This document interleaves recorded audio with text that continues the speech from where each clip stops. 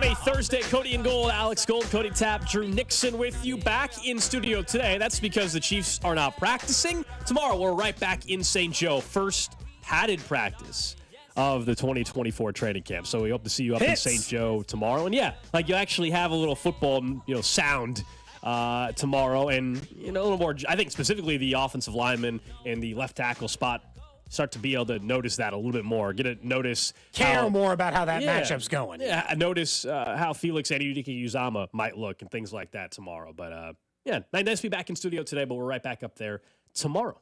Yeah. Normal camp stuff. They got to give him a day off before they make them hit each other. Mm-hmm. Makes sense, although Travis was hitting players yesterday anyway. You see it was a TMZ headline? Yeah. I am not kidding. Travis Kelce pushing a player at training camp, which I just want to be very clear. I have seen him do for 10 consecutive years in a row. Yeah, it's really not that big of a deal. Travis Kelce pushing one player in practice. Or anybody. Became a TMZ headline. It became a TMZ headline because of Travis. I get that part of it. But in general, any team's training camp, there'll be another moment, I'm sure, whether it's with Travis. Punch thrown in the Texans one yesterday? I think that's right. Yeah, I think it was Houston. And yesterday, look, it was Kadarius Toney.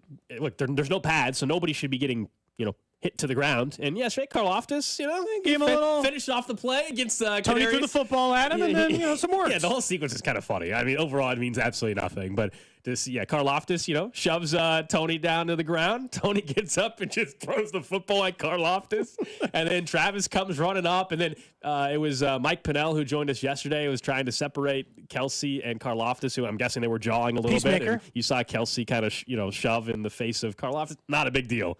I don't think anybody's worried about it. I just don't care. It's funny to me. I enjoyed it. Bring a little more energy and juice to practice, please. Yeah, honestly. Next week, you guys can expect a lot of that, I bet, because it's going to be hot. Yeah, it's hot. People are pissed off. They're tired. Oh, yeah. You got the adrenaline running. They're sick already of just going up against each other. They haven't played a preseason game yet. All that kind of stuff comes into play. This is also why Andy never does joint practices, because every joint practice inevitably ends in a fight between the two teams. And he'd rather the pushing and shoving and all that stuff just come from his own team, because he knows they'll let it go. Travis Kelce, I can't remember who was it. Steven Nelson that eventually got cut in the middle of it. He's like, stop it. We're not getting better because you keep holding me on a practice play. Yeah, who was that? Stop holding me. I think maybe it was Nelson. And instead, actually attempt to guard me in a practice. Doesn't matter. If they're working to get better, nobody cares if they get a little sick. Andy doesn't want to It's hot. Tired. And he doesn't want a situation where Aaron Donald's ripping guys' helmets off and trying. Well, you just don't want anybody getting hurt. That's ultimately also why the joint practice thing, because that, like you said, Cody, there's more restraint when it's your teammate because you have plenty of other guys around there going to make sure something doesn't happen. Anyway, not a big deal. Very unimportant. But it was funny. Yes, TMZ headline. Speaking of, what was the headline? Did it say Taylor Swift's boyfriend gets in football fight? What was the headline? God, you know what? Here, let me pull it up because it'd be better if you. I don't want to make it hyper. It was definitely a TMZ headline, and it was in secret video. I mean, secret video. Well, because it was a fan video, right? It wasn't. Members of the media were not allowed to have cameras up during that time. Real credential media, you're not allowed to be filming Travis Kelce shoved one of his teammates during a heated dust-up at Chiefs camp on Wednesday, and the whole incident was caught on video. TMZ. TMZ. I mean, I'm convinced they have video of everything. Good stuff. They have video of everything. Suddenly there could be any of the if three I of us. became famous, the amount of video they'd have of me somehow. But not even if you're. That's what I'm saying. What's nuts is it's not even if you're famous. They somehow just get video of it turns into a famous incident. Mm-hmm. Any of the three of us, okay, not important people. You walk down the street. Somehow something else with a famous person happens next to you, and somehow they have the video of you walking down the street. They can just get it wherever. They have access to any film. They must just have security camera footage or something ever. In the article, quote, Taylor Swift's boyfriend got aggressive during 11-on-11 portion of Kansas City's training camp workout. It was come on. It's just TMZ. We know it's a lot of clickbait, and people do click. TMZ's around. I just clicked. I gave them a click on that one. Did a couple clicks.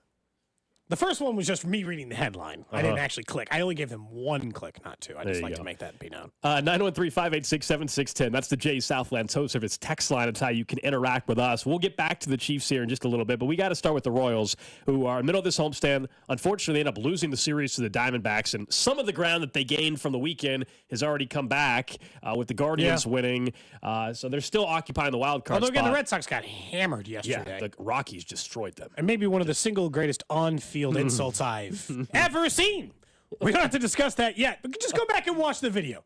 Go and see what caused a dust-up between the Red Sox and the Rockies yesterday when the Rockies were just look at what a Rockies pitcher says coming off the mound. It was an accurate statement. Cal Quantrill or whatever, the pitcher of the Rockies said something to a player for the Red Sox about something that happened 4 years ago. Anyway, a moment in a car. The story right now with the Royals, it's the bullpen again.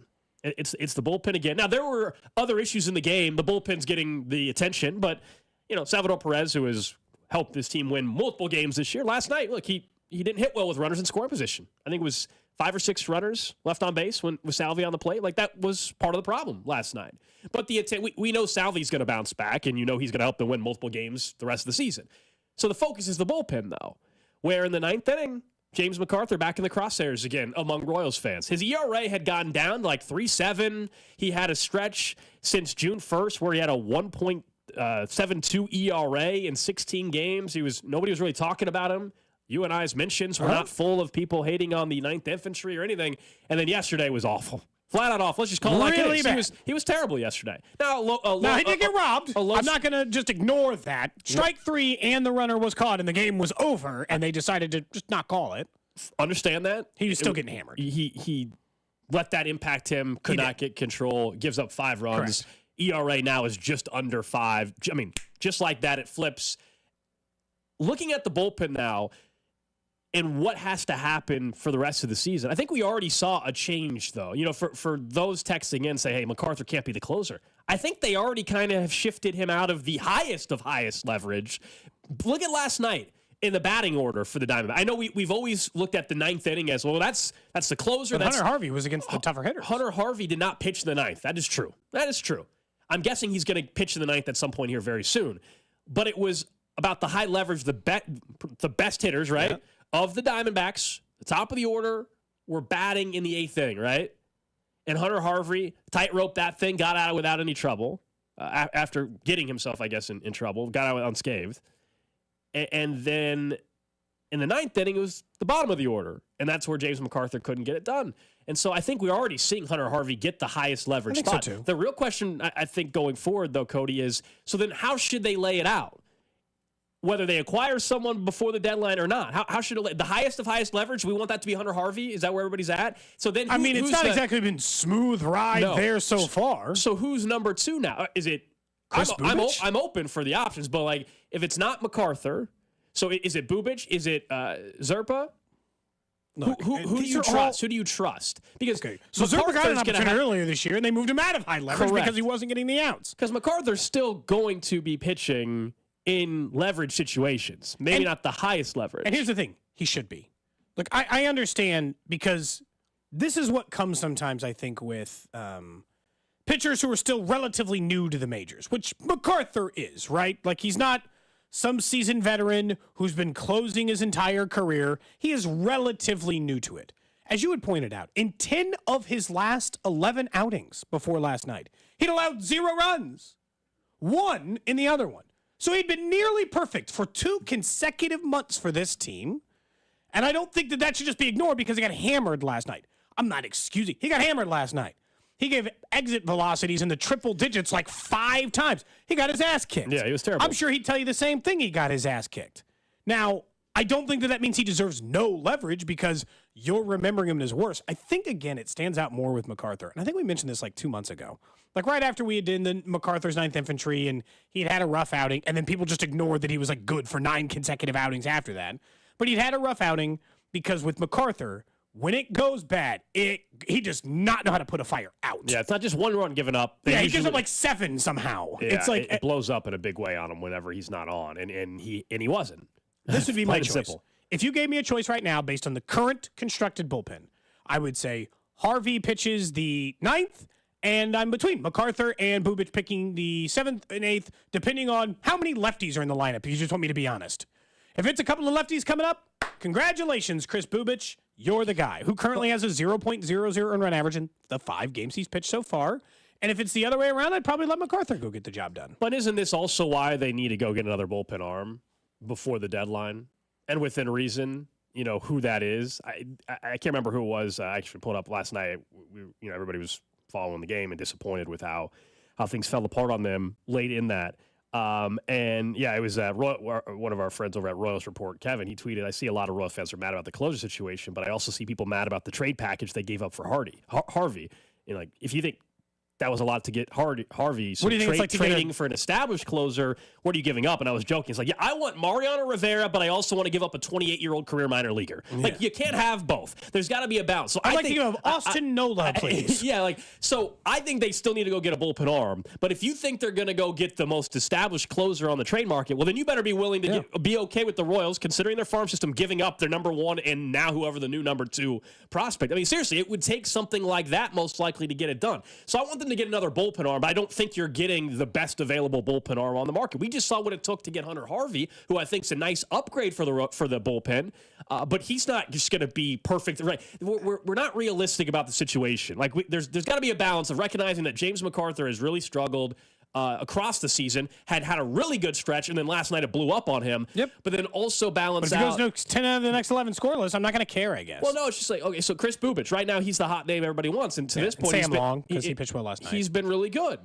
But you guys think Chris Bubic should just go on the rest of the season without having a blow up in the 9th inning or 2? It's just not reality. So we have to be honest about the situation and the warts that exist still in the bullpen. I think what the truth is about this bullpen, and I think we all know it, we just don't want to admit it necessarily, is you want them to be Cleveland's bullpen. I get it, so do I. That's the best in baseball. That sounds awesome. I'm very interested.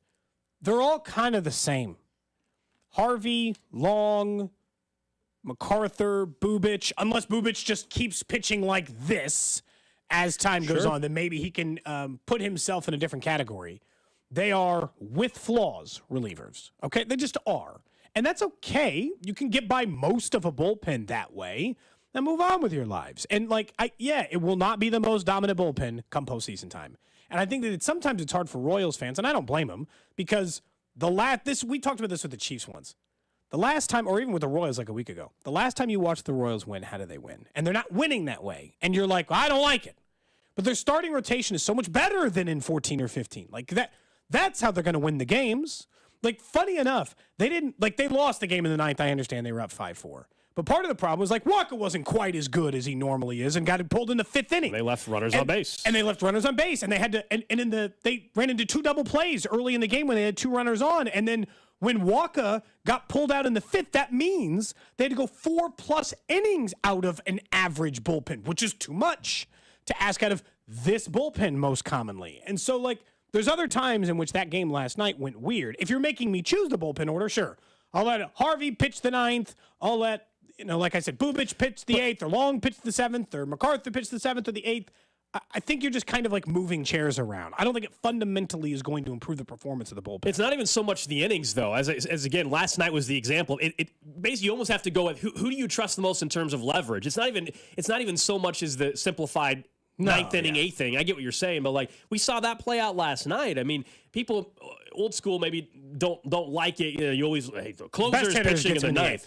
But if the top of the order, if the Royals are fortunate enough to in early September be playing the Guardians, or they're going to, and they're hopefully and they're going to face Kwan and Ramirez, I'd rather have their best reliever in the 7th. Correct. Even if it's 8. Yeah, that's how they're going to approach it, and they did last night. It still backfired.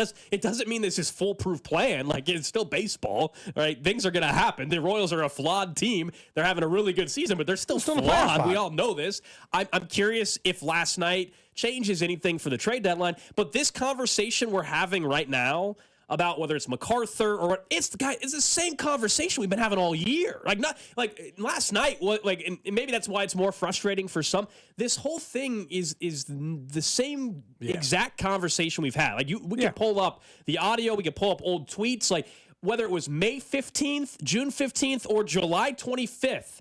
the notion of like, do you trust this guy or that guy? And do they have enough in the Same bullpen? spot. It's the same thing. The only thing that can change that is adding another arm to make you feel a little bit better. But there is not someone, in my opinion, they're going to go trade for by the deadline that's going to come in and you're just going to be like, all right, now we've got our lockdown guy. There's no issues anymore. Like, that just doesn't exist. That's not something that they're going to be able to fix this season. MacArthur's ERA was at like 5.5. And then because it was bad, because he'd had those like the same thing, right? These big blow up innings. He got all the way down to sub 4 because since June 1st, before last night, 16 games, 15 and 2/3 innings, and a 1.72 ERA. But he doesn't strike anybody out. Isn't that just life of People don't being like life as a closer? Because You can be great for almost 2 consecutive months from a 1.72 ERA and then just let it get kicked in the face last night. He's the one actually pitching, but even just as 2 people or 3 of us on the show who obviously had some fun with the 9th Infantry movement, I can just tell you based off of even as simple as Twitter how brutal it must be for him actually having to go out and do it, because our mentions were dead quiet for 5 weeks about MacArthur. Dead quiet. Last night, he blows up, and it was full of people saying the guy sucks and how stupid we are for supporting him. So it's kind of, I mean, it just tells you how it is. I guess that's life of being a closer in Major League Baseball. Yeah, that's probably the best. I will say, back on the football end, you and I talk a lot about expectations sometimes, and I tend to be the person who's like, calm down, relax a little bit. Because I got to like field text from the text line that are like, Hollywood Brown's going to have 1,500 yards and 92 touchdowns this year. I'm like, chill. That's not what the season sounds about right for me. I think that's right. You know, relax a little. There's a player that I actually think we're underselling. Why aren't we putting more pressure on Rashee Rice to be a bigger statistical player this year? A lot of what I see out of Rashee Rice is everyone seems like they'd just be cool. If Rashee Rice is exactly the wide receiver he was last year, in almost any other circumstance, if you had a nearly 900-yard rookie wide receiver in his rookie year with Patrick Mahomes and Andy Reid, you would be in year 2 anticipating the big jump. The jump of he's a 1,200-yard receiver. That's honestly where I'm going to set the sights for him. I think he needs to develop if he plays the full season, which I told you now I think is going to be the case because I'm starting to think the suspension is a 2025 problem. If he plays the full season this year, he needs to be a 1,200-yard wide receiver. He needs to take that step forward into the next league. I know there's more competition at wide receiver than there was last year, but it's not like they didn't just bring in Tyreek Hill back or some other number 1 guy to eat up all the things. Hollywood Brown's only gotten number 1 target share maybe once in his career. He shouldn't eat up all your snaps. And as far as I'm concerned, Rashee Rice should be more of the innings eater, if that makes sense. He should have 92 catches for 1,200 yards when maybe Hollywood Brown has 71 for 900, whatever it is. And that should be his role. I don't think we're putting enough on Rashee Rice. I think he should have more expectations. There's a couple reasons for it. One is still a lot of people are hesitant because we don't know about the suspension, right? And I'm with you. We've talked about. So they don't want to put a number on it. And it's hard. You know, so people are like, well, how am I supposed to put it if I don't even know how many games the guy is playing? I wonder if some people were sour just because of the offseason, right? And just how people, the reality of how people view somebody after the offseason they had. And so people just aren't talking about it in as much of a positive way as we would if someone had a completely clean offseason. I think that might be part of the reality with it. The other thing is just that, you know, last year, you're right. I mean, you didn't see him have the full role until week 7 or 8 when they were forced to do it. And so you're saying, well, then if he's starting that way for 17 games, why wouldn't the production increase? So I get the logic. I think it's a combination of the potential suspension and the whole dirty offseason, if you will, and then also recognizing how people viewed him last year and what his ceiling is. Now, maybe the ceiling you think is higher. Was he just also the beneficiary of, hey, they had nobody else in the wide receiver room, and now you look at you have bad receiver on a bad team, but like he was still on a good team. But you have Travis Kelce, who, knock on wood, right now looks like he'll maybe be healthy heading into a season. He wasn't last year. Then if you have a deep threat, that should make life easier for Rice and Kelce. But if they have the opportunity to take the deep ball a little bit, is there just more big, deep pass attempts? In a weird way, that should help his numbers, in my opinion, because... Well, it should make it easier underneath, but if the offense has the deep shots, he's not going to be the guy they're taking the 60-yard pass to. Sure. You know what I mean? He's not going to be that guy. He's going to be hopefully the consistent, hey, it's 3rd and 8, I need to trust somebody that's going to get me my 10 yards on this play underneath... mesh routes, whatever like that. Run and catch. Runs out yards after the catch. That's Rice more than, if you're thinking you're getting 60-plus yard touchdowns, those are going to be, if you get them, that's going to be worthy in Rice. Worthy in Brown. I still think his number is going to be there, Gold is. Like, I think in a dream scenario, like, all right, Chiefs beat the hell out of Cincinnati, right? Week 2 of the season, and the offense was humming. I think the offense is humming looks like this. Xavier Worthy had 2 catches for 41 yards. One was like 31 yards, and he got one other one in there. Hollywood Brown had 4 catches for 71, and Rashee Rice had 8 for 90. You know? Like, I feel like he's the volume monster. That's why I feel like the large catch, large yardage, good touchdown numbers make a lot of sense for him in year 2. I think that too. He's more likely to get, I think, the most targets than he is the most yards, and maybe you just combine them together as well. He's more likely to get the most yards because he's getting thrown the ball more. Because I think, to Gold's point, Rashee's going to be the guy that has maybe, I don't know if it's an 8 for 90. It might be an 8 for 67. And then Hollywood Brown has 5 for 85 because he has 1 long touchdown. Like, Hollywood might, I think they're both going to have very similar outputs where they're both in that 1,000-yard range.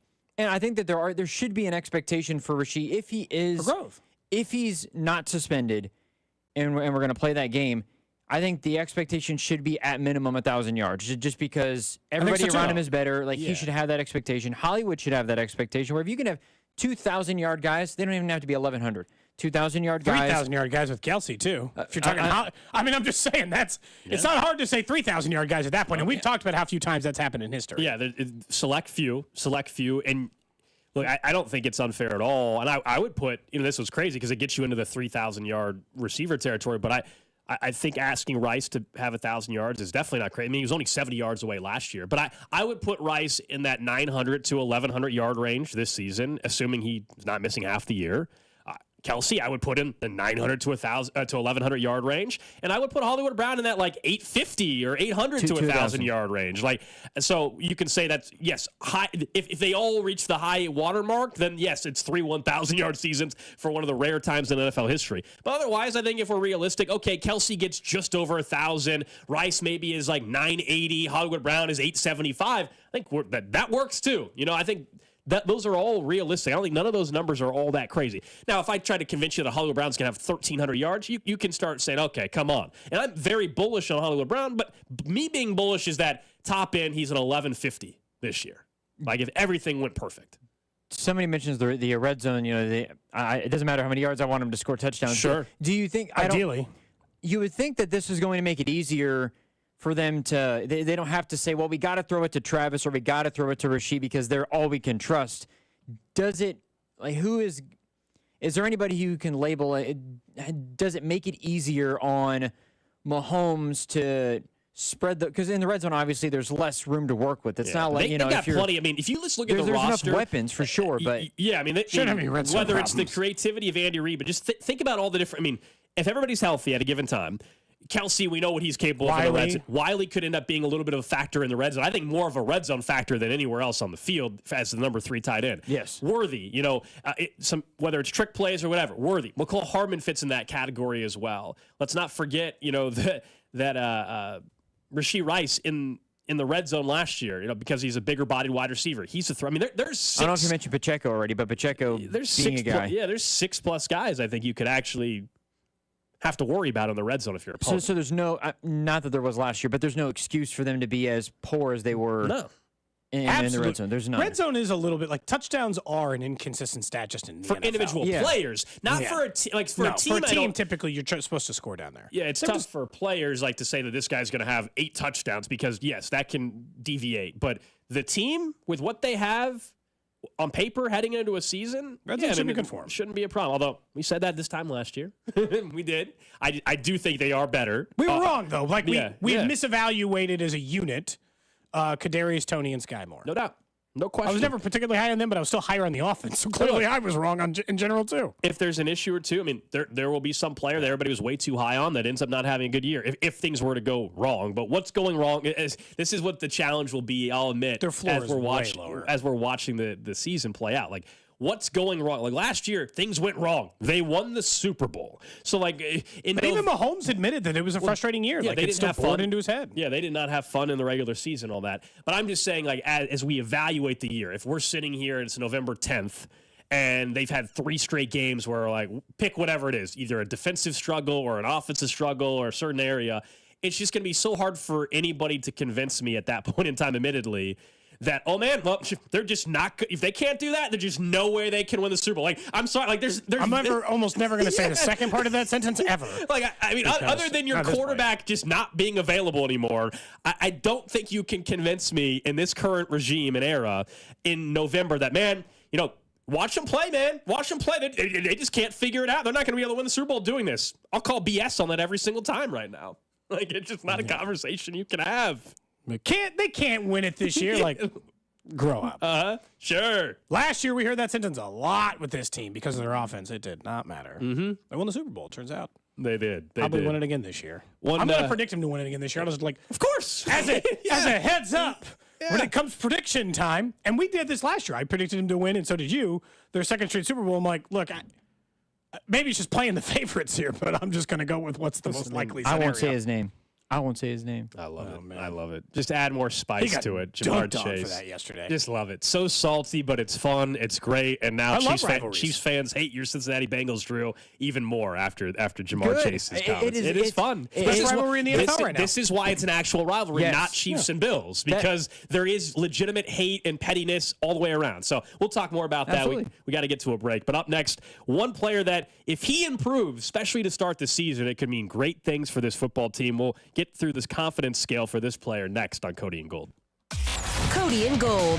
If the Royals win the World Series, I will get, and you can mark it if you want, but everybody knows this tattooed on my body. Who gives a We're winning games. Brought to you by Heartland Men's Health, the leader in men's sexual health. Thousands of men have been successfully treated for low T, ED, and more, all with discretion and compassion. Make your appointment at heartlandmenshealth.com.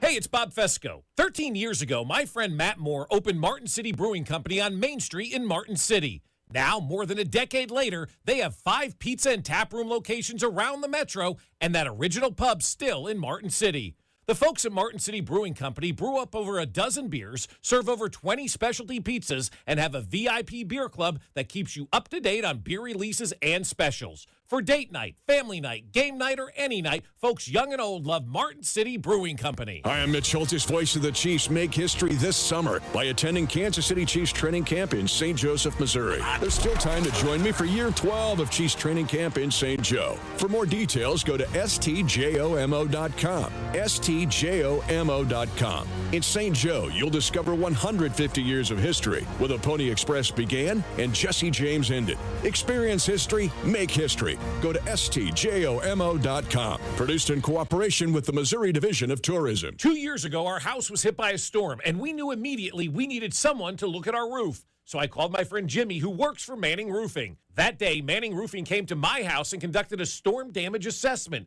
Manning told us what was wrong and how we could fix it right away. Manning Roofing is the roofing company I trust for my home and my family, and it should be the one you trust as well. You can set up an appointment at manninggc.com or give them a call, 816-448-8208. Call Manning Roofing today. It's only one weekend a year. This weekend, the national gun show that attracts sellers, buyers, and browsers from coast to coast and border to border. It's the 52nd annual National Summer Arms Show. Come buy, sell, and trade at hundreds of sales tables and displays featuring vintage rifles and handguns, ammo, brass, reloading items, and blades from everyday use to high-end collectibles. See modern arms, historic collections, and hundreds of military collectibles, some dating back to the Civil War. Join Marlin Firearms collectors celebrating their 50th anniversary. The Colt collectors and high standard collectors will be there too. It's the Midwest's highest caliber event. It's the 52nd annual National Summer Arms Show, sponsored by the Missouri Valley Arms Collectors Association. Saturday and Sunday, July 29th and 30th at the KCI Expo Center. Just $12 or get a 2-day pass for $20. Kids 15 and under are free with an adult. Visit us online for show hours at nationalsummerarmshow.com.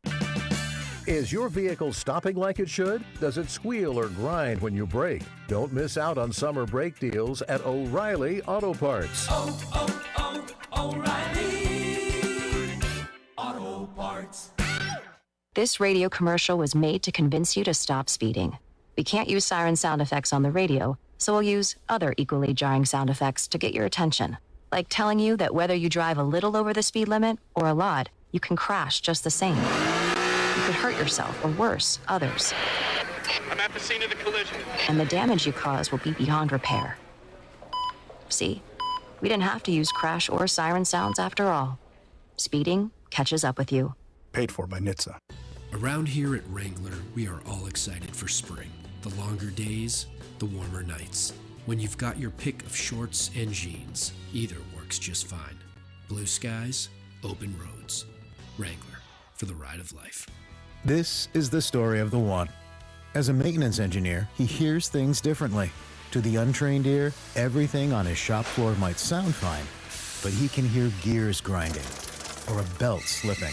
So he steps in to fix the problem at hand before it gets out of hand. And he knows Granger's got the right product he needs to get the job done, which is music to his ears.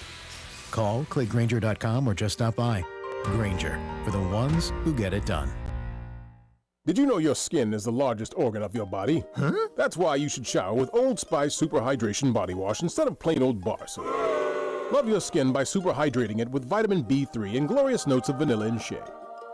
Did you know that my super hydrated skin is the second largest organ of my body? The first is my heart. Old Spice. Men have skin too. Old Spice Super Hydration Body Wash. 24/7 renewing moisture. With daily use. Wow, honey, have you seen the electric bill? Yeah, it's out of control. But have you heard of Navien tankless water heaters? Tankless? How does that even work? Well, instead of constantly heating and storing water, it only heats water when we need it. So much more efficient than our giant tank heater. That sounds great. Let's look into Navien. Already on it. Imagine all the hot water you need only when you need it. Bulky tanks are history. Navien high-efficiency tankless is the future. Compact, wall-hung units free up floor space, lower energy bills, longer life than tanks, and a 15-year warranty. Find out more at tanklessmadesimple.com. Timmy, everybody. Great job. Next up for our 5th grade class recital, we have Samantha. 10 times better performance can make a big difference. Castrol Edge Motor Oil gives your engine 10 times better high-stress performance. Castrol Edge, better oil for maximum performance. Now through December 28th, Castrol Edge and Edge High Mileage Motor Oil are on rollback at Walmart. Claim based on sequence dyne test under high-load conditions versus API SP test limits.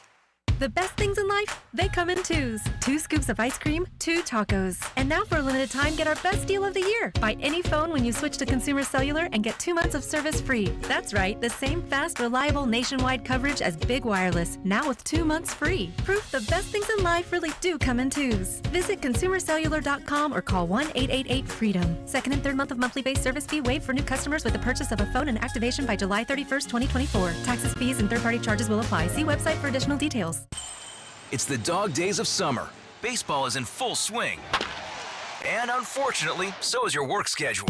Stay connected to your local team, even while you're working hard, with your favorite station on Odyssey.com. Get the best in local sports talk, listen live, or jump back to what you missed with Rewind. It's all here, all just a few clicks away. And I'll tell you something, it makes the workday go that much faster. Listen at work. Visit Odyssey.com today to get started. Most content on the continent and constant compliments give me confidence across the common sense and incompetence. I'm cognizant the conflicts are consequence of accomplishments accomplished through competition. This is Joe Burrow rapping. You know this? Yeah, I figured that's what that was. I thought that was you. I'm still waiting for you to walk in with bleached blonde hair and then wearing the same like salmon colored shirt or pink shirt, whatever that was. Oh yeah, that was an interesting shirt color with the hair as well. Look, I'll be honest. Patrick Mahomes, because Grim Reaper had a chance to be a cool nickname, he does not have a cool nickname. Like, whatever the ones, Showtime, not a cool nickname, okay? Like, it already existed for a team. I mean, it'll be pretty cool when GOAT is his nickname here pretty soon. Fine, That'll be pretty cool. But Shiesty stinks. What? Joe Shiesty. Terrible nickname. Joe Shiesty. Joe Shiesty. Joe Brr. It's not, that's better, but it's not, Joe Shiesty is not good. Yes, it is. They gotta ditch that nickname. It's no good. Slim Shiesty now is what I saw on Twitter yesterday. Yeah, I think their official Twitter account put that out. That just needs some work. That's the Bengals social media game has gotten so much better the last couple of years. So much better. I think everybody's stepped up. Yeah, I think everyone decided you're allowed to have a personality. It was about Twitter accounts. It was about as bad as what everybody says the ownership is for the Bengals. That's how bad the social media was. Pretty bleak, huh? I wasn't following their social media. It's so much better. I realize they have a star player. They might want to, promote said player and have some fun with it. Actually take advantage of that? And that's what Cincy's doing. we were talking about the Chiefs and Rashee Rice in particular and where his season could end up depending on the length of if a suspension even happens in 2025. One other player that I think can swing things quite a bit, if you consider that on the left side of your line, you might be starting a rookie in Kingsley or a second-year guy in Wanye Morris, who's only played in 4 games, well, then you want stability on the right side. And we know Jawan Taylor has spoken about the adjustments he's made in the offseason. We all know he kind of had this target on his back the first month plus of the season. Yes. And it was a mess. It really was. But then we didn't really talk about him, which is a good thing if you're a right tackle in the NFL. We didn't talk about him much from about week 12 on. You really didn't notice him. That's what it's supposed to be. Just solid play, not getting called for holding, not lining up wrong, all that kind of stuff. And so when you look at Jawan Taylor, how confident are you that is fixed, basically? Because if he can... Or that he can be like league average? Is that pretty much what I'm asking? Like the 15th best right tackle? Because if he can elevate his game into where we're not beginning, like he has a full offseason, he could be even more... I think he has a chance he could be more effective because he was asked to make an adjustment mid-season. I imagine that's very difficult to do as a right tackle. Mid-season... When you spent your entire career playing a certain way? Exactly. Now you have the offseason... Change the way you need to play to line up properly and not jump early and all that kind of stuff.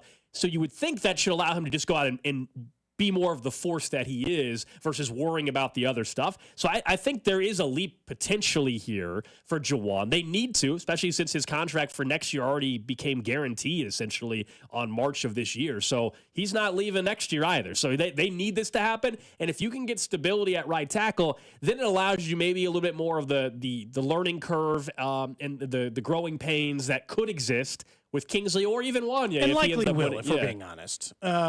Look, I'm probably, like, if you made me do it on a 1 to 10 scale, I'm probably like a 6, which is probably better than I was about week 5 last year when it seemed like the point of emphasis was to get Jawan Taylor. Here's why I'm tempted to be a little bit higher than that, I'll tell you, is that typically in these league circles, the point of emphasis stuff, year to year. That was the point of emphasis last year because Chris Collinsworth made it so. And the league sent out these videos essentially just showing you what Jawan Taylor was doing wrong. And so he got picked on for the better half of a season. And they picked on other players in the league, not just him, who were doing the same thing. And it became a point of emphasis.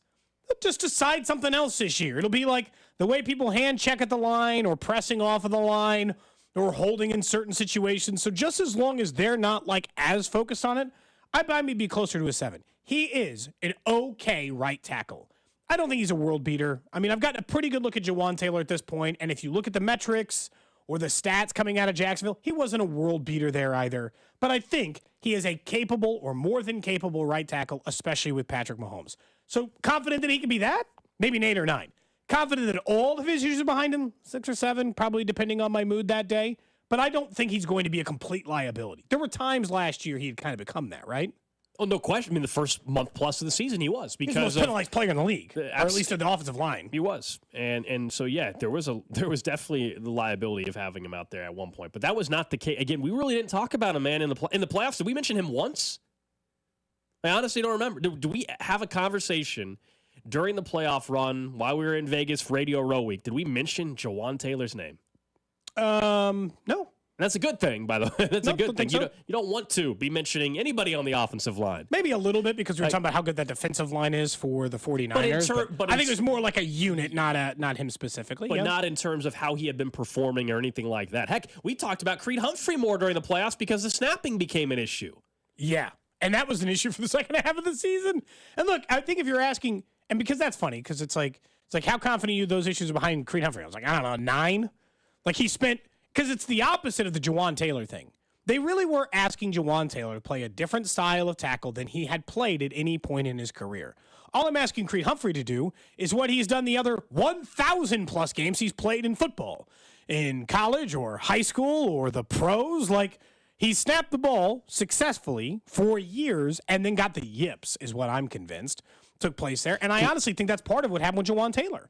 I think it got so in his head, it was being exacerbated because of that. Yeah, I was looking just for Taylor. So he did not have a penalty in the Super Bowl, from what I can see. He had 1 penalty against Baltimore. He had 1 penalty, illegal use of hands against Buffalo divisional round. He had 2 in the wild card round, illegal block and a false start.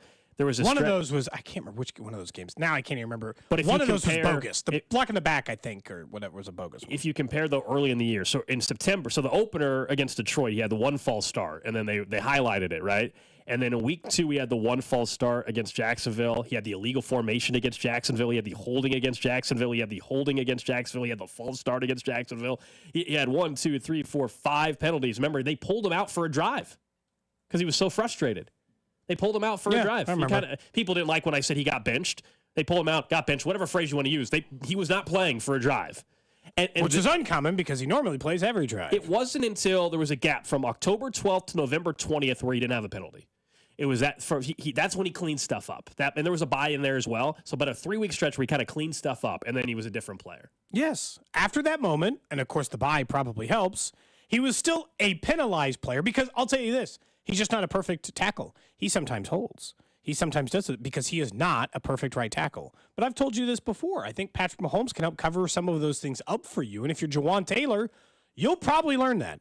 Orlando Brown Jr., when he left town, he got asked a little bit about Patrick Mahomes and what it was like to block for him. And he openly admitted what I am saying, which is he makes you look better.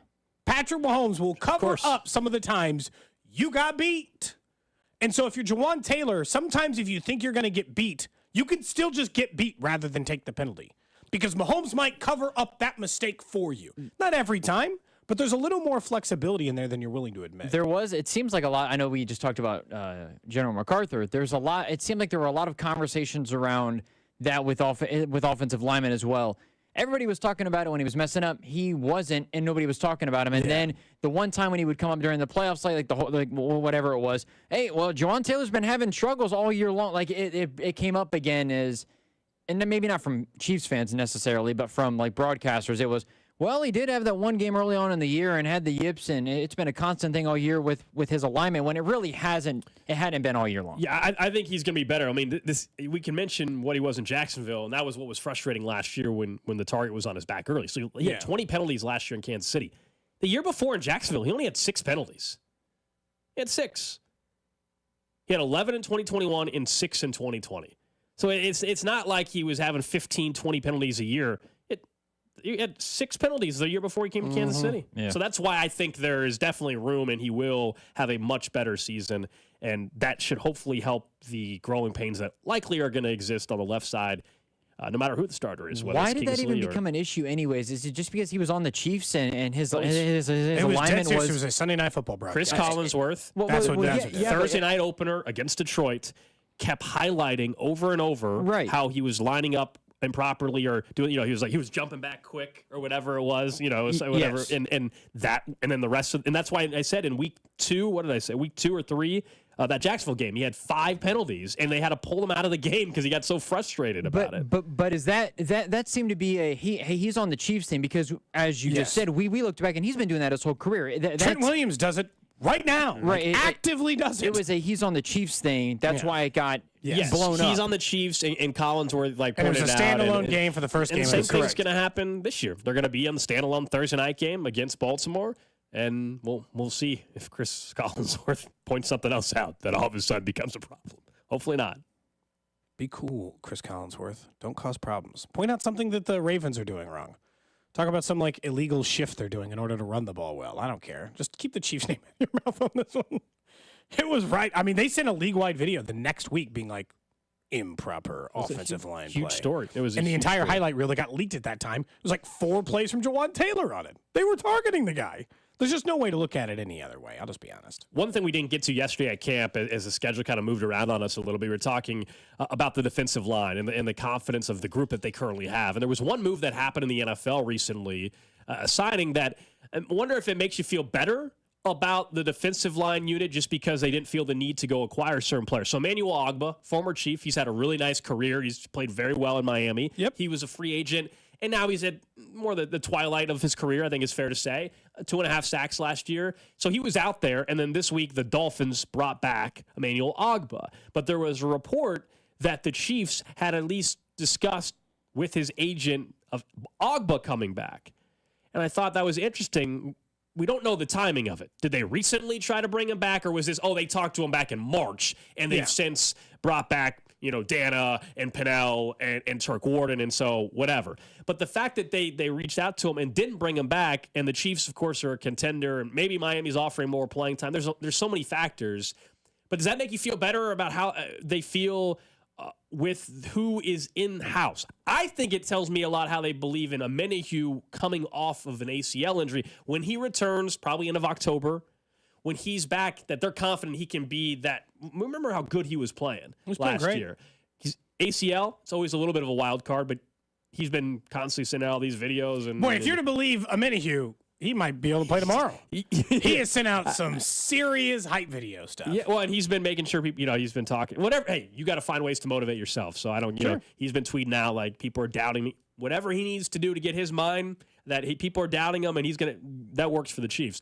I think though that they didn't bring back Emmanuel Ogbah tells me, or try to bring back Ogbah tells me they feel good about not only Charles Omenihu, what he'll be after the injury, but also maybe a little bit of development from Felix Anudike-Uzomah. Yeah, I think it depends on if you're feeling like being an optimist or a pessimist in the day, right? Because the pessimist would say they don't like the defensive line enough and they were searching for depth options. But if I look at this defensive line, they are plenty deep. Ogbah, to me, would only be related to two players, Charles Omenihu or Felix Anudike-Uzomah. Because then if it's not for those two players, we can talk about Felix in a little bit, your depth then would be covered. And so I think it was probably more about Omenihu and offering themselves protections from Omenihu. And when they started weighing pros and cons over, and look, Ogbah was cheap, dirt cheap. If guys who had 5.5 sacks, which is what he had last year, actually, nose tackle, 5.5 sacks last year, if those guys are on the street for $4 million, I almost feel like you should call every time because it doesn't speak badly of your defensive line that 5-sack players are on the street for cheap. They paid for 5-sack players. They paid for Dana. They've brought in Turk Wharton back. They've brought in some of these players through that are in that range. Kicking the tires on Ogbah doesn't bother me if that's the case. I am actually somewhat optimistic. You spent a premium pick a year ago on a young developmental player and Felix Anudike-Uzomah. So, it makes sense that you don't have to go and sign another free agent lineman. So I think some of it is like you got to play the guy a little bit more, first of all, and hopefully he has progressed a little bit. We had Mike Pennell on the show, Drew, yesterday, and he talked about Felix Anudike-Uzomah's development. Absolutely. With Felix, as you know, in the NFL, the most important jump for a player is from year 1 to year 2. And, if you guys seen it out there today, that guy is winning. He's winning at a more consistent level. His confidence is up. He got a better grasp on the playbook. He's understanding what he's able to do as a pass rusher, and he's excelling at those things. And, he got vets such as staying in his ear. Me, Mike, George, Chris, keeping his confidence up with his pass rush, and it's really, showing on the field. Really, really proud of his development right now.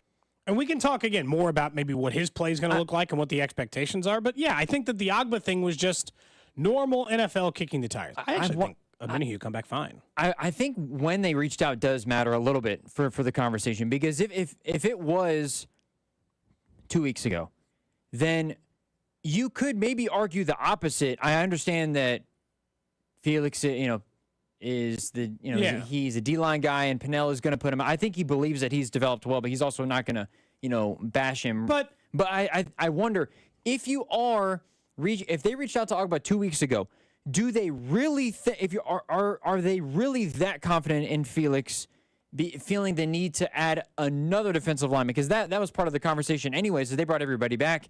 Does that mean that they don't feel some way about Felix, which I disagree with? But I think that it depends on when they reached out to him. If it was before they brought back Dana and everybody, then that's fine. But if they reached out 2 weeks ago, I wonder if Felix is progressing as much as they want him to. This is where history can teach us something. Last year, the Chiefs had the second most sacks in the NFL from their defense, and the year before they had the second most sacks in the NFL from their defense. Last year, they still had a Danny Shelton and a couple of other. The last 2 years, they've added some random defensive line player in Camp Gold 2 consecutive years. Did it really say the defensive line couldn't play? No, I think they are learning. They're figuring out, and they'll have to figure it out slowly through the draft. They're learning what a lot of really good defenses have learned over time, which is you cannot have too many quality defensive linemen. Just plain and simple. You can always improve the back end of your defensive line 100% of the time, every time, no questions asked. That's why they went after Pennell later in the year, even though they were going through, defensive line players, Agba's, those guys are available for a reason, but also like they do not hurt the back end. If you continue to add those guys, though, doesn't it take away from the opportunities for Felix to really get those reps? Absolutely. No, that is more than fair. It does. Now, why does Agba choose Miami? More playing time. Pretty simple, I think. Shaq Barrett just decided to retire. The Dolphins thought they had Shaq Barrett. He just retired 4 days ago. Said he wants to retire. They got a couple players that are on the PUP list, so probably more of an opportunity for Agba to sign a 1-year deal. He's 30 years old in Miami. Maybe he gets another nice sack season and he gets a multi-year deal somewhere else a year from now or something like that. So I think that's maybe ultimately why he went. I get your point, Drew, where it's like, hey, if they were poking around, higher end-ish defensive linemen, does that mean the opposite of what we're saying? Perhaps, yeah. There's a chance for that. So if another team cuts somebody during camp, does that mean they're interested in bringing him in? But at some point, the snaps are hard to come by. I mean, we mentioned last year, other than just being a developmental season for Felix, at some point, look, you're going. Last year, you're going for back-to-back. This year, you're going for a three-peat. You have to play the best players. There's no, we'll just let them figure it out.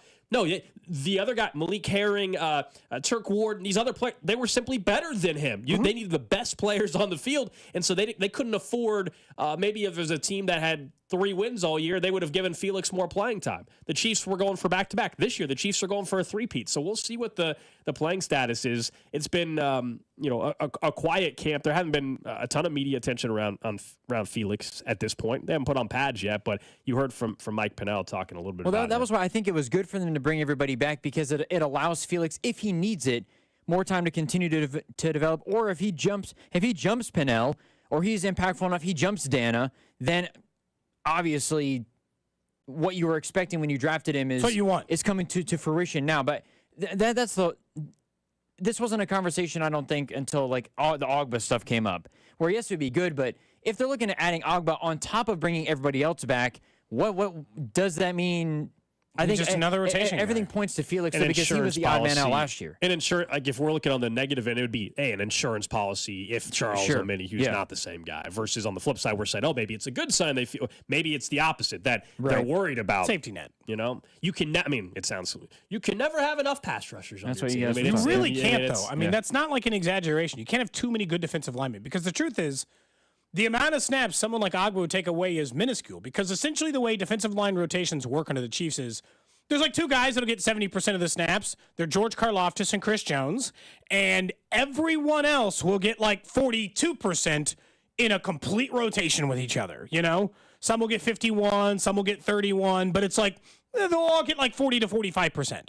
And so like he'd just be a part of that. He would just be on the low end of that. He'd be one of the 20% guy versus the 60. It's like they've continued those rotations, I would say, pretty consistently. Look, Pennell's comments give me some hope that Felix has gotten better. But he's also not like over gushing about him. He's not out here being like, the guy's a monster. He's an unstoppable force. So like when I hear Pennell talk about it, I feel good about Felix. And I hope that he's right, that he's winning more than he was last year. That's all you really want. To that point, though, I guess, for it being year 2 for a first-round pick, what are you expecting? If he plays 30% of the snaps, is that a problem? Should he be playing more? It's not good enough, in my opinion, but I'd probably, at this point, I'd probably just settle for 4 sacks if they were on the table. So last year, just for reference, snap-wise, just percentage, we know early while Minihu was out, Felix. So week 1, Felix last year played 27%. Then 24 in week 2, jumped up to 50% in week 3. There was an injury or something happened there. 35% week 5, and then nosedive. 10%. 13, 6%, 13, 5, 3, 8, 9, 7, 5, and then 73% week 18 when the starters were resting. And then he was inactive, essentially, for the playoffs. Yeah, and then in the Super Bowl, he had one very nice play, right? That's all we have. That's all we have to look at so far for Felix. Flip side, a guy like Malik Herring, the first 2 weeks of the season played just as many snaps as Felix, and then Malik Herring unfortunately got hurt, and then he kind of was around the 15% range. So there's snaps to be had. I mean, it depends on how much you think Tershawn Warden is playing. He got a little banged up at one point, but he was hovering. I'm looking at the numbers, like hovering around 30 to 40%. That's most of the defensive linemen. So you want him to get into that category. Unless your name's Derek Nottie or Chris Jones, the 2 tackles, you're not, Chris Jones was playing 70% plus of the snaps most weeks. Nottie was right around 43 to 50. So Felix getting 40% is would be a huge increase. For the whole year. consistently is big. It's only year 2, so I don't want to say like just improving isn't good enough for this season. Now, if you're telling me he turns into a 40% snap guy in the defensive line, well, then you shouldn't have spent a first-round pick on him. Straight up.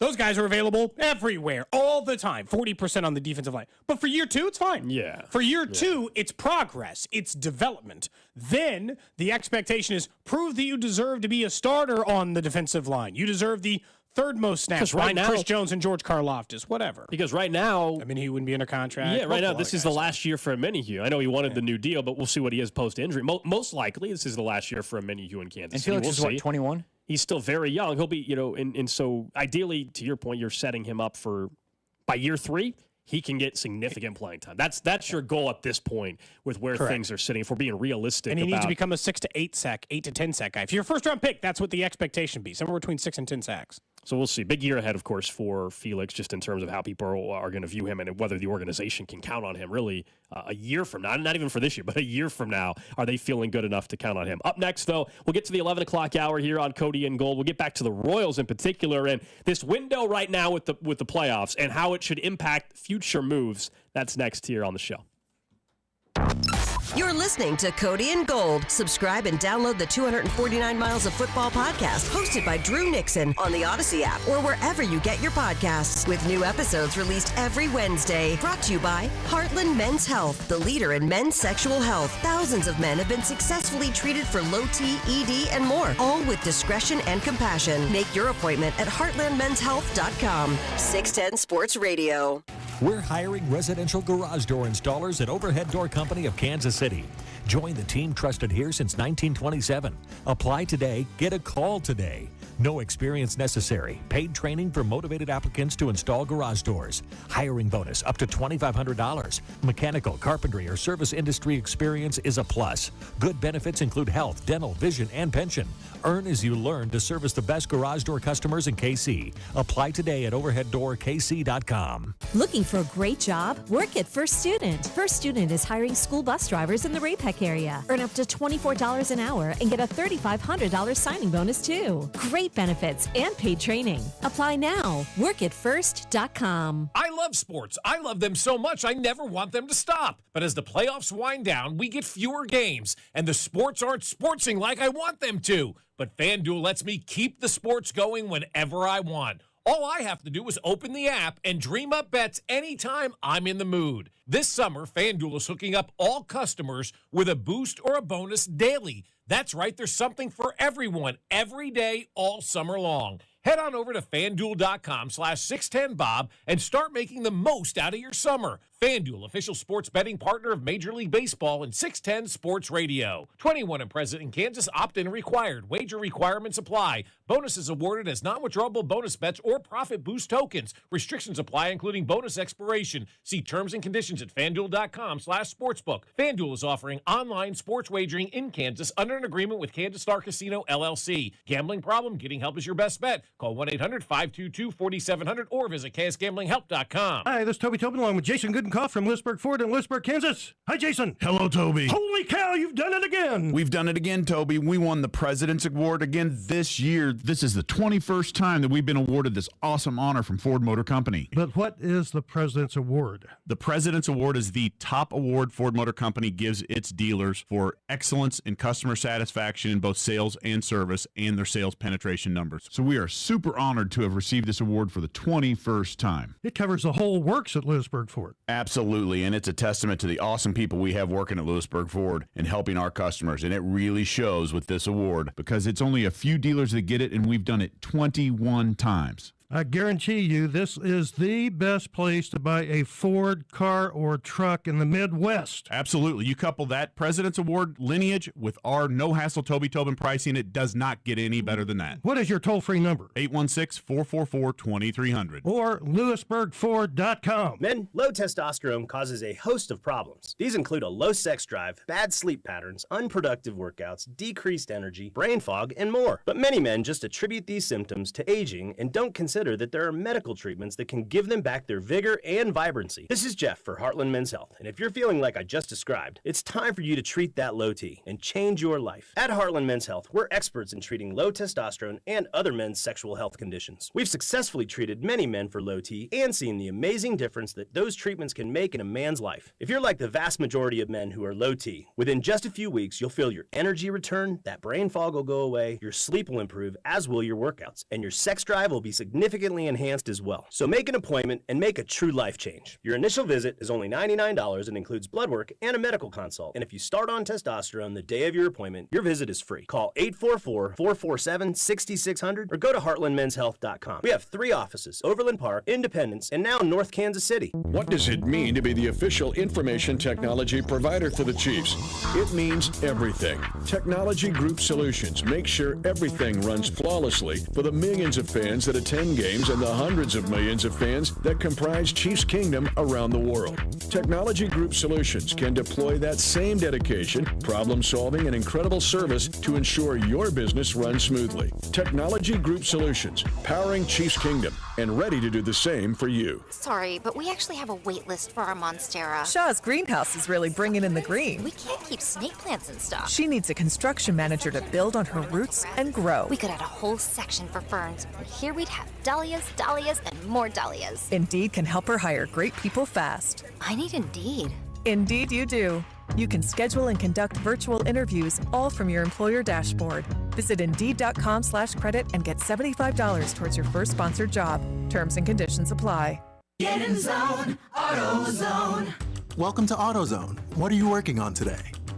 Starting trouble. No one likes that. We can get you set up for some stronger starts.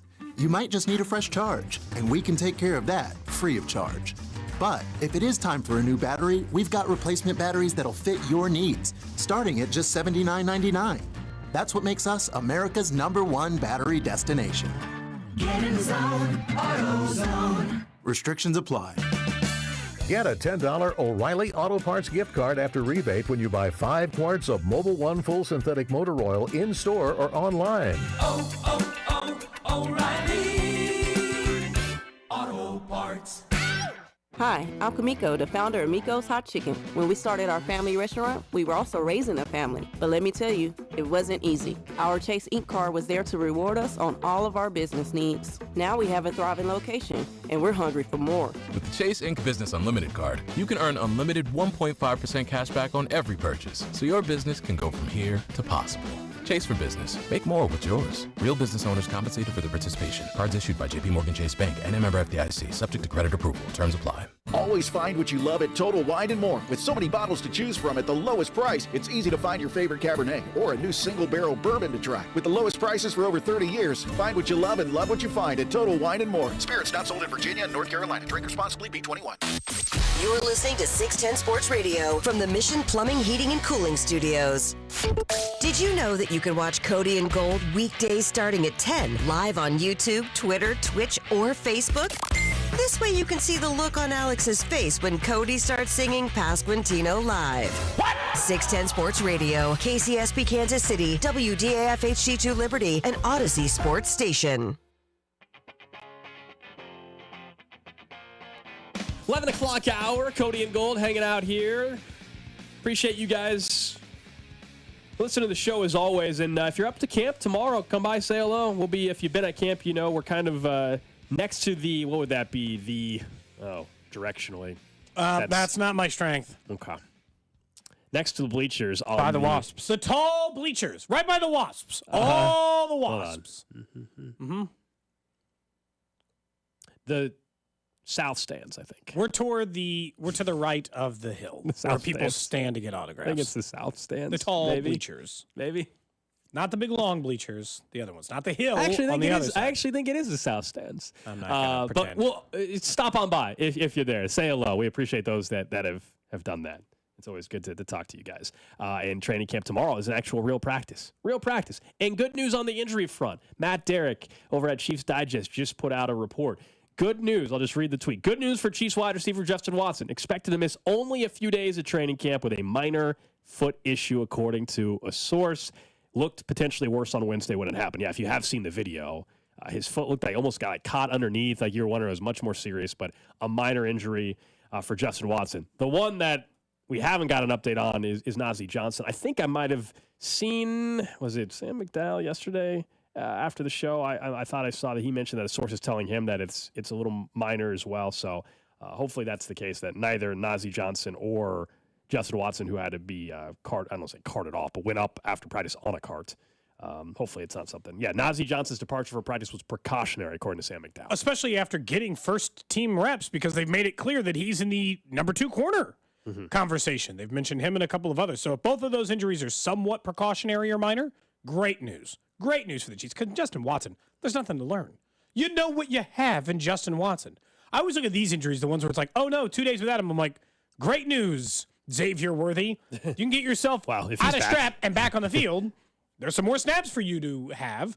Or I don't care if you're Nico Remigio or any of these other players. I think just because of style and what role they have, I actually think in this case it would be Remigio that would get a few more reps. But the good news, it's not a long-term thing. It's a couple-day injury. We probably won't see Justin Watson tomorrow, but maybe a day or two after that, Justin Watson's back out there. Big special teams guy. And he came up. I mean, someone they trusted. Someone they trusted in this offense. He's making this team. We know that. When we get there tomorrow, someone says they would like latitude and longitude. Okay, we'll get that. Yes. We get in there, we can just place a pin on it, and then that way we can let you all know, like, down to the GPS 38 coordinate. degrees. Yes, we'll get 38 degrees north, 72 degrees south, whatever you guys need. We got you. I think, officially looking at the maps, like southeast end. You were trying to go 2-directional, not quite that perfect. More of a little southeast, an in between, a diagonal cardinal direction. Got it. We've got it all figured out by now. I was thinking more about this Royals team. Look, frustrating game last night. We're going to get back into that in just a minute. What happened in that game last night? Still in a playoff spot. Trade deadline is now, 5 days away? It's next Tuesday. So, we are right around the corner for it. According to multiple reports, things are starting to heat up in the trade department a little bit across Major League Baseball, and things are finally starting to kick in. I think if you are deciding how much the Royals should spend on this deadline, you have to ask yourself the fundamental question. And you know what made me think of this? Jeff Passan was on an ESPN show. I very rarely watch ESPN, but he was on an ESPN show. I can't remember which one now. And he was talking about how the Orioles don't have to do anything. The Orioles are so loaded for so long with everyone under control. They don't have to feel some infinite pressure to get the deal done this year. Their window of opportunity is massive, and it is. And so I asked myself the same question. How long is the window of this level of winning for the Royals open for sure? And sadly, I think the answer is only 2 years.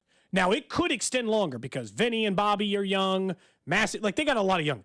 The starting rotation is currently constructed. The reason why they are in a playoff, the single biggest reason they're in a playoff spot this year, their rotation, has only maybe one known commodity in it after 2 years. We don't know if Brady Singer is going to get traded at the end of the year. That's been something that's been brought up before. He also just he's not under contract for that much longer. Seth Lugo can opt out of his contract after one more season after this one. Walker can be done after this year. Cole Reagans is not locked up long-term with his team.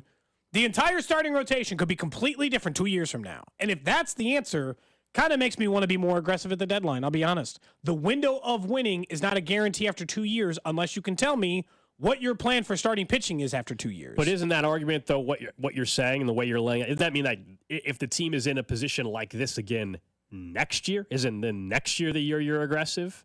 Unless you think Seth Lugo's just falling off the face of the earth next year. Look, I don't know if he's going to have as good of a year as he's having this year. That's asking a lot. But that would be cool. I'd be fine with that. Does he regress a little bit next year? Maybe. I think probably is a safer bet.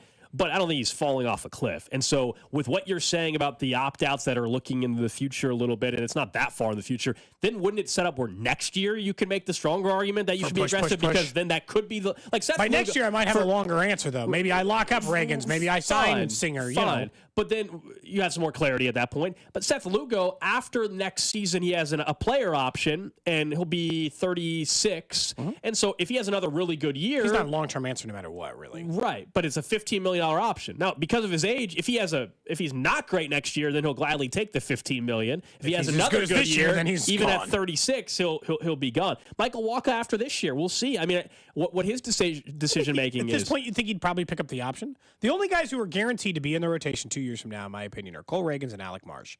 And that's if Alec Marsh continues. I don't even know if Alec Marsh is guaranteed. Only if he continues. He's a lock if he's good enough. Does that make sense? Of course. He's in the rotation if he's good enough, he's under contract long enough, all of those things. And then you're just taking guesses at who's in the minor. Like if you think Frank Mazzucato's coming up or Champlain or some of the other guys who might be available, you just don't know. You just don't know. I mean, Chris Bubich next year could factor in. Also, yeah, sure, there's Kyle plenty of Wright choices. coming off the injured list. That's a complete wild card, but could also turn out to be another great pickup that the Royals organization under this current regime has made. That could be the guy we're talking about, like we are Cole Reagans to a certain extent. I'm not saying he's going to be an all-star, but just in terms of, hey, you made a move and you didn't really have to give up a whole lot, and suddenly this is a guy that can be a big piece of your rotation. The window on the offense is longer, I'll admit. And that maybe that helps your case. 2 years from now, Savvy's still going to be on this roster. I don't see any way he doesn't just play out 4 more years with the Royals at this point. So Savvy will be on. What's the production level at that point? You sure, know? but I'll just assume it's still productive enough that they're keeping him on the roster, if that makes sense. Bobby Wood Jr. will still be on this roster. I think Vinny Pasquantino will still be on this roster. And then, there's more unknowns, but so many of these guys are young and controllable and it just feels more predictive in a way than the rotation, which I don't know. So you think they need to be more aggressive? I'm surprised. In a way, yeah. I look at this, to me, because I'm not sure what the window is. It's lining up more for next year then. If this team is still in a very similar spot, I don't think, knowing right now what it looks like the market is, which is a seller's market, and it might always be that now with the extra wild card spots. Every trade deadline might end up being a seller's market just because so many teams are in it. Right now, it's pretty evident. Looking how close teams are in the AL and the NL, it's a seller's market, and so it's challenging to go out and acquire pieces without giving up a whole lot. This is not 15 where it was 15, you were that close to winning a World Series. You were a piece away. Got to be aggressive to go find your utility man that can play everywhere. That's not the feeling. We all agree they need bullpen help. We would like another bat, but are they going to be able to acquire anybody that's getting them over the hump there? I don't think price tags that currently cost. I don't think the answer is there. There's no bullpen arm they're trading for that's just going to automatically plug in and be their closer. If they go and get another bullpen arm, it's going to be another guy that we're like, oh, you can kind of factor into the 7th and you have to look him up a little bit. You're like, what are his numbers? And you're going to be nervous still at times. He's not going to be flawless because that guy doesn't exist. You're not getting Kenley Jansen. You're not, you know what I mean? You're not whoever you think is the best closer in baseball, right? You're not getting Clase. He's on the Guardians. Not trading him. That guy doesn't exist. You don't think? I don't think Clase is available. You don't think Clase is available? Something tells me they're going to hold on to that guy. Something tells me.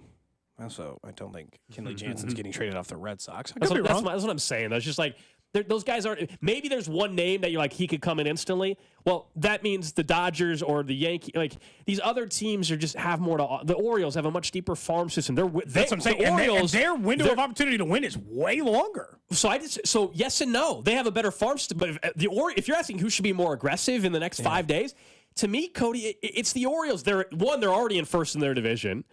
2, Corbin Burns, the Orioles, is probably not back with them next year. To me, they got it. They have this group, and they're playing. They're maybe the second best team in baseball. Could be a more desperate year. Yeah, I understand. I'm saying it might be you only have these 2 years, so you might need to be aggressive in both. I'm not limiting it to this year or next year because if I thought the window was 5 years, Gold, if 3 of the 5 of their rotation members were guys who had just gotten up in the league in the last 2 or 3 years and still had 3 years of control, and I'm like, okay, take your time. What's the rush?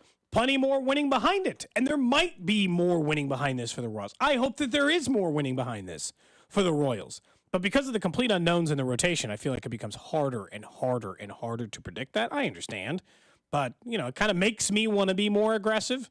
But again, the cost to buy currently is a bit prohibitive, which adds a whole nother element to this conversation. I just think it's interesting when you start looking at what the Royals' current window of opportunity is. I'd love for it to just be, it doesn't work this way in baseball, because if it did, then it would be the entire length of Bobby Witt Jr.'s contract as their window. Baseball doesn't work like that. You can't just have a star and be like, we're good, because we saw that the rotation is what actually makes the difference here. Have you noticed the same thing at training camp? The Chiefs are obviously off at training camp. We'll be back up at camp tomorrow, as Gold said you can come say hi to us. Have you noticed a developing trend in the NFL? And I guess what I was trying to decide if it's a one or you two thing. The number of players in NFL camps this year who are holding out for contract adjustments seems way higher than any other year. Trent Williams still has 4 years remaining on his deal with the 49ers, and he's holding out because he's like, numbers have changed. Math is different, dog. I'm going to need some new numbers. Give me a raise or I'm not going to show up to work for a little bit.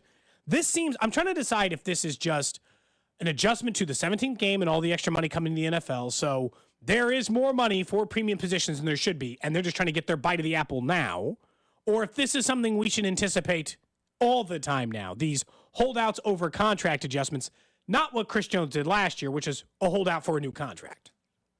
I love, by the way, a phrase everybody's using now: contract adjustments. That is the most PC way. Yeah, like, I want more money. I want a raise. That's why I was out for 2 weeks. I was asking for a contract adjustment from Odyssey. I just want a contract adjustment. Trent Williams, he's one of the best left tackles in NFL history. He's going to be a Hall of Famer, and he's getting old, and he knows there's not many more opportunities to get paid. And he's looking at the left tackle market, and he's saying, wait a second, I'm not like number 1, number 2, or number 3. I don't know what he is now.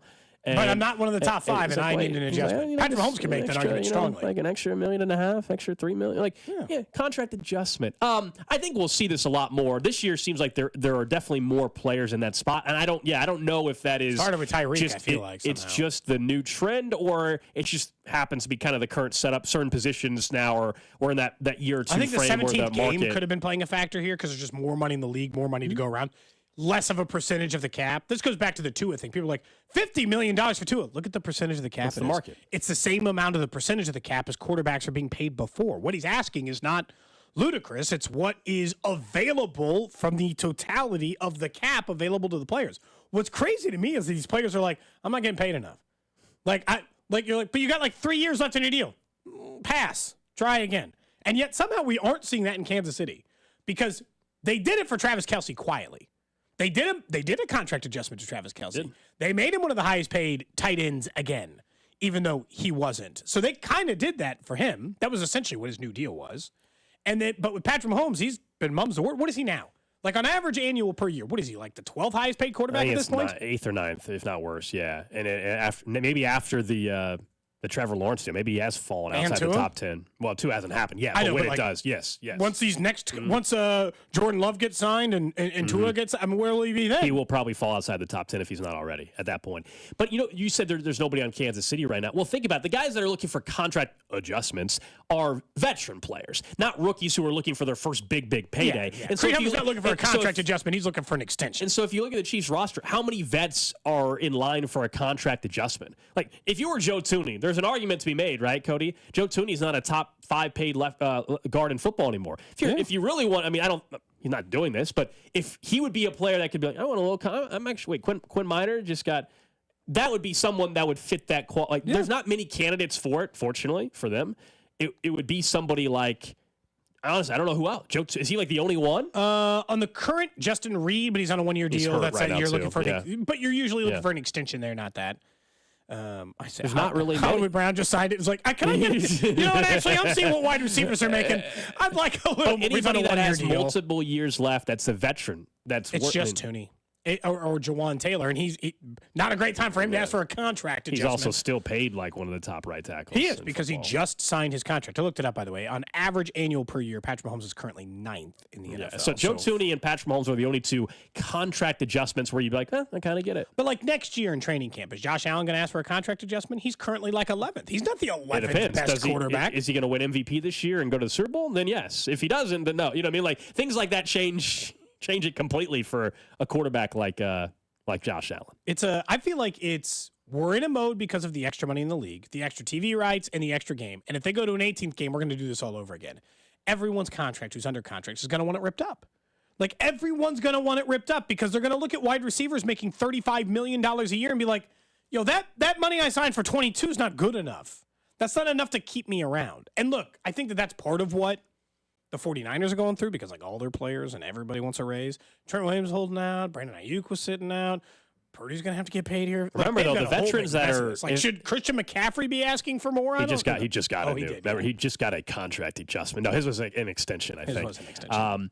But, I mean, are they actually missing practice, though? Or do they just... Because if you're missing practice, remember, as a vet, you're $50K a day. I think Trent Williams is paying $50K a day. No, he's made well over $100 million in his career, I think. I would guess it's more than that, don't you think? 150 is my guess. Let's see. I'm going to guess 175. I don't know why. I feel like that's a strong number. I might be too low. I might be too low. Career earnings. So he just signed a 3-year 77. So I think I might be off here. Career earnings right this second. He's already earned 168.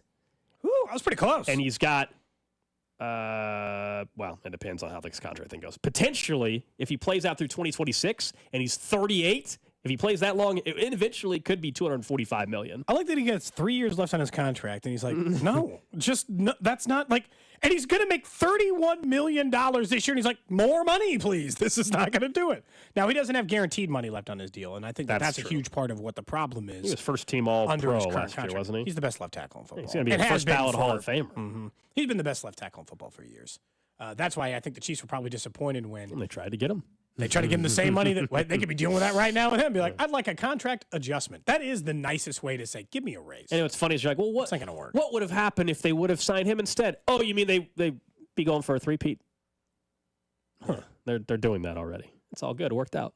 Yeah. I mean, they won a Super Bowl with Orlando Brown Jr. as their left tackle. They've been doing musical chairs at left tackle, essentially, and winning Super Bowls.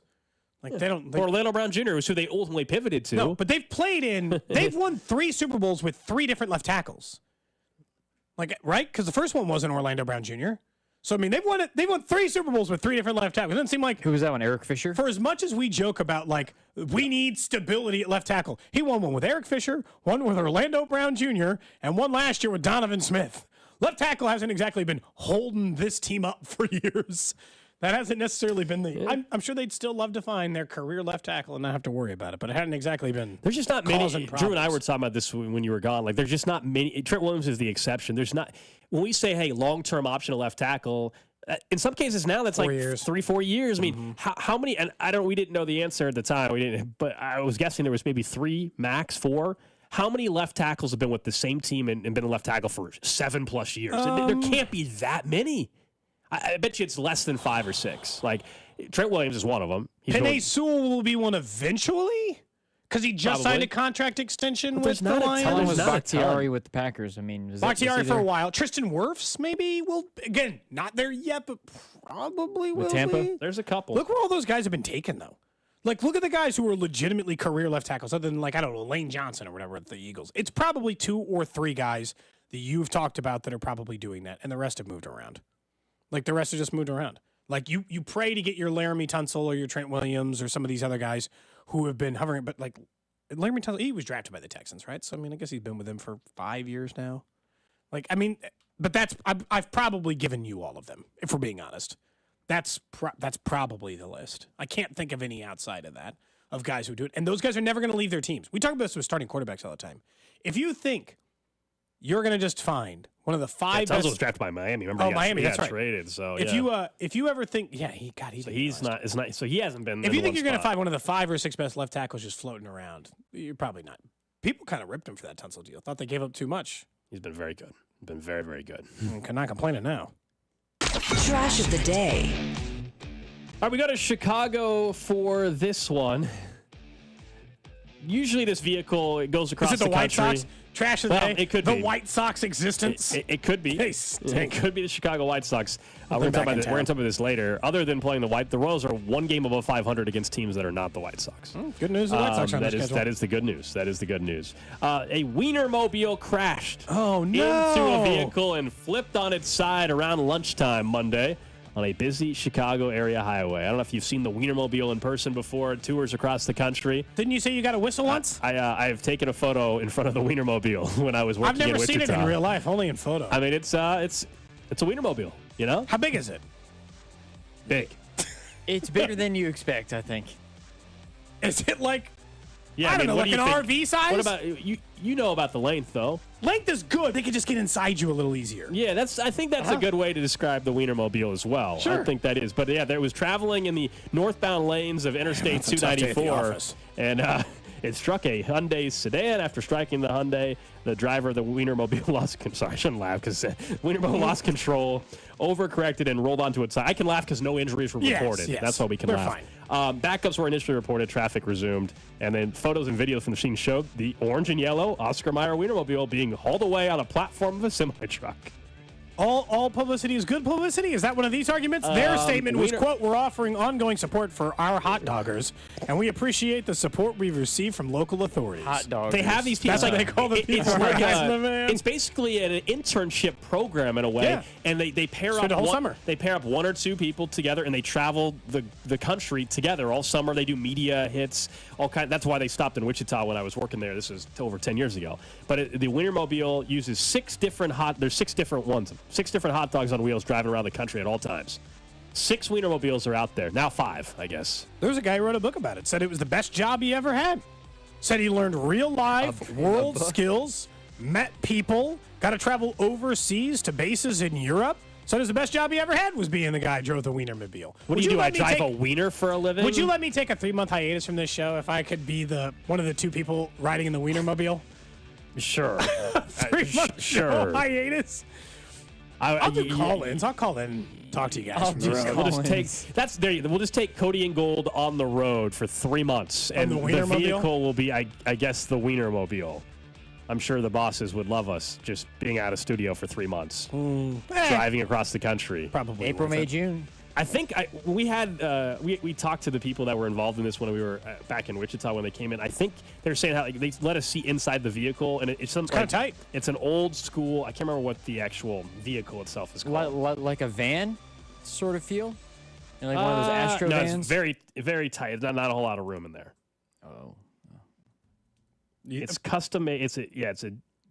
Let's see. The chassis is GMC, but there was like some other. It doesn't look too bad. I'm looking at the inside now. It looks like one of those Astro. It seems like it would be like it's one of built those on a Astro Mini vans, Cooper S chassis. It looks like. Oh, Mini Cooper.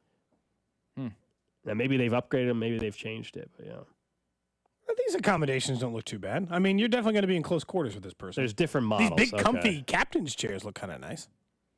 No, they don't sleep in the vehicle. It's not like it's an RV. No, there's a bed in this one. Wait, they sleep inside the Wiener? I mean, at least occasionally. It says inside you'll find a sofa well, that turns into a bed, customized. For like naps, probably. I mean, if you're driving sometimes, you're driving a little bit and I want to take a little. But they're not staying in there I think overnight. No. But, occasionally you might want like a snooze. I feel like I'm surprised we haven't heard some story, though. You're telling me if they have like a male and a female driving across the country in a Wienermobile, you're telling me nothing's been going on there?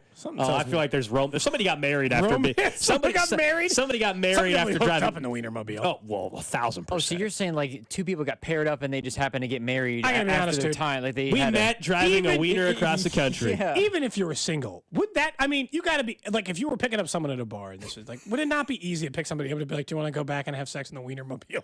Would it not be? Would that not be like? I think the temptation alone of the story would be far too great. Sure. Like if a girl said like, "Hey, I drive one of the," and like we can. What do you? You want to see my Wienermobile? I mean, I just don't know that there's, Oh, my goodness. decisions made. Mm-hmm. All right, that's the trash of the day. Up next, Chiefs Shred Half Hour. Our friends over at BetQL, we're discussing one prop bet for the season, and it sounds like a no-brainer, but is it actually one? We'll explain that next for this season. Cody and Gold. Make sure to follow the show on the Odyssey app or wherever you get your podcasts. Brought to you by Heartland Men's Health, the leader in men's sexual health. Thousands of men have been successfully treated for low T, ED, and more, all with discretion and compassion. Make your appointment at heartlandmenshealth.com. 610 Sports Radio.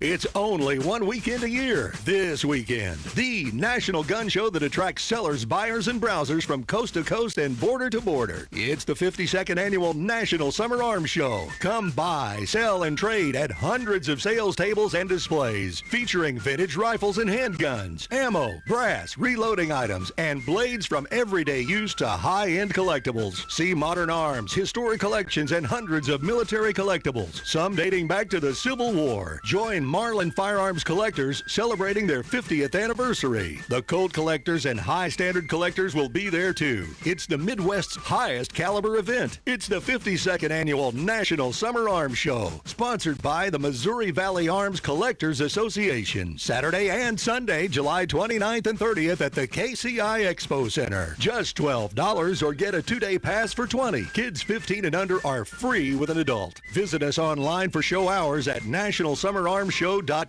So the body knows that it needs to heal itself, but it doesn't know how to concentrate it and target it into just one area. So that's where we come in. By we, Dr. Ashley Caravelli means the nation's leader in regenerative medicine. QC Kinetics. We put in those treatments, then it sends out like little signalers to your body. We're able to make the body focus on the areas that need the most healing. QC Kinetics has gathered brilliant medical minds like Dr. Caravelli and Dr. Mitchell Scheinkupp, a pioneer in the field of regenerative medicine, to lead the way in these innovative pain treatments. So at QC Kinetics, we have a whole team working nationwide with cutting-edge research to reach our patients and treat them and know that surgery is no longer their only option. The consultation is free. Find out if you're a candidate. Call QC Kinetics today. Call QC Kinetics, 816-412-6299. That's 816-412-6299. 816-412-6299. It's Carrington Harrison from The Drive here, and let me tell you about my friends over at Window World. 816-799-0820. It is hot in the Kansas City Metro. We are in the middle of the summer, and what I want to do is I want to help your home be more energy efficient and keeping the hot air out. In just over 20 years of business, Window World has improved the look and thermal efficiency of over 54,000 homes right here in Kansas City. And right now, they're offering an incredible deal. They're giving you 36 months, same as cash financing with approved credit. 36 months, same as cash financing with approved credit. What I love most is, aside from major holidays, they have somebody there answering your questions 7 days a week. So if you got a question right now, pick up the phone and call my friends over at Window World, get a free home estimate, and they can show you how they are simply the best for less. They're the official window managed by the Kansas City Chiefs, and they have had the same team in place for 20 years, and that team wants to help you. 816-799-0820, Window World. Hi, I'm Mitch Schultz, voice of the Chiefs. Make history this summer by attending Kansas City Chiefs training camp in St. Joseph, Missouri. There's still time to join me for year 12 of Chiefs training camp in St. Joe. For more details, go to stjomo.com. stjomo.com. In St. Joe, you'll discover 150 years of history, where the Pony Express began and Jesse James ended. Experience history, make history. Go to stjomo.com. Produced in cooperation with the Missouri Division of Tourism. Hi, it's Trey Smith, and in order for our team to get a victory, we need honesty, teamwork, work ethic, humility, and the golden rule. That's why my truck is from the dealer that embodies all those values, Victory Chrysler Dodge Jeep Ram. And Victory Chrysler Dodge Jeep Ram also supports Giving Hope, whose sole purpose is to feed and clothe the needy in Wyandotte County and beyond. Giving back in the highest integrity, that's how Jeff and his team do business. For your next vehicle, visit or go to victorychrysler-dodge-jeepram.com. This is the story of the one. As a maintenance engineer, he hears things differently. To the untrained ear, everything on his shop floor might sound fine, but he can hear gears grinding or a belt slipping. So he steps in to fix the problem at hand before it gets out of hand. And he knows Grainger's got the right product he needs to get the job done, which is music to his ears. Call, click Grainger.com, or just stop by. Grainger, for the ones who get it done. Get in zone, AutoZone. Welcome to AutoZone. What are you working on today?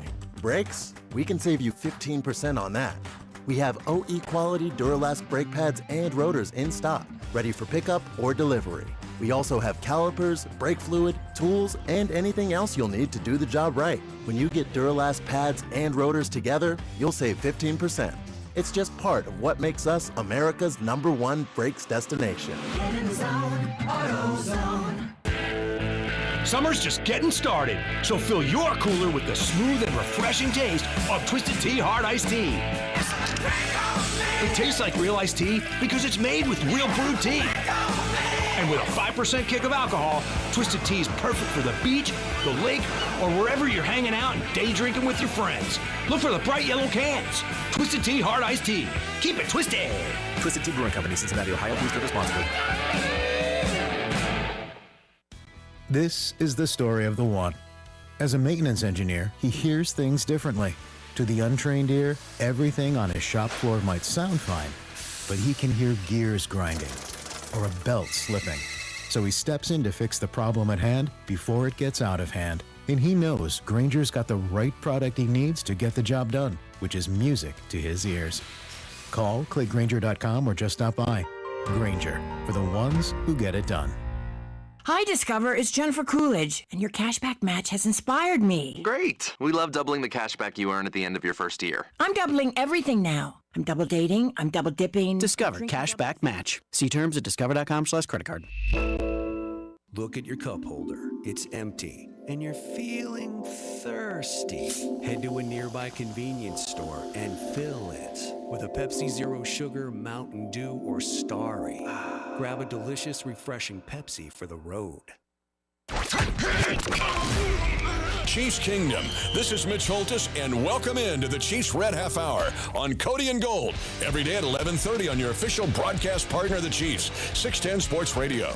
Last week it was the Taste of KC taco, right? That thing looked like heartburn. Yeah, what was it? The quesadilla wrapped around a hot dog with some brisket, with some fries, with some sriracha Cracker Jacks. Someone did send me a photo. I think they tagged you too of. Like any advertisement, the photo versus the results. It was not good on that one in particular. Looked a bit messier.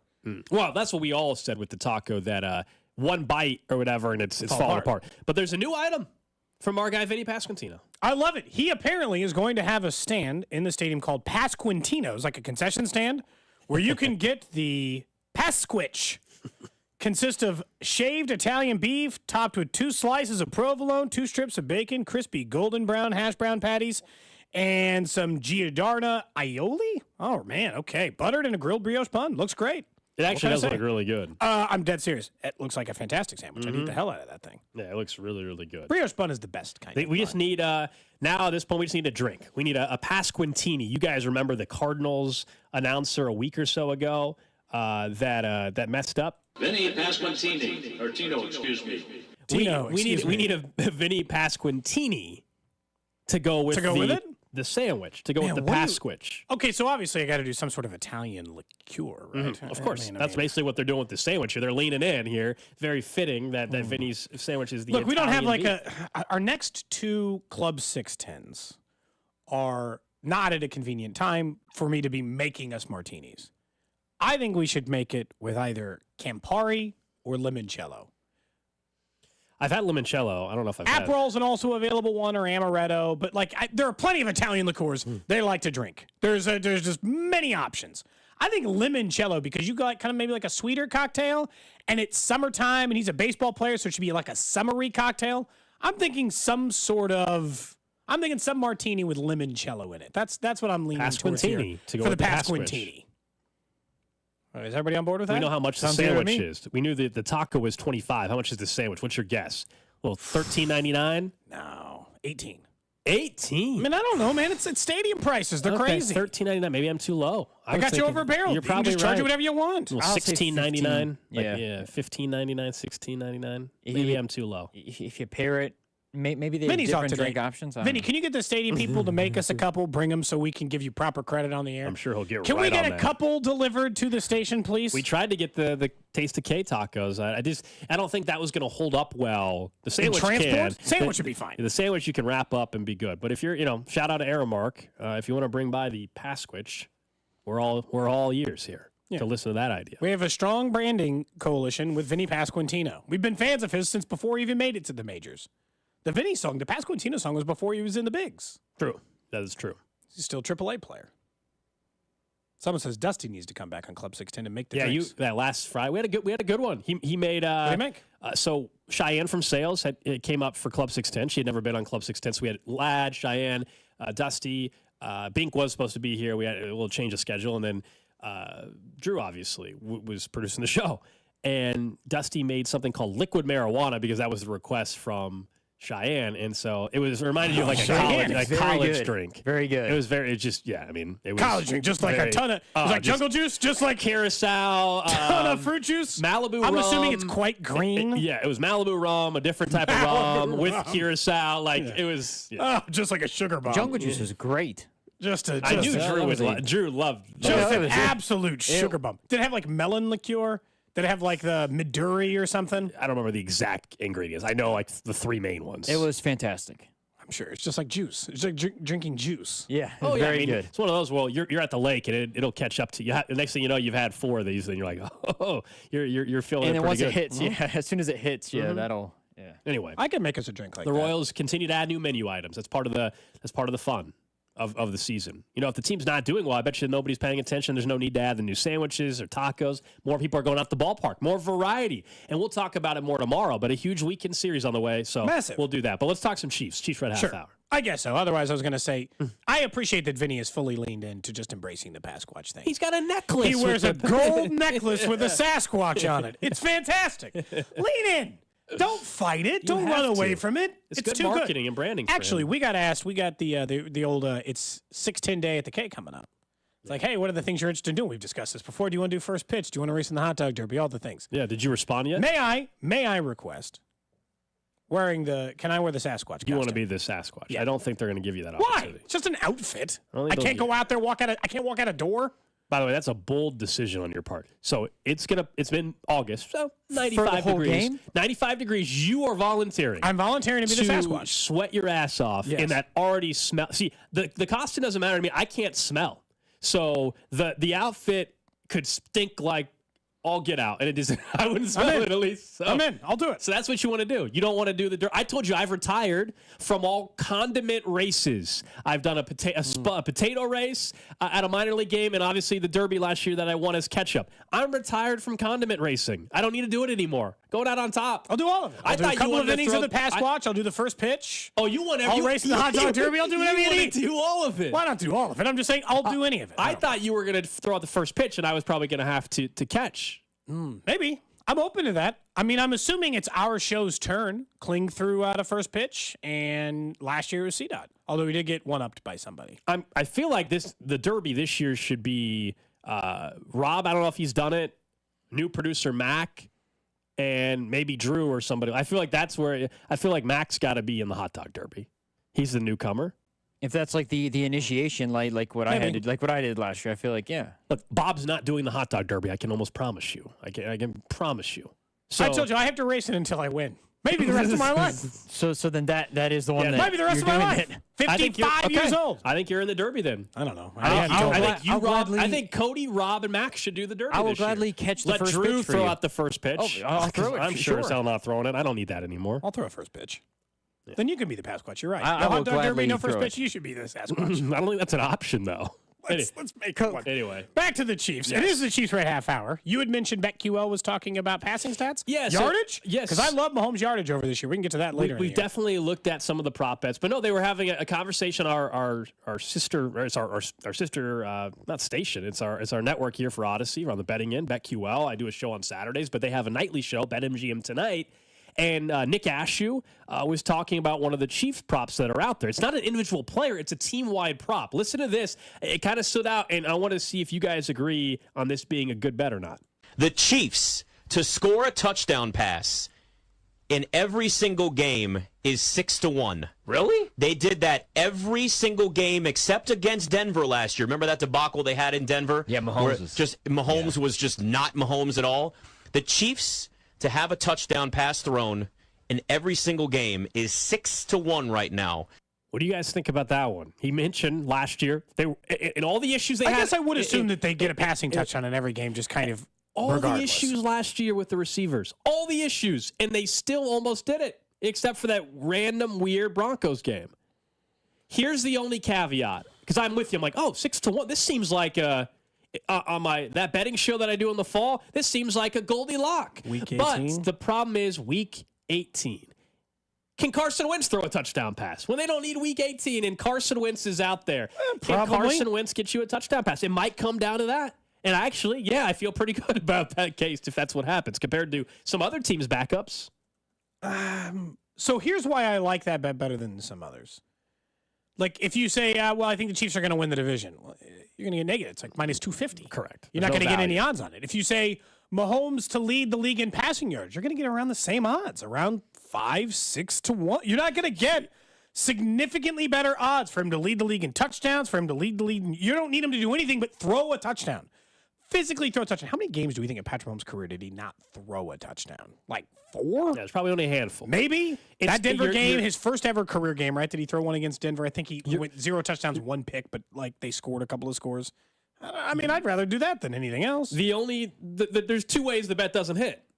One, they've got it for 16 straight, and then the 17th game, Mahomes doesn't play, the backups are in, and for whatever reason, Carson Wentz just doesn't get a touchdown. And the other one with any future bet is if Mahomes were to miss games or something, right? I mean, those are the only way I can see it not happening. The Chiefs' offense last year, as bad as we all thought it was, they still almost had a passing touchdown in every single game. So, yeah, 6-1. Now, are you willing to wait 5 months for it? That's the thing. Like any long-term bet, you got to wait 5 months to find out if you're cashing that I think ticket. it's the same as like betting a yardage total. Like if you think it's a lock, then it's a lock. Again, one weirdo game last year is what prevented it from happening. And again, I would tell you that if Mahomes starts, and he's going to start at least 17 of the games, so you're good there. There might be maybe a handful of games. You like their offense better. You like their ability to score better this year. It should be a better odds bet than it would have been going into last year, and they're telling you can get 6-1. The problem is any long-term season-long bet for the Chiefs, I can't get way better than 6-1 on. I can get even money on any yardage total, right? Touchdowns, whatever. If I want them to lead the league in those things, I'm not getting better than 6-1. If I want them to win the division, I'm not getting. I have to borderline pick them to win the AFC to get odds. Their odds as good to win as 6-1. Their odds to win the Super Bowl are basically that. Yes. So Seriously, like, why wouldn't 6-1, like, I think, look, to win the Super Bowl. I do think they got a really good chance to win the Super Bowl. But isn't it a better bet that he just Yes. throws a damn touchdown of course. than wins an entire Super Bowl? You're asking for way more games, less. You're just asking for way less. And by the way, we're all talking about it as if Mahomes has to throw the touchdown pass. That'll be 99% of them. But if for whatever reason there's It's a double reverse and Tony throws it up, it counts.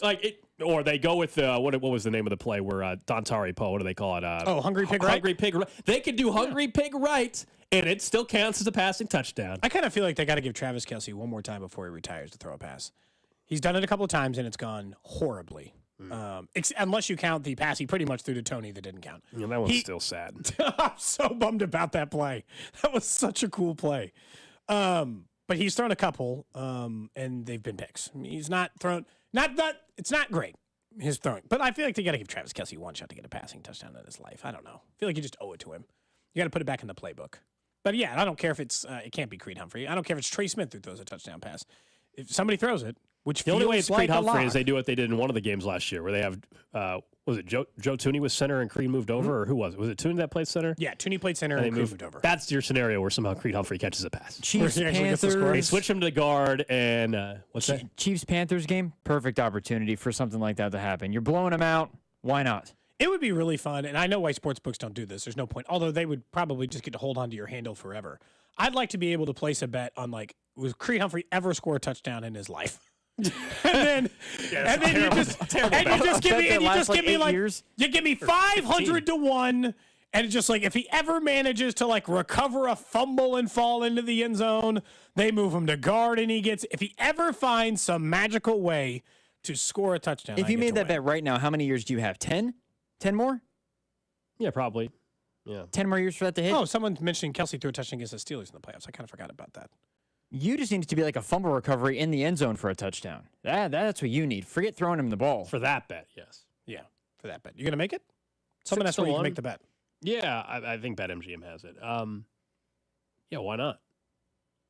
Maybe 6-1, same odds basically to win the Super Bowl. I don't know what FanDuel has.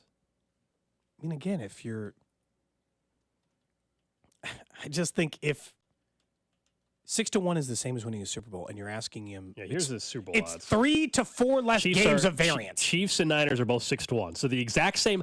What? Yeah, the Chiefs to win the Super Bowl or the Chiefs to have a passing touchdown every single game. I'd rather bet the passing touchdown in every game. Same. Absolutely. One, I got to cash my bet a full month and a half earlier, hypothetically, right?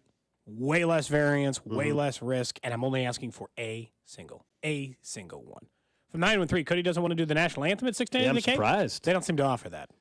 I did sing the national anthem for you guys. Drew had sent me a message while I was on vacation and said, do you mind? And you don't have to because you're on vacation. Will you sing the national anthem? Because I'm guessing that one that went so horribly. Yeah, we were talking about before it came out eventually that she was drunk and is going to rehab to obviously get some help. And at the time we were all just like, what the hell happened during the anthem? And yes, that day Drew reached out to you. We're like, this is your best chance to show that you're just like a Grammy-nominated artist. It did not get played. And it did not get played. For that reason. Because we, in the middle of the show, we found out more details and didn't seem like it was tasteful. That seems fair. Mm-hmm. I hope she's It was doing not in good Did taste. you think it was good? Like a good rendition? I didn't listen to it. Oh, okay. I just sang it and then I just sent it to you. Oh, okay. Did you feel like you did a good job? I thought it was like a B effort. You know? Did you get all the words right? That's the first part. Well, I mean, I did not double check that. So I did not. I cannot emphasize. Drew sent that. I recorded it. I sent it on, and then I forgot about it until this exact moment. So somewhere in this system, presumably, Drew told us after there is me singing the national anthem. I told them the next day. Drew did not tell us during the show that he reached out to you. I was going to surprise them with one of the intro songs then, with that rendition. Then the update came out about the singer and the reasoning, and we're like, let's not talk about that anymore. That's fair. I mean, it was it was awful, but yes, it was. But at the time, you didn't know that they were also drunk, Correct. which kind of changes the math on it a little bit. Mm-hmm. So there you go. Would you do it though if you were asked? Oof. Over anything else? Oh, wait, hold on. You're going to back down. You're telling me if the Royals offered you the anthem spot, you'd say no after all this? I would do it, but I want to know like 2 weeks in advance. I want to be able to practice. So it's like the first national pitch anthem. that I told you. It's like, I need advance notice. Yeah. That's all. I need to know. You can't tell me the night before and be like, hey, real quick, someone dropped out of the anthem. You're up. I think we would have that set in stone, though. Not going down like I think that. you would have at least a week or two notice. Yeah, if I got a week's notice, you'd practice. Oh, I'd practice. I'd probably get a vocal coach. You never know. Oh. Got to do it right. What, you don't think I can get a vocal coach? No, I like if you're willing to pay for anything, you can. I mean, yeah, I'm just saying, you're really going to go through that effort. If I'm singing a national anthem at a baseball game, yeah. The Royals might be in playoff contention. Like, the Royals in the middle of a playoff hunt in August at the K? Yeah, I'm going to. If you think about the we still need these Crown Club tickets. We need to cash these in. If you we think need to cash them in during the playoff stretch here. Cody, if you think I don't think about we're it, getting though, Crown Club tickets for a wild card game. Something tells me we're not getting. I guess that would be on the road potentially. But anyway, would you rather get it right or would you rather go viral? Because you would be the for the show's purpose. You'd probably I'd rather go viral. Of course, you would be for the show's sake. Someone says everybody listening needs advance notice. They do not go to that game. Well, you go to the game. Just show up a few minutes late. You can go to the game. Just right at first pitch. Yeah, just don't be there a few minutes early. Same theory applies. You sure you don't want to watch? Like, people look at car crashes for a reason. Like they turn their heads and look at those things for a reason. Can't look away sometimes. So you never know. At least on that end, I had told you there's like we're in the middle of the training camp stuff, and so what comes with that is like everyone's expectation for what should we get as a player. We were doing it earlier with Felix and Udika Uzama. What would be a good year too? We can put hard stats to it a little bit later on the show. I think people are not putting enough pressure on Rashee Rice. Now, look, I'll say that this is because I don't think he's getting suspended this year. I think he'll get suspended in 2025. I don't think he'll never get suspended. I just think based on the way the legal stuff is going down, and now what time it is, and what you start hearing, you're like, I think it's less. I think it's less than 50% he gets suspended this year. Not zero, but less than 50% it's this year and more next. He had 900 yards last year. He was a really good wide receiver for this team. In year 2, under normal circumstances, we'd be saying, get me 1150, get me 1,200 yards. Become the number 1 wide receiver. I don't think Hollywood Brown should outperform him. Because Hollywood Brown's only had one 1,000-yard season, 70 yards better than you last year. That was years ago. You're already on this team. You're already with Mahomes.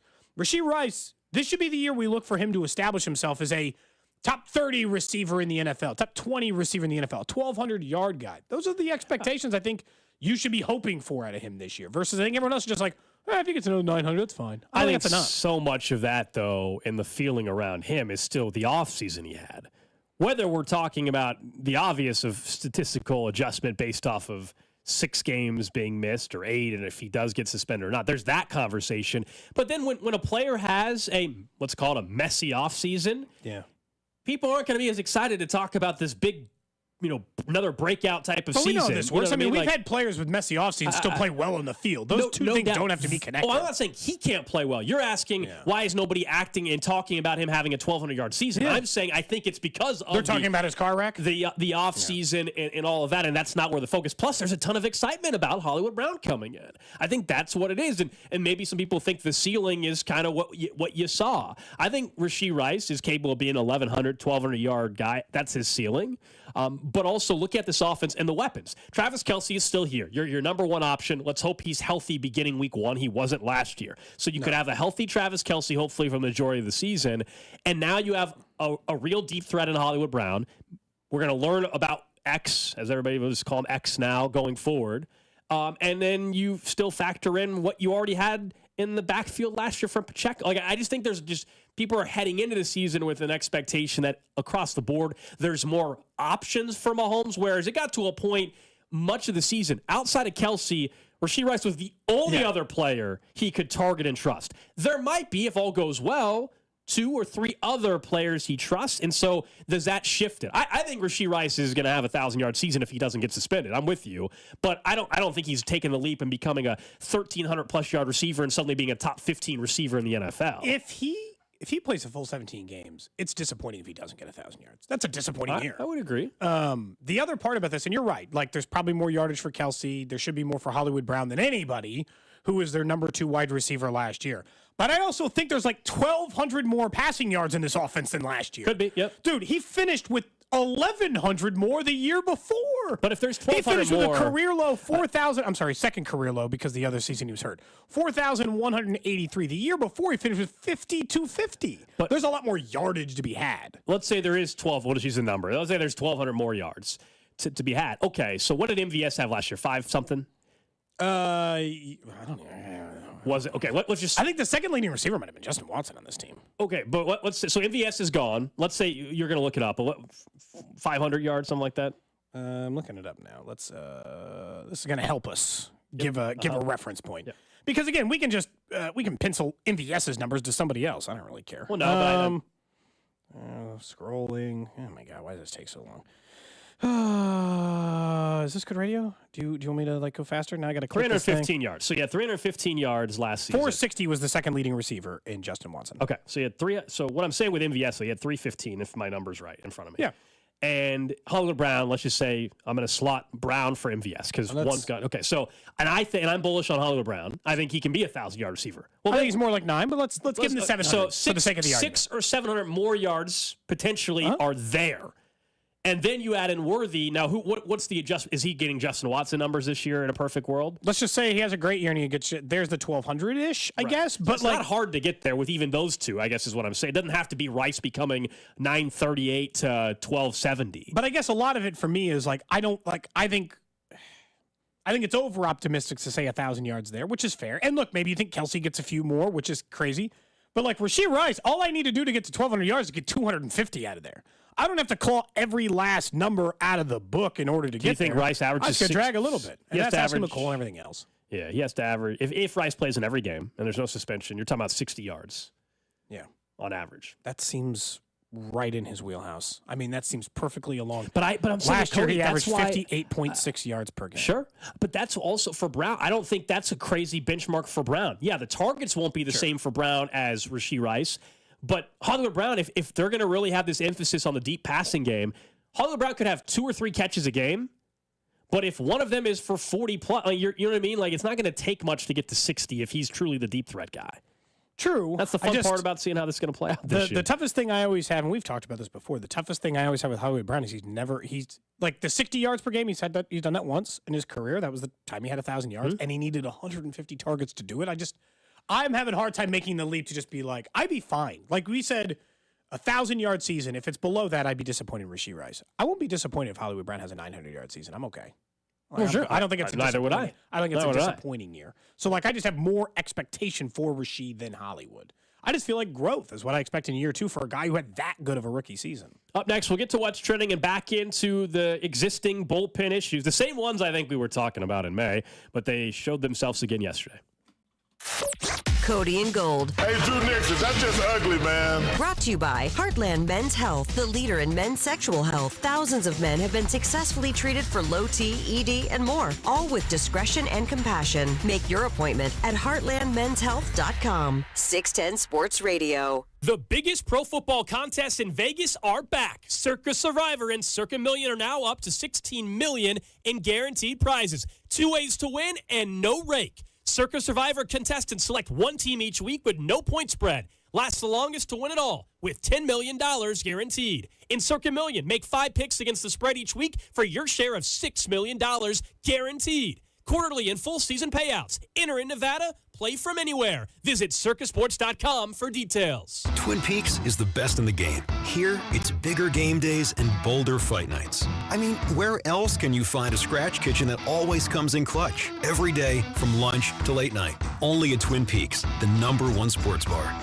Summer is the season of splurging. Don't compromise. Round up your crew and head over to Twin Peaks to watch your favorite sports and save big on some of your favorite food and beverage menu items. Summer savings are going on now at your favorite local lodge. Twin Peaks. Eats, drinks, scenic views. As you guys know, I love sports. I love sports so much that I never want them to stop. But as the playoffs start to wind down, we get fewer and fewer games. And the sports aren't sporting like they usually do. But FanDuel lets me keep the sports going whenever I want. All you have to do is open up the app and dream up bets anytime you're in the mood. And this summer, FanDuel is hooking all customers up with a boost or a bonus daily, every single day. That's right. There's something for everyone every day all summer long. So head over to FanDuel.com, use my promo code CDOT, and start making the most out of your summer. FanDuel, an official sports betting partner of Major League Baseball and also 610 Sports Radio. 21 and present in Kansas. Opt-in required. Wager requirements apply. Bonus issue is non-withdrawable bonus picks or profit boost tokens. Restrictions apply, including bonus expiration. See terms and conditions at FanDuel.com/sportsbook. FanDuel is offering online sports wagering in Kansas under agreement with Kansas Star Casino, LLC. Gambling problem? Get help with your best bet. Call 1-800-522-4700. Visit ksgamblinghelp.com. When you come to Diamonds Direct, we know it's always the start of a celebration, an engagement, your wedding day, honoring a lifetime of love, searching for that special birthday gift for the one you love the most, and all the celebrations in between. That's why we've curated a shopping experience to match your excitement. You walk into a beautiful showroom with experts eager to help, or if you prefer, just explore on your own as long as you like. At Diamonds Direct, we've taken pressure out of the process. Our experts are cheerful and engaging. We'll help you on your terms with your price range when you're ready. We've made it easy by offering virtually unlimited options. With everything in our showcase being handpicked for its beauty and quality, you can't go wrong. You are guaranteed to get the best value because we are the value leader, and you have confidence in knowing you are protected with our lifetime warranties and guarantees. Diamonds Direct's experience is designed with our goal of creating not just a happy moment, but a magical one. So you leave smiling, just like you came in. Diamonds Direct, for your best moments in life. Get store hours and directions at diamondsdirect.com. The Royals and the See You in the Major Leagues Foundation are teaming up with Blue Cross and Blue Shield of Kansas City to recognize outstanding high school sports coaches through the Blue KC Coaches with Character program. From April to September, we'll recognize 6 coaches as a Blue KC Coach with Character. Each honoree will receive a VIP package that includes tickets to a Royals game and more. Be part of honoring our high school coaches whose service is making Kansas City a better place to live, work, and play. Just go to bluekc.com/nominate coaches with character to nominate today. Looking for a great job? Work at First Student. First Student is hiring school bus drivers in the Ray-Pec area. Earn up to $24 an hour and get a $3,500 signing bonus too. Great benefits and paid training. Apply now. Work at first.com. I'm at the movies, asking people if they'll switch seats with me for $574. Here, take mine. So what about $574 if you switch your home insurance to Allstate? Too much work. Not if you call them. They handle the switching. Now, that's a plot twist. Shh. Check Allstate first, and you could save hundreds on quality home insurance today. You're in good hands with Allstate. Not available in every state. Based on the national average annual savings for new home insurance customers surveyed in 2023 who switched to Allstate and reported savings. Savings vary. Did you know your skin is the largest organ of your body? Huh? That's why you should shower with Old Spice Super Hydration Body Wash instead of plain old bar soap. Love your skin by super hydrating it with vitamin B3 and glorious notes of vanilla and shea. Did you know that my super hydrated skin is the second largest organ of my body? The first is my heart. Old Spice. Men have skin too. Old Spice Super Hydration Body Wash. 24/7 renewing moisture. With daily use.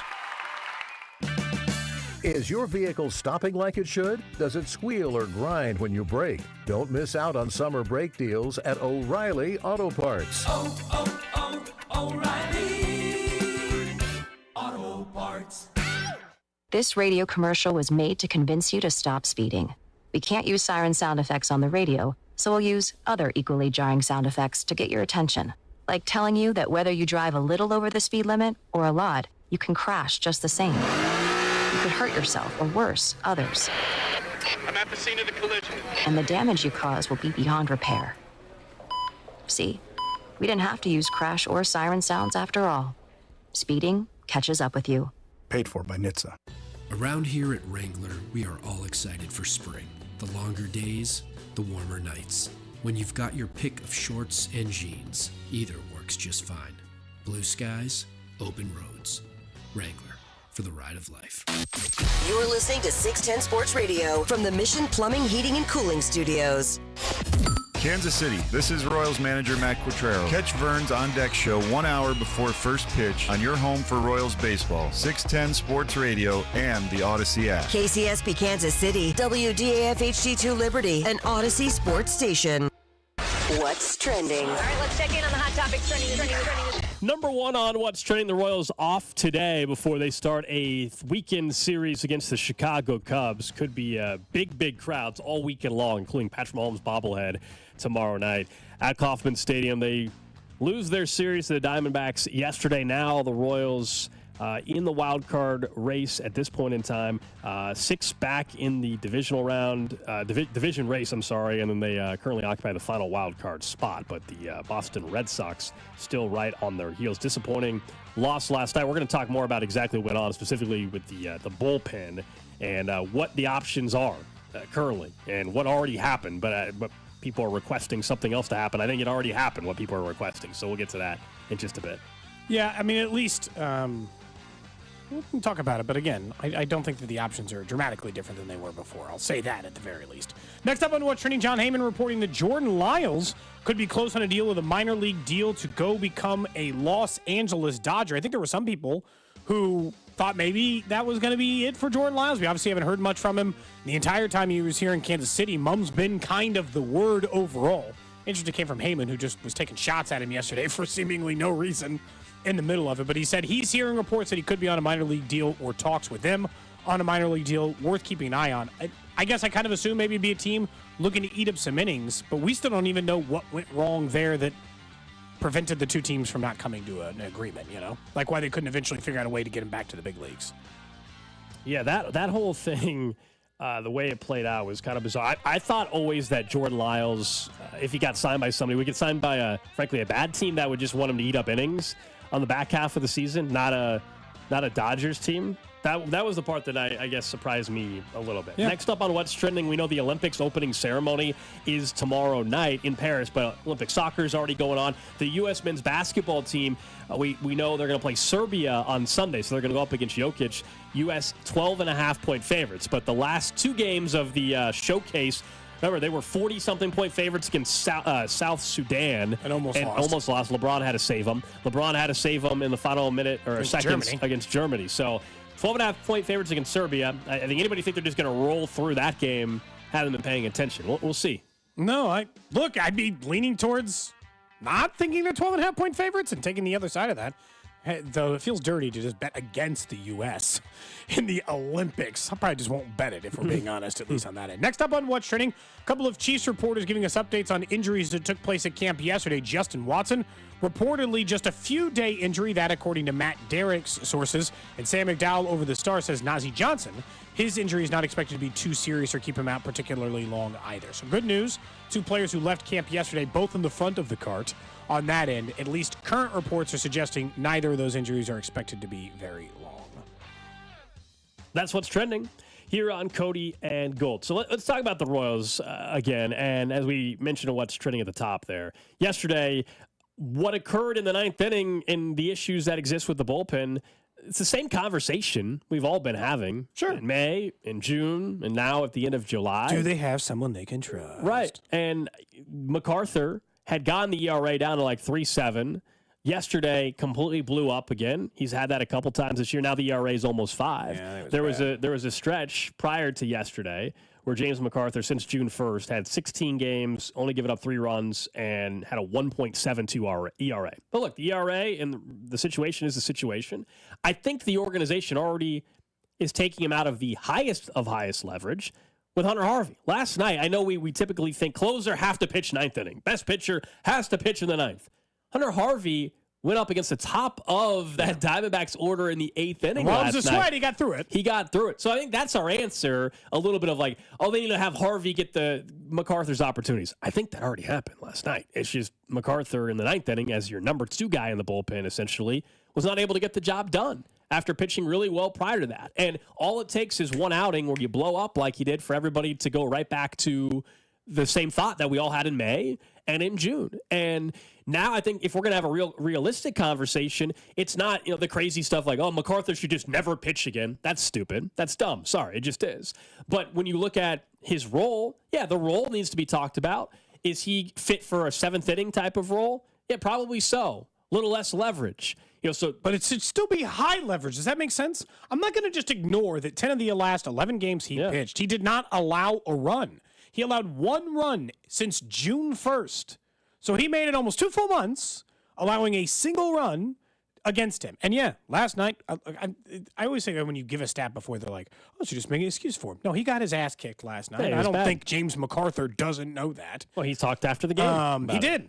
I think he's fully aware of how quickly that thing completely imploded on him. It did in a hurry. I think what happens with MacArthur is he doesn't know how to put out a fire. If there is no fire, problem solved. As in not like low leverage versus high leverage, as in when the outing is going smooth and the lead hasn't been blown, he holds it together. If something goes wrong, as in you throw strike 3, the runner gets thrown out, and they make it first and second with 1 out, frustrated, he lets it get the better of him, and then he makes some bad pitches. And he wasn't making great pitches before that. He just made bad things worse. So how would you lay out the bullpen then? Because the trade deadline is Tuesday. I'd let Harvey pitch the 9th, or the highest leverage. I don't think there's really an arm that they can trade for that would come in and just be your closer. I don't think that exists, and it certainly doesn't exist for the price that I think you're willing to take and be okay with. A lot of people didn't like what they gave up for Hunter Harvey. And he's not a shutdown closer. He's an upgrade for the bullpen, but he's not a shutdown guy. And some people didn't like that they gave up Caden Wallace and a comp pick. So if there was a true shutdown corner available, or closer corner. We have a shutdown corner. His name's Trent McDuffie. If can he pitch? Maybe. You know what? He's an athlete. Maybe he can. Somebody said we should just have Jack Caglione come up and close. Caglione. Yeah, I don't know. So anyway, closer. That guy's going to require way more compensation that you're going to give up. So for me, I'm all with giving Chris Bubic a shot to be kind of the number 2 guy in the bullpen, but it's a limited sample size. Like he's not going to be perfect either. He's going to probably blow up one of these outings. They don't have lockdown pieces. It is going to still be frustrating at times. They got to continue to try to get the guys in the right spot. But MacArthur is part of it.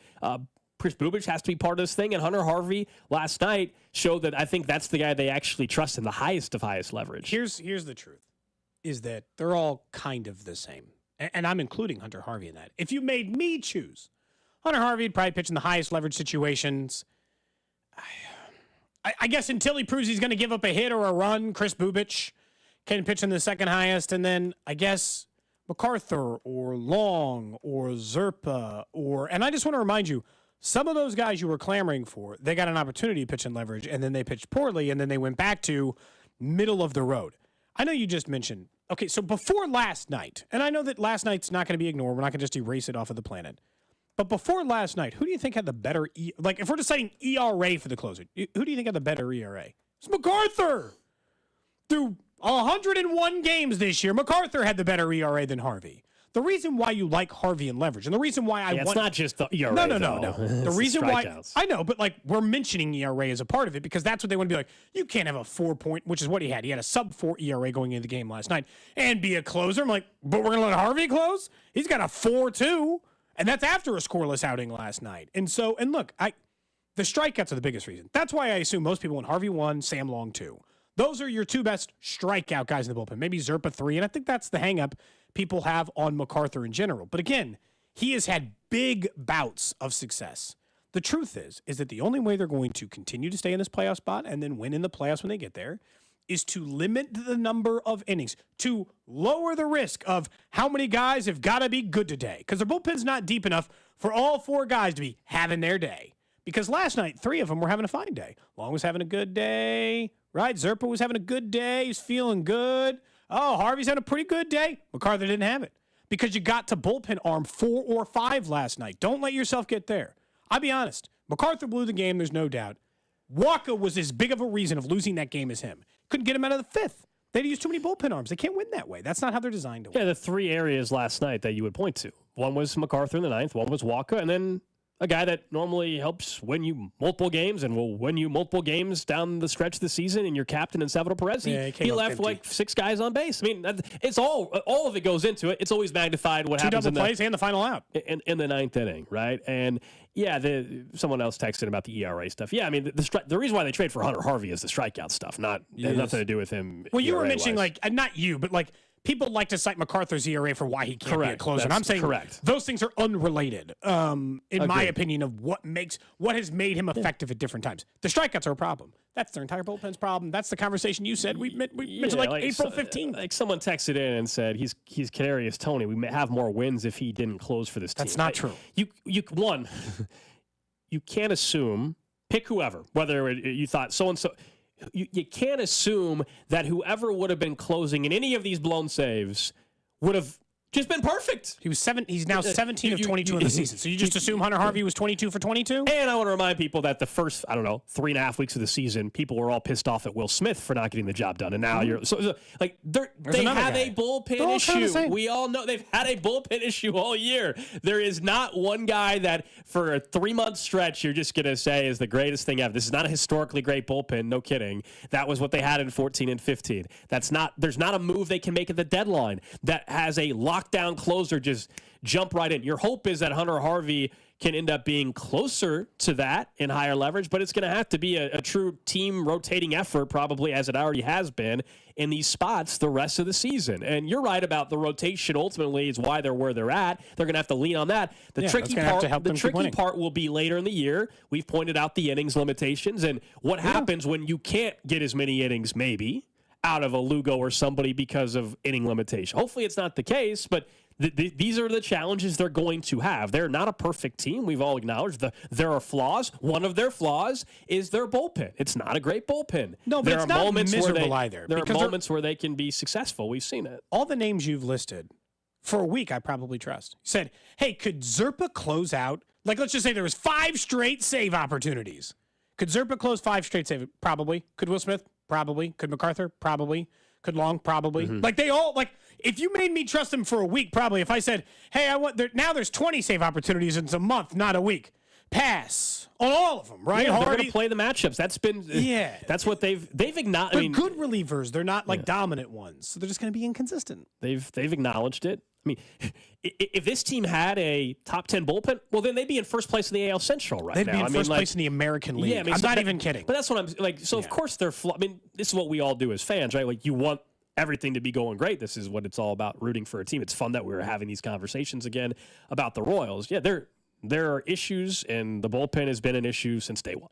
And they've tried to improve it. At times, as you said, they've gotten some better outings. They went out and got Hunter Harvey. He upgrades the bullpen. I think there's maybe another arm they can get. It's not going to be even at the Hunter Harvey level, though, if we're being honest. No, I don't think so. I think it'll just be another guy just like the ones we've just talked about. Zerpa, Long. It's kind of the reason I'm kind of off bullpen arm unless it's a great one. You know why?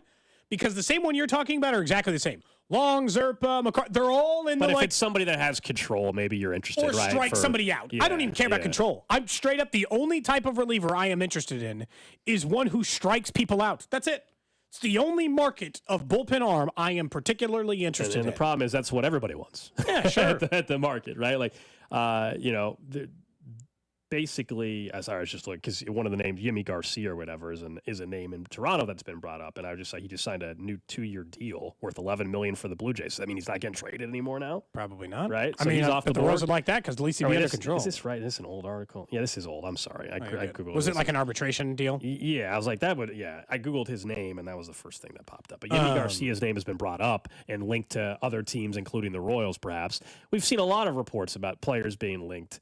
I saw something today, again, another article about Jazz Chisholm, we've talked about him yesterday from a bat. You're more in I am the more side. Even after last night. Doesn't change my opinion. Rather have a bat than bullpen guy. I would. But again, strikeouts are the only thing I'm interested in. Yimi Garcia would be a good fit for that. He pitched 30 innings and he's struck out 42. Great. This was how does Harvey make us better? He sucked in Washington. Again, that goes back to the strikeouts. That's why he's better. Because if there's a runner on first and second with one out, he can hypothetically get out of it without the ball going in the air. Like last night, James MacArthur, there were 3 balls on the ground that were touched by infielders, none of which resulted in an out. If you strike one of those guys out, those don't hurt you as much. Does that make sense? And they were good plays, and maybe Bobby Wood Jr. makes that throw if he doesn't slip, and the whole game change, or a million other things. But if you get more strikeouts, the odds that you get totally burned are way down. I mean, this is like tales old as time stuff, but that's it. Harvey makes them better because they had no one in the bullpen who could just go get a strikeout if you needed. Not consistently. Sam Long is better than a strikeout per inning, which is about the number you're looking for out of a bullpen arm. Some of those guys are better than that. Nobody else was, really. MacArthur's not a strikeout guy at all. He's about a half a strikeout an inning. He's half where you want it to be. But I'd still pitch him in leverage. I think MacArthur is as simple as he's a young enough player who's new to a high leverage pitching role. He's very new to a high leverage pitching role. And when he gets upset or when the game goes poorly, he doesn't know how to tone himself back down or whatever. Gold, he'd probably be better at explaining, but he just lets things unravel.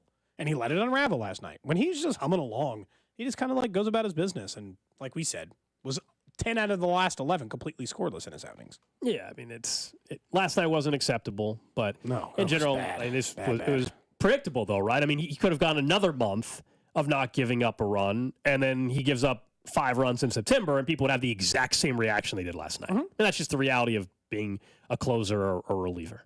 It's very easy. Nobody remembers the 7 straight scoreless. People remember the 1 5-run disaster. And that was last night. That's pretty much, I mean, maybe that's everybody. I wonder if that's everyone's office. Because in our situation, you could say everyone's name correctly every time. But if you, instead of saying one person's name wrong or right, they tend to notice the mistakes. Of course. Oh, yeah, the text line, you could have... I could be batting 1,000, 19 hours, and then I get to Club 610 and get a drink on Friday and say that it was Jacob Junis pitching on some game in 2021, and they're like, that wasn't Junis. You said it was on a Wednesday night. It was actually a Tuesday night. You know, that's the best. Rashad Fenton, by the way, was the answer to the question earlier. Who got in the fight with Travis Kelce, not Steven Nelson. I apologize for the mistake. And I was guessing at that point, as we discussed on the air. So, good times. Oh, man. It's not new, and you're right. Unless they're going to just sell their entire farm system for 4 shut-down bullpen arms, it might not even be available. It's pretty much the story of the bullpen. The other thing that started to become interesting with the team, though, and knowing that if they get in the wild card, you're talking about a 3-game series and rubber matches and every game matters and all that. And you step back for a team that is at 56 wins, matching last year's total already. A team that is occupying the final wild card spot. A team that's 6 back into the AL Central. They've had an issue closing out series. 3-10 in rubber matches. That's weirdly bad. And it's not like the Royals haven't had clutch performances when Bobby's come to the plate late in the game or Salvi. Heck, Melendez has had a couple of home runs big late in games to extend it. We all remember the Padres series earlier in the year and how clutch that was awesome. That comeback, cool. They almost, you know what I mean, So it's not like you can say, oh, they're just not a clutch team. Yeah, they're still trying to learn to win big moment games. I think there is still some of that. But they've done it too. And so when I saw, I think it was Rob Collins who sent out a tweet, 3-10 in rubber matches really surprised me. Hey, I will say, I wonder if some of this is like a small managerial adjustment you could make going forward. Because, and this is an analytics thing and it's based on that and the idea of keeping people fresh and rotating them. Q has been a big fan of the old getaway day lineup. Have you seen... Oh, there's been some lines where Lofton and Hampson and... Have you seen some of these Wednesday day game after a night game lineups? It's Dairon Blanco, followed by Hampson, followed by Frazier, followed by Nick Lofton, hitting 5, 6, 7, 8. And you're like... But that wasn't yesterday, though, no, right? It wasn't. I'm just saying, I think a small managerial change might be, once you get into these games where, you're in a playoff spot now and you're desperately trying to hold on to it, right? And it's September 1st. There might not be any more, it's a getaway day lineup time, or some small metric says Dairon Blanco hits well against this type of hitter. You just got to put in your best players. And this is the balance you and I talk about all the times between analytics and what you see. And there's a time, because baseball's crazy long. Playing the analytics game for the big course of the season, cool. I want to make sure that you are not in Game 7 of the World Series when your guy has a no-hitter and 60 pitches and you pull him, That's the balance. Is like as we get closer to this thing, I think we might see an improvement just as long as you start playing your better players. The thing that is shocking to me is 13 chances with a fifth starter. The Royals have a better starting pitching staff based on ERA than all but 3 teams in baseball. The Mariners, the Phillies, and I can't remember, one more. Second best in the American League. There's no reason for you to be this bad in rubber matches. You should be having the pitching advantage consistently. It was surprising to see that number. Yeah, it was really surprising, and we'll see how this plays out in August. And now we're inside of 60 games remaining in the season. We all know the big-time series that are coming up after this weekend against the Cubs. You know, you look at August, and you start seeing the Guardians pop back up. Series against Boston again. Series against Houston. I mean, they are all not even just big because you're running out of games, but big because there are teams right there in either a division or in Boston. In Houston's case, I guess Houston technically is leading the West, but and wild card implications to say the least. Of course they are. Every game will. I mean, this weekend, look, the Cubs aren't any good. You hopefully can beat up on them this weekend. You just lost a series against the Diamondbacks. You feel like you should have won. You got to get that. Feel like you got to get that one back now against Chicago this weekend.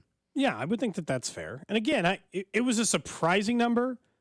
I don't want to dismiss, like, they're pretty far into a season, but this is a 56-win team last year that is still young. And I think you and I, maybe a month into the season, had a conversation about this team is going to continue to have to learn to win. I don't think that stops just because you're 102 games. No, I mean, as Vern has pointed out 100 times, I think, throughout, whether coming on us, our show, or the post-game show, basically mentioning that every single game for these guys is their biggest game they've played in now, like, considering the stakes, right? Every game moving forward. Every game, is the biggest game they've played in. Yeah, I mean, I think that that's probably fair. It's hard to imagine that that's not the case really at this point. And I guess that's what, that's where you and I will keep an eye on these things and figure out where they go. But I mean, it's a team pacing for 88 wins. I mean, I would have. Is that their pace exactly right now? 88 wins, 88 and some change. 88's not good enough for the division. Is it good enough for a wild card? It is right now. And right now it is. Yeah, so. and it would have been last year. I think that's the minimum number, though. I think that's the minimum number they're going to have to get to. Probably. But their schedule is a lot easier now than it was then. And I know that they're better against the White Sox than every other team. Yeah, they're one game above 500 against everybody but the White Sox. But also, if we went through every team, I mean, that's probably the record for what's the Twins' record against the White Sox? I think it's very similar. I mean, just in terms of their record, non-White Sox teams. Like, I think that's pretty. Now the Guardians are, I think, 8 games or something above 500 against teams that are not the White Sox or something like that. But they also are the best team in the American League, record-wise, still at this point. So that makes sense. All right, up next, we'll get to the random question of the day. And one player the Chiefs were perhaps interested in signing but didn't. So what does it tell us about a few players that are on the roster and one that's heading into year 2? We'll get to that next year on Cody and Gold.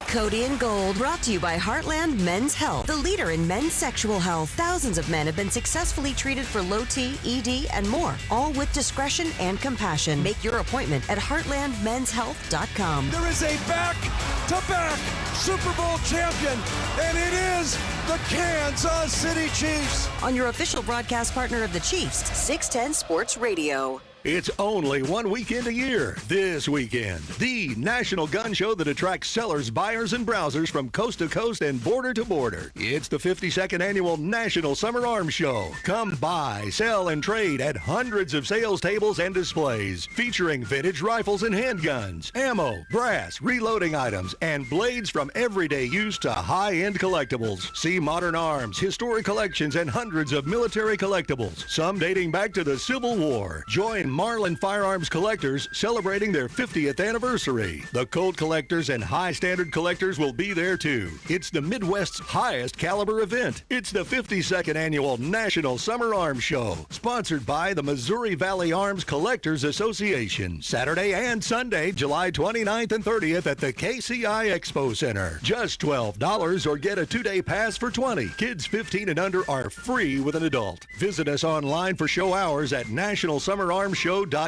Intimacy. Those special moments when we're together and deeply connected to the one we love. Truly, there are few times in life as wonderful as these. This is Jeff for Heartland Men's Health, and it's the restoration of intimacy that makes me most proud of the work we do in treating erectile dysfunction for our patients. ED is an intimacy destroyer. Research shows that men can draw apart from their partners when ED affects their sex life. The condition causes stress, anxiety, and depression. Even worse, a man's partner can even blame themselves when ED becomes a problem. For us at Heartland Men's Health, this is unacceptable because ED is simply a medical condition like any other, and we have many treatment options and treatment combinations that can stop ED in its tracks. In fact, we have treatments that are effective in well over 90% of cases. So call us and get back those intimate moments. Your initial visit is just $99 and includes blood work, a medical consult, and if medically advised, a test dose. And if that test dose doesn't work in the office, your visit is free. Call 844-447-6600 or go to heartlandmenshealth.com. We have 3 offices: Overland Park, Independence, and now North Kansas City. What does it mean to be the official information technology provider for the Chiefs?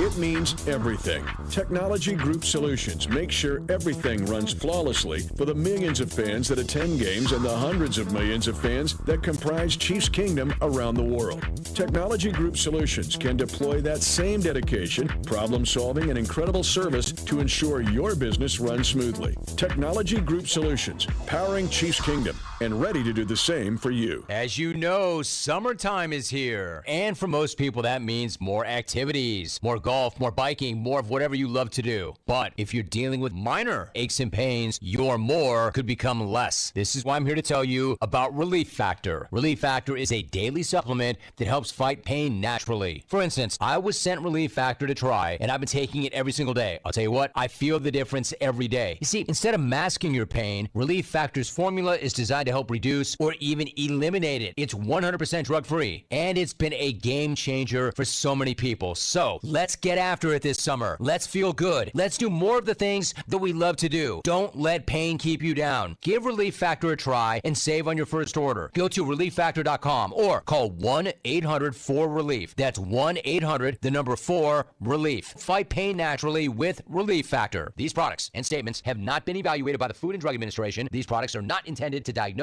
treat, cure, or prevent any disease or condition. Get in zone, AutoZone. Welcome to AutoZone. What are you working on today? Brakes? We can save you 15% on that. We have OE quality Duralast brake pads and rotors in stock, ready for pickup or delivery. We also have calipers, brake fluid, tools, and anything else you'll need to do the job right. When you get Duralast pads and rotors together, you'll save 15%. It's just part of what makes us America's #1 brakes destination. Get in zone, AutoZone. Mom, it's school shopping time. On it. Ooh, Target has select supplies like crayons and glue sticks for 25 cents, plus markers for 50 cents. Next, my new Rockstar vibe means new clothes. Ooh, totally. These graphic tees are $6 and made to last. And a strawberry lunch bag to match my sweet personality. Got it, and it's only $5. Let's get your favorite Good and Gather snacks. They're now at a new lower price. Best team ever. When it comes to low prices, Target has your back to school. This is the story of the one. As a maintenance engineer, he hears things differently.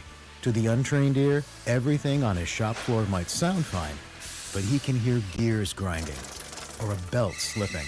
So he steps in to fix the problem at hand before it gets out of hand. And he knows Grainger's got the right product he needs to get the job done, which is music to his ears. Call, click Grainger.com, or just stop by. Grainger, for the ones who get it done. Okay, we've got an hour to clean both cars. Grab the buckets. Cool. I picked up some 303. Their aerospace protectant is awesome, so we're going to try some of their other stuff. Grab me that bottle of wash. Whoa, that smells amazing. Yeah, that citrus is nice. Okay, now hand me the hose. Hey! I don't see a bucket yet. 303 Car Care, driven by quality. Available at most auto retailers and Amazon. This is the story of the one. As head of maintenance at a concert hall, he knows the show must always go on. That's why he works behind the scenes, ensuring every light is working, the HVAC is humming, and his facility shines. With Grainger's supplies and solutions for every challenge he faces, plus 24/7 customer support, his venue never misses a beat. Call, click Grainger.com, or just stop by. Grainger, for the ones who get it done.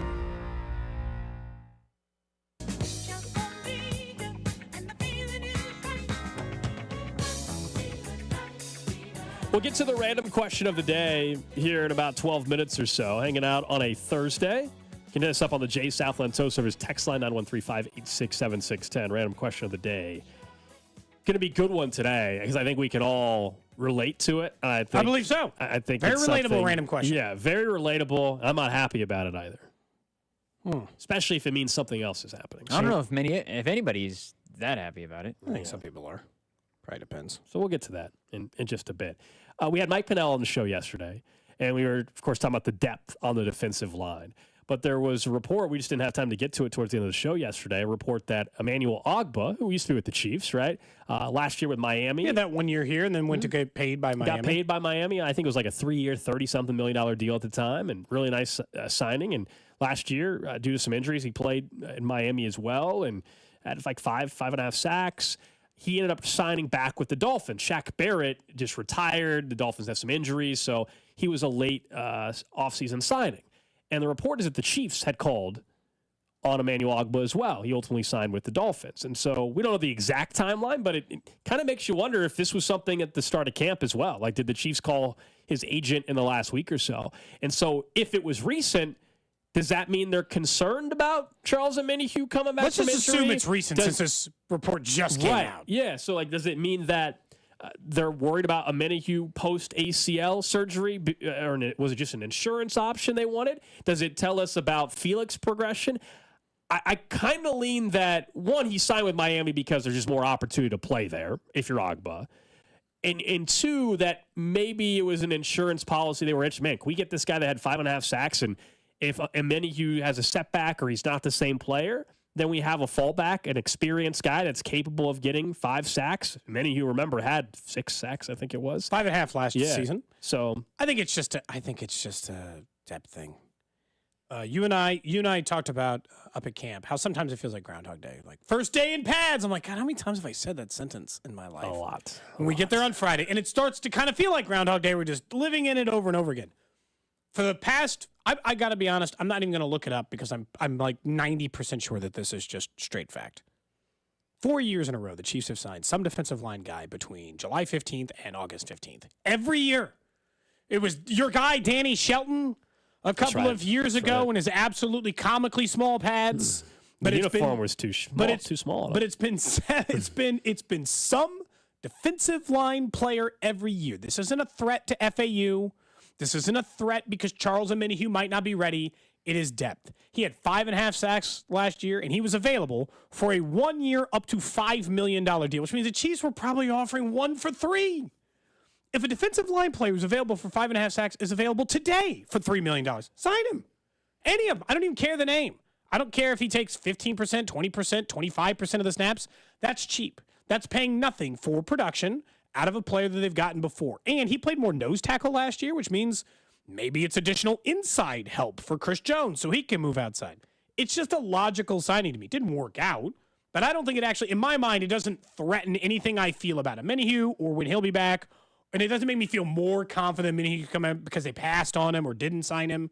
I think he probably chose, like you said, Miami because there was more playing time. And if the Chiefs were the only offer, he probably would have taken it, and I don't think it would have dramatically affected anyone's playing time. It's just a defensive line depth piece, in my opinion, like a safety net. Yeah, I think maybe, it was not that they're worried that, it was more of an insurance policy. Not that they actually are watching Omenihu's rehab and saying, oh my gosh, he's not going to be the same player. Just more of the, hey, you can never have enough depth and would have been a nice option with the experience. We also are familiar with him anyway. Because he was here in our organization, if you're thinking from the Chiefs' point of view. If the text line points out, it said way more about FAU, in my opinion, when they gave Mike Dana a contract than they gave him a multi-year deal, and they got Chris Jones on a multi-year deal, and Karlaftis still has multiple years left on his contract, so they were already putting guys that were definitively ahead of last year's first-round pick. Ogbah's just a depth, like, he's the same as, like, bringing back Turk Wharton. It's not a direct threat. Is it more competition? Is it somebody else you have to beat out for playing time? But here's how I view Is it Malik Herring? Yeah, fine. But, like, it's not, I don't know. It's not the threat the way, others are. But how I viewed the Mike Dana contract is, one, we all thought he was gone anyway, that he was just going to get a better offer somewhere else. And so some of it was that. And then think about how they were already, before we knew last year, before we even knew how much Felix wasn't going to play. Yeah. They had already last year, so they drafted Felix.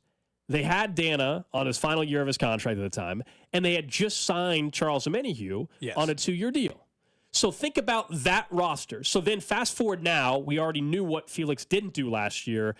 They know Omenihu's on the final year of his contract.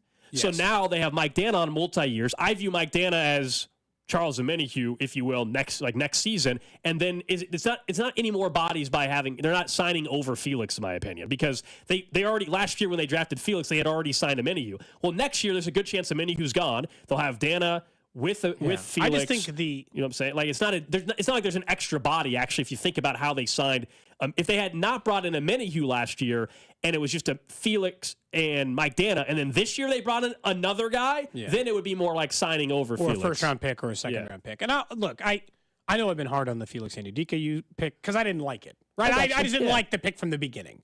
I'm not rooting for my prediction. I would rather FAU just come out and have 14 sacks this year. I don't care.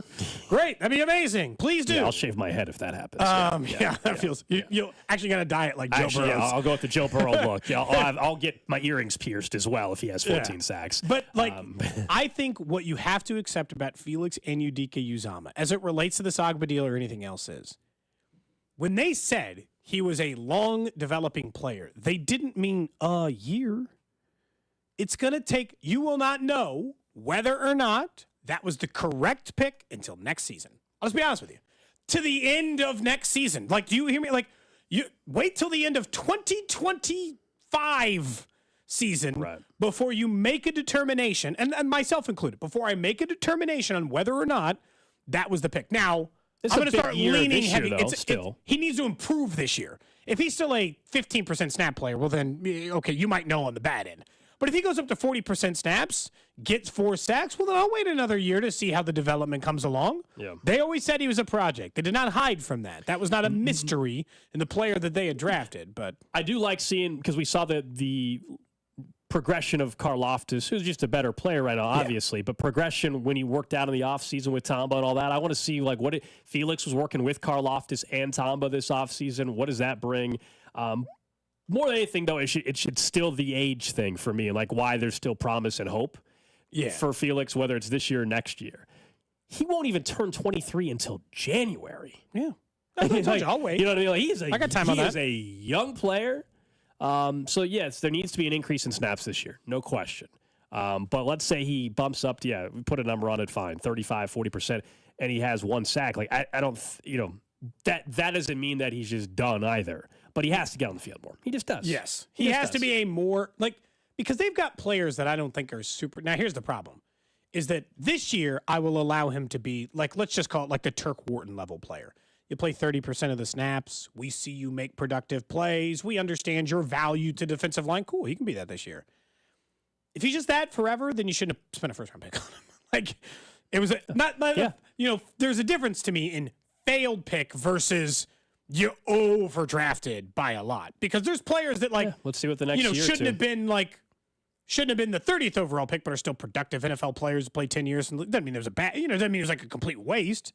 You didn't just bomb it like we talked about with Kavari Russell, who's a 3rd-round pick who didn't even make it to training camp. He didn't even get on a car and drive to St. Joe. That's a bust. That just didn't work out at all. That's different. We're having a different conversation. Maybe Breland Speaks can re-answer for himself now that he's. Did he sign? Didn't he get a contract with somebody? Camp with somebody. Camp with somebody? I told you he should get his redemption here. No, that ship has. I know. I don't know if he did get signed. I don't know. Even though he was the defensive player of the year in the. He was defensive player of the year in whatever that league is. Oh man. UFL. No, they combined, right? UFL. Is that what it's called? It was the XFL and the USFL combining into the UFL. Okay. Yes. I apologize.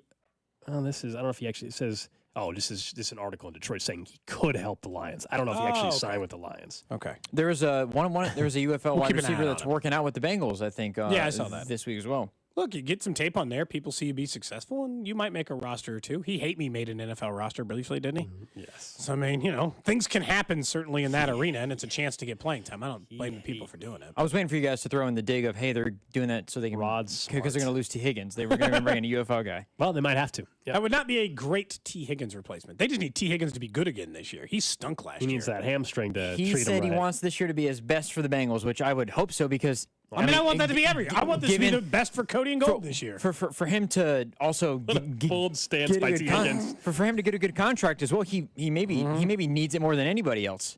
If he wants to get paid, yeah, it'd be the case. Look, I have not given up on Felix and Udika Uzama, or the idea that like Agba would do that. I think they still have one of the deeper defensive lines in the NFL. They do. And the proof has been in where their defensive line has performed over the last 2 seasons. They have one of the top 5 most dominant defensive linemen already.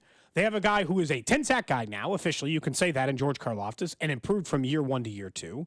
Mike Dan has proven to be a 5 to 8 sack guy in his NFL career multiple times. He's option 3, and then you've got a lot of good bodies. Not no superstars after that, but who the hell does it 4, 5 on your defensive line? They can run a lot of numbers, and they're very competitive. I'm looking forward to when Felix gets a sack in week 1 to play this back because we would be on pace for Gold to do this. And I would rather FAU just come out and have 14 sacks this year. I'll shave my head if that happens. Actually, I'll go with the Joe Burrow look. Yeah, I'll get my earrings pierced as well if he has 14 sacks. 3 things you'd be on I pace. want him to just have like 10 sacks in like week 12. Week 1, somehow he gets 2 sacks. Like, oh, you might be nervous. Look, there's an ad that runs on this station of me saying I'll get a tattoo if the Royals win the World Series. What's so like, I'm what's still more at risk. likely? What's more likely? Royals win the World Series. I think so, I agree. for sure. I agree. And that's not even a knock on Felix. 14 sacks, a lot of sacks, man. Karlaftis is not probably getting. Chris Jones might not get 14 this Chris year. Jones has gotten 14 sacks one time in his NFL career. He's a future Hall of Famer. That's why I was willing to say what I said. I'm very safe here. You felt okay. Very safe. The texting brings up a good point. I thought Felix was basically a second-round pick, Cody.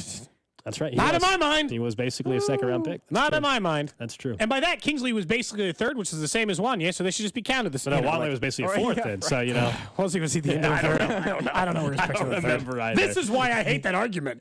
They were picked where they were picked. He was a first-round pick. It was not the final all first-round picks are created equal, man. Top 10 first round, not the same as pick 32. I think, look, I feel like I have to make a bold prediction as well now. Just in case. Oh, boy. If you guys will divvy up the money, I will. If the Bengals lose to the Chiefs in week 2, I will. But you care about week 2 more than we do. But go ahead, that's fine. I'm listening. I would wait until the playoffs, but I will say this: given how last year went, I don't know where we're going to be at regarding Joe Burrow's health. Fair. If the Bengals lose week 2, if you want to divvy up the money for me to get my hair bleached or dyed, I will do it. I will go to a barber when I get my hair do the cut. McDonald's challenge. We can't just do an at-home bleaching. Yeah, we can't just buy you a bleaching kit or something or whatever. He wants it done right. He wants it to at least look good. I'm sure we can find some hairstylists that'd be willing to come in studio and make this happen. Yeah, if I'm getting it done, it's getting done correctly. We got Gold's hair cut into the Mahomes style after they won the Super Bowl once. Yeah, that was something I agreed to do like the first week of we did the show together. I said, I'll get the Mahomes cut if the Chiefs win the Super Bowl, and they did. And so then we went to... They were like rolling his hair up in pencils, dude. It was pretty bleak. Yeah, I looked like a European soccer player more than anything else for that 24-hour period. Yeah. It looked the way the haircut was. I thought you should have kept it a little longer than you did. By the weekend, you were back to normal. Well, the issue is, spoiler alert, my hair doesn't naturally curl. So it's, we're trying to replicate a hairstyle that doesn't exactly in retrospect, we should have made him get it permed. It needed to be. The only way to have done it right would have been for him to get it. But doesn't that go out once you wash your hair too? I don't know. No, you just can't wash it for a certain period of time. It's not like you can never wash it. There's just a certain amount of time. Perms are really popular with kids right now. That like with kids? Yes. Really? Really? It's like a trend? Have it? What do you think? Desmond had one? What do you think? They're just all these kids who have like the number 2 on the side of their head and then this big curly top. You think they just all have naturally curly? No, they're actually getting perms. I'm not kidding. That's a real thing that kids do now. Has your son had a perm? He's not asked for any of that yet. He's too young to care about that. They just say the normal things that kids say, like skibbity toilet and the other nonsense that kids say that don't mean anything. Every single person on the text line is going to know what I'm talking about some because show? they have kids. Some show? It's a thing on YouTube. I'm just going to tell you right now, the amount of people who are going to know what that is on the text line. Toilet. Or Riz or any of the other things. Season 1? What is this? The username it's posted. Riz is a common common thing though. Yeah. Skibbity is a web series of YouTube and shorts created by. Okay, it's just a YouTube show. Huh. But it also it's just it seems weird. It's like a creepy face inside of a toilet. What do you guys watch? What are you having your kids watch? What is this? They just every There's kid one knows. that has Joe Burrow's face in the toilet. Are they trying to say he's crap? I'm just trying to tell you, every kid knows what that is. I don't have anything outside of that. Every kid knows what Let's it get is. to the. Oh. Is that what it Text is? line's so mad about it. We know, unfortunately. What is that song? What was that? That was Skibbity Toilet episode 1 or 121. Wait, that he was saying like Skibbity. How many views? 121 million views. Are you kidding? This guy. Random question, please. Random question. For you, Gold. For you, Drew, over in the text line, 913-586-7610. You can catch us on YouTube, Twitch, Facebook. I have to think way too hard about it. I had it down to a science. I used to say it with Twitter in there, and it's not on there right now. But 610 Sports KC, the random question I have for you today involves big news in the aviation world. It was announced today, breaking 50 years of precedent. Southwest is doing away with unassigned seats and is changing their boarding process. No more cattle call over there at Southwest. The question I have for you is, are you officially, were you against Southwest because of that? It's a two-part question. Did you just not do Southwest because you didn't like their boarding procedures or their seating? And if you did use Southwest like I did, I would say I have flown Southwest almost primarily as a traveler in my life. Are you now against Southwest under these new conditions? Look, as someone that's lived in Kansas City most of my life, you guys know Southwest usually destinations, most of them come from Southwest, right? Like, if you're looking for more of the nonstop flights, if I lived in Atlanta, my answer would probably be I've flown Delta, you know what I mean, more than Southwest. But in where we live, Southwest is one of the better airlines for the routes that they offered. The priority boarding thing, look, I didn't mind the no assigned seat thing because occasionally you'd get lucky enough, and as someone that's a little bit taller, you get the exit row, and it's nice. Whereas now you're going to have to pay extra. Yeah. Now, that's how all the other airlines do it, so it's not crazy. It sucks. My big thing that I'm worried about, are the bags flying free? Are my bags flying free still? You want to know the truth? Because I think you're right. If the bags aren't flying free anymore, then you're a free agent? Then I'm a free agent. Now, it's most likely Southwest out of Kansas City is still going to have, depending on where you're traveling to, going to have more of the nonstop flights, just where the routes work. I've definitely 95% of all flights I've flown in my life have been on Southwest, I would say. And then after that, it's divvied up between Spirit or whatever. I still think the best airline ever in Kansas City, Midwest Airlines. Then it became Frontier, I think. But Midwest Airlines, 2 wide, leather seats, warm chocolate cookies. That was the best airline ever. It doesn't exist anymore. Midwest, it's dead. Midwest Airlines. You're not traveling like it's Mad Men in the 60s anymore. But that was a great airline. Here's the bad news. Is that Delta posted a really terrible quarter, and then Southwest posted a really terrible quarter, and then revenue. And then they're like, we got to find revenue, so now it's time to start charging you for the good seats. Look, I'll be honest. This sucks. The second they get rid of 2 bags fly free, I'm a free agent. They got me till then. I will hold on till then. I'll pay the extra about that. I'll pay the extra $15 to sit in an aisle or to sit in an exit, or not, sit in an aisle or to sit by a window, so I don't have to get the middle seat. But I didn't mind. I guess maybe I didn't mind it because Southwest felt like it was built for you were never down just as long as you could plan more than 5 seconds in advance. It was consistently the cheapest out of Kansas City. I got 2 free bags. And just as long as you understood how time worked to check into something, I was never stuck in a middle seat. I've never been in a middle seat on a single Southwest flight ever. You know why? Because I think other people who can't keep track of their own time or get somewhere on time, I can. So by getting somewhere on time, essentially I got to fly Southwest and sit in an exit row or sit in an aisle seat or sit by a window just because I was good enough to keep myself on time. Yeah, I like fine, that. I'm fine with the change as long as the bags still are flying free. The other priority boarding and paying extra for the exit row, it is what it is. That's what everybody off. But it's the bag part that if that changes, that'll change. Someone said it will be better this way. Southwest is awesome. As long as the bags stay the same, I don't think it's way worse. I didn't mind the cattle call. I really didn't. The headline on the Washington Post is the end of the People's Airline. Oh, man. I will say this. Up until I moved to Kansas City. That was HCA Midwest, like you said. Midwest Airlines, man. Midwest Airlines. Well, up until I moved to Kansas City, I had not flown Southwest once. In Indianapolis, traditionally, Delta is the big one. I think American was also very popular in Indianapolis in particular. I've never flown American once. I've been on a Delta flight, a United flight, and twice. 20 Delta Southwest was my flights. flight. But see, if we lived in Dallas, you would probably have flown American a ton more. One of their hub is in Dallas, or you know what I mean. Like it just depends on where you grew up in the country. What I use the Atlanta example for Delta or Minneapolis. Delta would be in a more popular airline, but it depends if you're traveling. Someone said you better believe I pay for A1 through A15 automatically every time. I've done that. We've definitely done that. The early bird. Early bird, I'm a big fan of that. Like we're flying to Vegas in August or whatever. I don't know if you did. I didn't do the early bird for that yet, but I don't know if you did. I haven't yet, but I probably will. Yeah. But if you go back through, this is just the reality of the situation. I liked the setup because I knew it. I'll be honest. I'm a little worried, Gold, that we're forget the bags and fly free, the rest of it, the seats and all that stuff. My objection to it might only be the same reason, for the people who are anti-airport. I know the system. I like the system. I know how to get in and out of Southwest. I know how to get on the. I know Yeah, how I board. This is going to be even easier to get on the plane, though. Yeah, it will. But like, I know. You know what it is? You'll know when you go to the airport exactly where you're sitting already. It's comfort.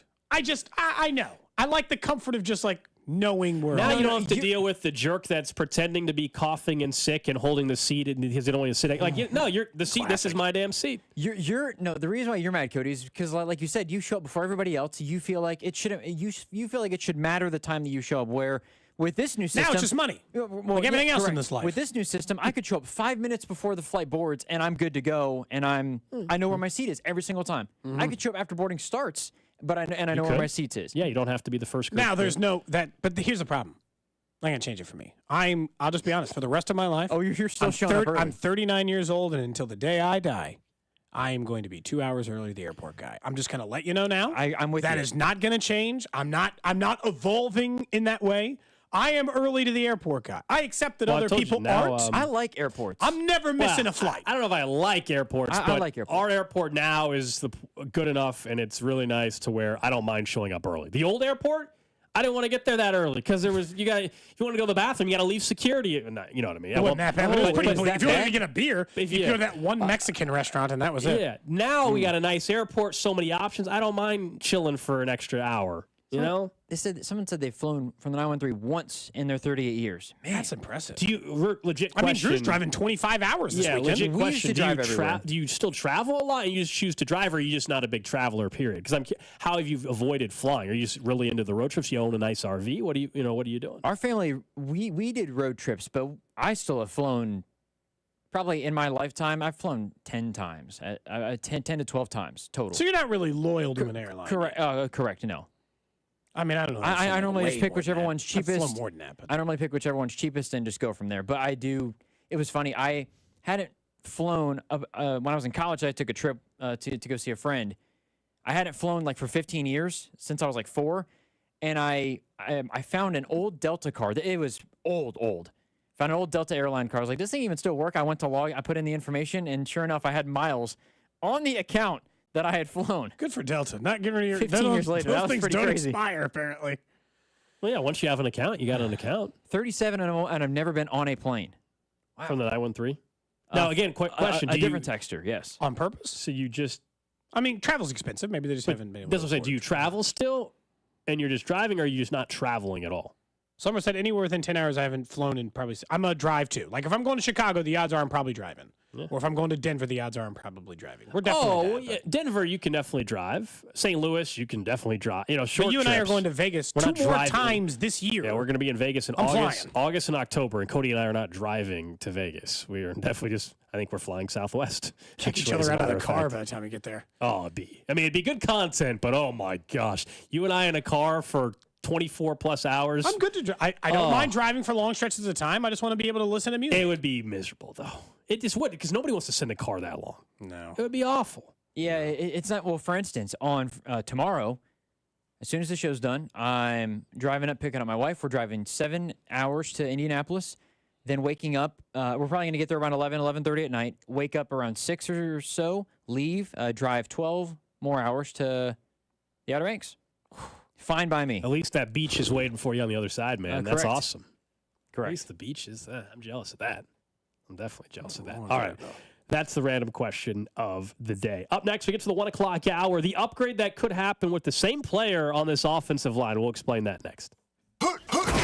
Hey, it's Vinny Pasquantino. Don't forget to follow Cody and Gold on the Odyssey app so you can listen on demand to my terrific football takes throughout the year right here on 610 Sports Radio. Brought to you by Heartland Men's Health, the leader in men's sexual health. Thousands of men have been successfully treated for low T, ED, and more, all with discretion and compassion. Make your appointment at heartlandmenshealth.com.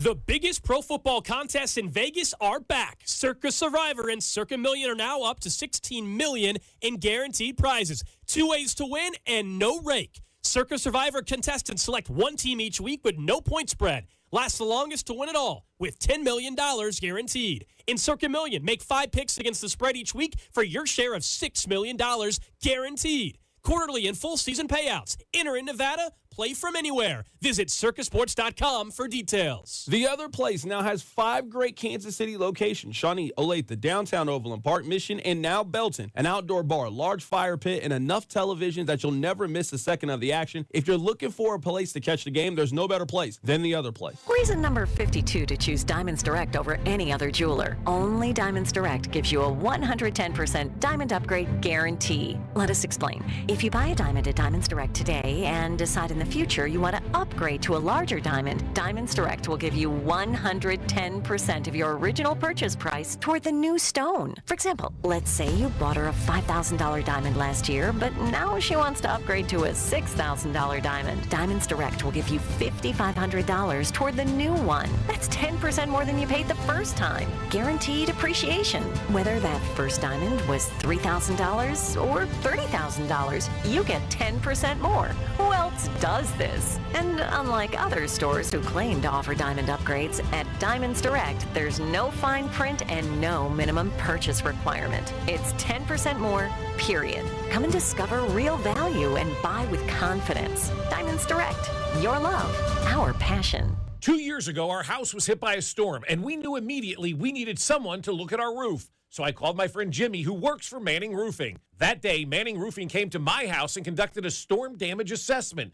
Manning told us what was wrong and how we could fix it right away. Manning Roofing is the roofing company I trust for my home and my family, and it should be the one you trust as well. You can set up an appointment at manninggc.com or give them a call, 816-448-8208. Call Manning Roofing today. Milagro Tequila and Jackson County Tow presents FAC 25. 15 MMA fights will be streamed live worldwide from the Cable Dahmer Arena Saturday, July 27th. The featherweight title is on the line with Duran Makaiza taking on Ray Hayes. In the co-main event, Alex McGowan will square off against Josh Schreddinghaus. Get tickets now for FAC 25 through Ticketmaster or the Cable Dahmer Arena box office. Sponsored by Dream Machine Motorsports, Hoy Excavating, Herzog, and Pentmaster. This past weekend, my wife and I did a charcuterie board, all from Hy-Vee. We saved a ton of money shopping the aisles, getting all the great meats and cheeses. And I'll save even more this Thursday during the 12-hour buy one, get one free sale. From 8 a.m. to 8 p.m., I'm stocking up on all of my favorites, like buy one, get one free Lay's potato chips and Bluebell ice cream. Buy 8, get 8 free boneless pork chops, and buy 4 ground beef patties and get 4 special recipe bratwurst free, and lots more. It's BOGO Day this Thursday, only at Hy-Vee. Tax-free weekend is twice as nice this year with help from Hy-Vee. This weekend, earn double fuel savings when you purchase retail gift cards. Gear up for back to school with gift cards to Best Buy, Kohl's, TJ Maxx, and more. Earn 2 times the everyday fuel discount with every gift card purchased. The more you spend, the more you save.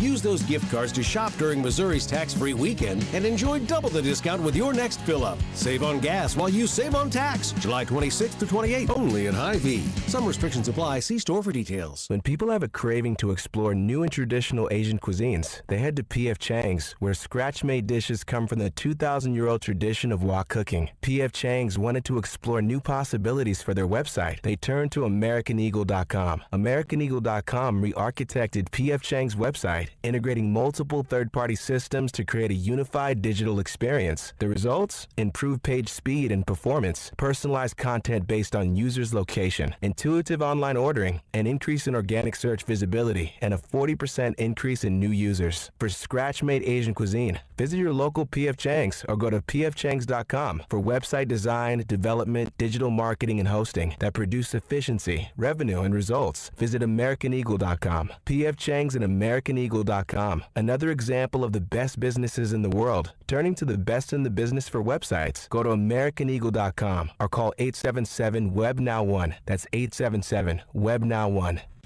This is the story of the one. As a maintenance engineer, he hears things differently. To the untrained ear, everything on his shop floor might sound fine, but he can hear gears grinding or a belt slipping. So he steps in to fix the problem at hand before it gets out of hand. And he knows Grainger's got the right product he needs to get the job done, which is music to his ears. Call, click Grainger.com, or just stop by. Grainger, for the ones who get it done. Get in zone, AutoZone. Welcome to AutoZone. What are you working on today? Brakes? We can save you 15% on that. We have OE quality Duralast brake pads and rotors in stock, ready for pickup or delivery. We also have calipers, brake fluid, tools, and anything else you'll need to do the job right. When you get Duralast pads and rotors together, you'll save 15%.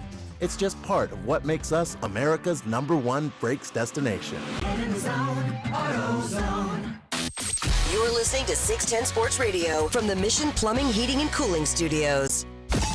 The all-new 249 Miles of Football podcast, hosted by Drew Nixon, with new episodes released every Wednesday, is available now on the Odyssey app or wherever you get your podcasts. 610 Sports Radio, KCSP Kansas City, WDAF HD2 Liberty, and Odyssey Sports Station.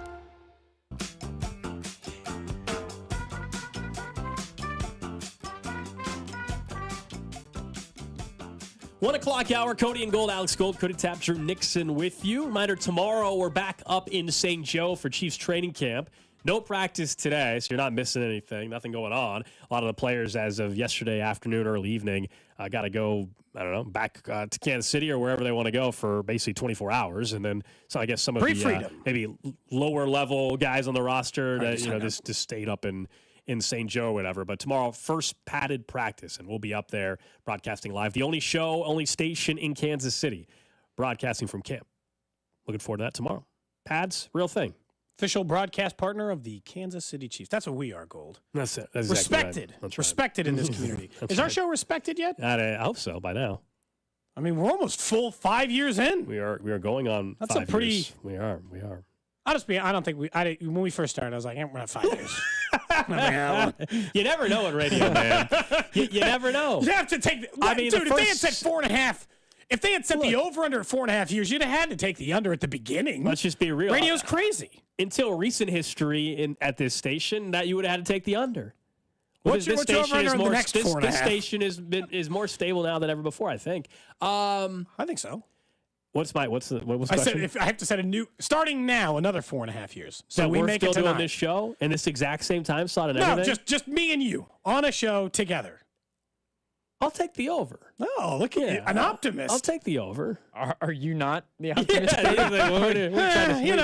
Again, it's radio. It feels kind of. I'll take the over, but Vegas will tell you that it's minus 110 either way. You never know. Cody's banking on winning the lottery here in the next 5 years.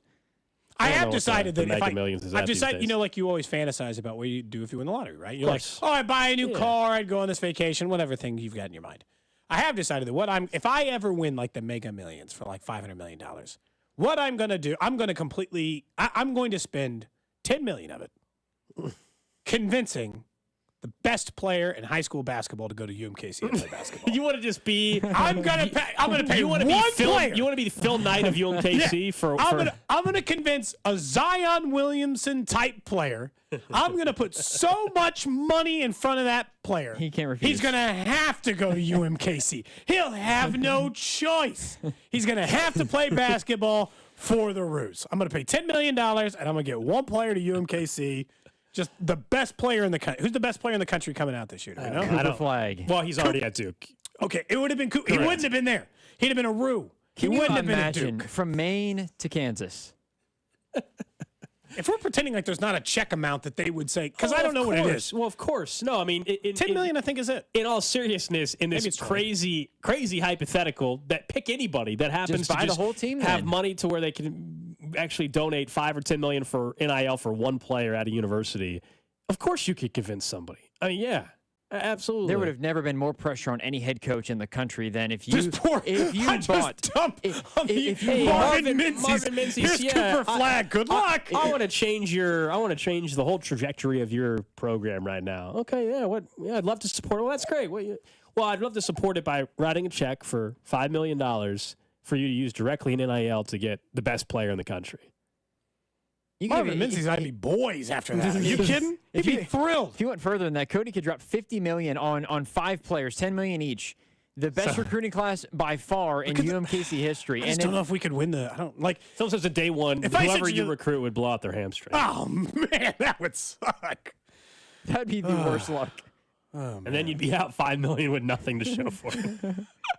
Do you think? Could I buy a Sweet 16? Like, can you buy a Sweet 16 at UMKC? No team can buy. No, because look, Kentucky didn't Kansas get there didn't buy this one year. this year. They paid Hunter Dickinson a lot of Kentucky money. and Kansas did not get there. I know this they had year. a chance. Can I buy UMKC a chance? Can I buy him a tournament appearance? Never been to the tournament. Well, if they got Cooper Flag, yes.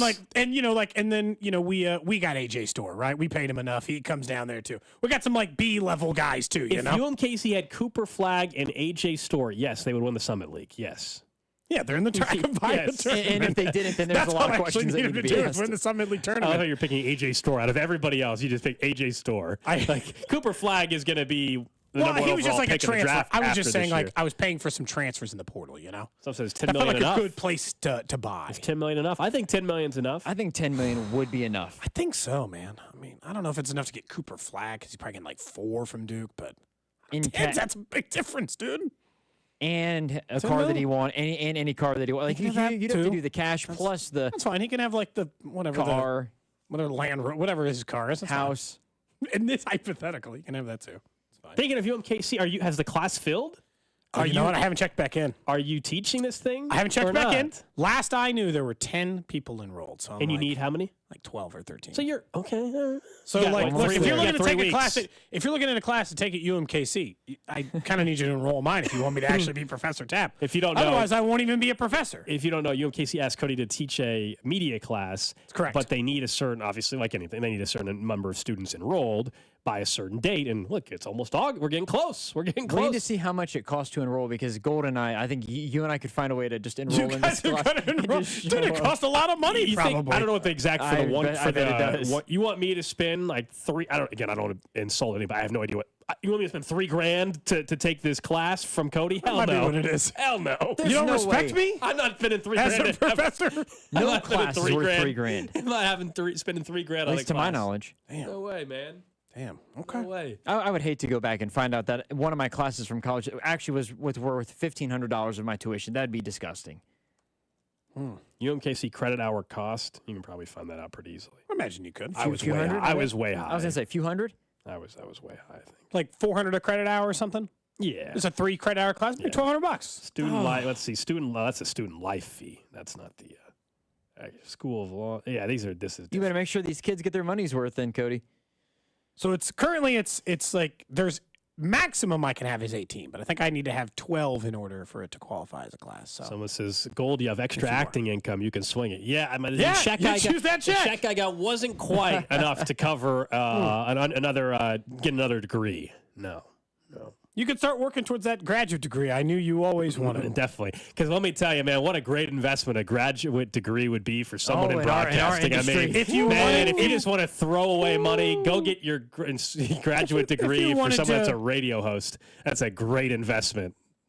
My sister has to take grad school for what she's Oh, in. it's beneficial for plenty of careers. I'm just Sure. telling you. For ours, it If is you not. want to teach, it's good for our career. Like permanently. My current job, spending money on a master's would be the dumbest thing Correct. ever. It would be the dumbest decision. Just would. Okay, well, if you're a UMKC student, you want to be taught by a current radio professional. You know, I can't speak for the other Have section you of this changed course. your LinkedIn profile? Because I'm sure the kids Nope. will be looking up your LinkedIn. I'm glad you brought it up, Drew. Once the movie kids comes get on out, I need LinkedIn? to add actor to my LinkedIn as well. That's true. I LinkedIn forgot. was Put the it on the most resume. overrated thing when I was in college. So overrated. You need a LinkedIn I mean, I have page. a You gotta- LinkedIn. I keep So it do I. updated. I don't keep it updated. It's fine. I mean, like I need have, to be better at it. I think in some fields it's probably more beneficial, right? Networking and things like that. And Yeah. networking's big in every field, but like using LinkedIn. But like I keep mine up to date. Like if you were to find mine, everything's up to date on there. It also has still I think like, everything's stuff up I on mine. did 10 years ago on there. My class, by the way, course. for those asking, is Communication Studies 383. 383. I'll be teaching the Monday, 300 level. Wednesday. I believe it starts at 3 o'clock course. Monday, Wednesday, that must mean it's an hour and a half, right? Or an hour and 15? Something like that. Someone says K-State around $1,000 for 3 credit hours. Maybe that's so. what it is. UMKC might be like let's call it $700 or something. I bet it's like between 3 and 350. That means for Butler, I'm sure it's I probably was right in that range. spending $1,500. That's disgusting. I made the wrong decision. I'm open and You honest. went to a private school, man. Yeah, that was a dumb decision. Yeah, not well, yeah, you not my did. type of crowd. Mr. Private You School got private Drew. school? Not my type of crowd. I almost made the Eminem 8 Mile At all. song, obviously. but I know something about you. He went to Cranbrook. That's a private school. I might have been. That's immediately when I thought when it said private school. I might have been the poorest. My family might have been the poorest family there. I'm dead serious with some of the. Could have been that bad. You went to private college, man. Like you went to. And believe me, I'm paying back the money that I'm paying it back. I'm right there with you, my man. I sent an email. I will give you an updated enrollment number. They gave it to me like weeks ago, so I don't know. Someone said you have a profile on Temu. Okay, relax. Relax. Cody said, or somebody said, Cody's going to start his first class with, I'm devastated to report to you that Professor Tapp has passed away. Psych, I'm alive. That's how you pay off a tease. That's a great. They don't know who you are. You're gonna play. Yeah, you're gonna try to be. Are you gonna try to crack a joke right away as you walk into that class? No, I don't think so. That doesn't seem like. I don't think that I would do that. I do know that in previous experience, in the semesters I taught before I became the Royals insider, and then before this show, when I had they do listen to the show. So they immediately tune in to hear the things you say. They're going to find out who's teaching their class. They're going to Google you, find out you host the show. They're like, wait. And then they're going to find this guy sings songs on the radio. That's what he does. And that guy's teaching us. That guy. Yeah. Yeah. And then just wait till I say something that I'm not at least supposed to say. I'm glad that you said the course name because Drew and I would never hear the end of it if it was like the art of entertainment. It was taught by Cody Tapp. No. You and I would never hear the end of it if that was the name of your class that you're teaching. Mm-hmm. So you need 3 more people. As far as I know, okay. 2 to 3 more people. All right, there you go. Professor Bancroft. If you would like, I think if Professor Bancroft's got a good ring to it. Just start going by the middle name for that. All right, let's talk some Chiefs football, though, a little bit, because so much this offseason right now on the O-line is the left side. Left tackle. Who's going to win the left tackle job? They've been rotating Kingsley, Suamataia, and Wanya Morris. Well, to alleviate some of the pressure, whoever ends up winning that job, it would be nice if Jawan Taylor took a step forward. And how confident are you that can actually occur? I actually think there's plenty of wiggle room for that to happen because a lot of the issues Jawan Taylor had last year were based off of the first 8 games, where we all know opener last year against Detroit, the minute Collinsworth pointed out that he jumps off the line a little early, the league focused in on it. It was highlighted. He was targeted. I think Andy Reid even kind of acknowledged that. Week 2 against Jacksonville, he was called for 5-7 penalties, something like that in that one game. They had to pull him out for a drive. It was a mess. Then later on the year, we really didn't mention his name. We went back and looked up some of the penalties. He had a penalty in the AFC title game, a single penalty, but I think that was a holding call, not a false start. Once he got out of that weird area, he was better, and now he has an offseason or had an offseason to clean up some things. So they need him to be better. Look, he's getting paid the way he is. He needs to be better. But also, I think it's not crazy to just say, yeah, for sure he's going to be better, Cody, because so much of his performance was based off of asking him mid-season to shift how he had played most of his career. And when he was only called for 6 penalties a year ago in Jacksonville, or 2 years ago in Jacksonville, and now he had a season penalized player in the league. Look, I am far more confident than maybe I should be. I don't know, because it's hard. When they had signed Jawan Taylor last year, weird vibes. They initially signed him and said, we might make him the left tackle of this team. I think we all, for about 4 days, thought he was going to be the left tackle in this team. And then they signed Donovan Smith, and I guess we're like, oh, I guess he wasn't ever going to be the left tackle. You already signed a left tackle. And now they've drafted left tackles in each of the last 2 years. So they definitely are never thinking about Jawan Taylor ever being a left tackle. He's a right tackle. Yeah. So, he's not the kind of freak athlete that they thought was the case in the, oh, he could play left or right. He could play anywhere. Look at this guy. They've settled into thinking he can be at that position and that's where he can go. But probably like a 6 or a 7. I guess what I have to really ask myself about Jawan Taylor is, would I be fine with 17 games of how he played for the final 8? Are you okay with that level of Jawan Taylor? Because that's really what I'm asking myself. I'm 8 out of 10 confident that I can get that level of Jawan Taylor for 17 games this year. So just as long as you're fine with that level, which is, I don't know, the 11th best right tackle. What do you think?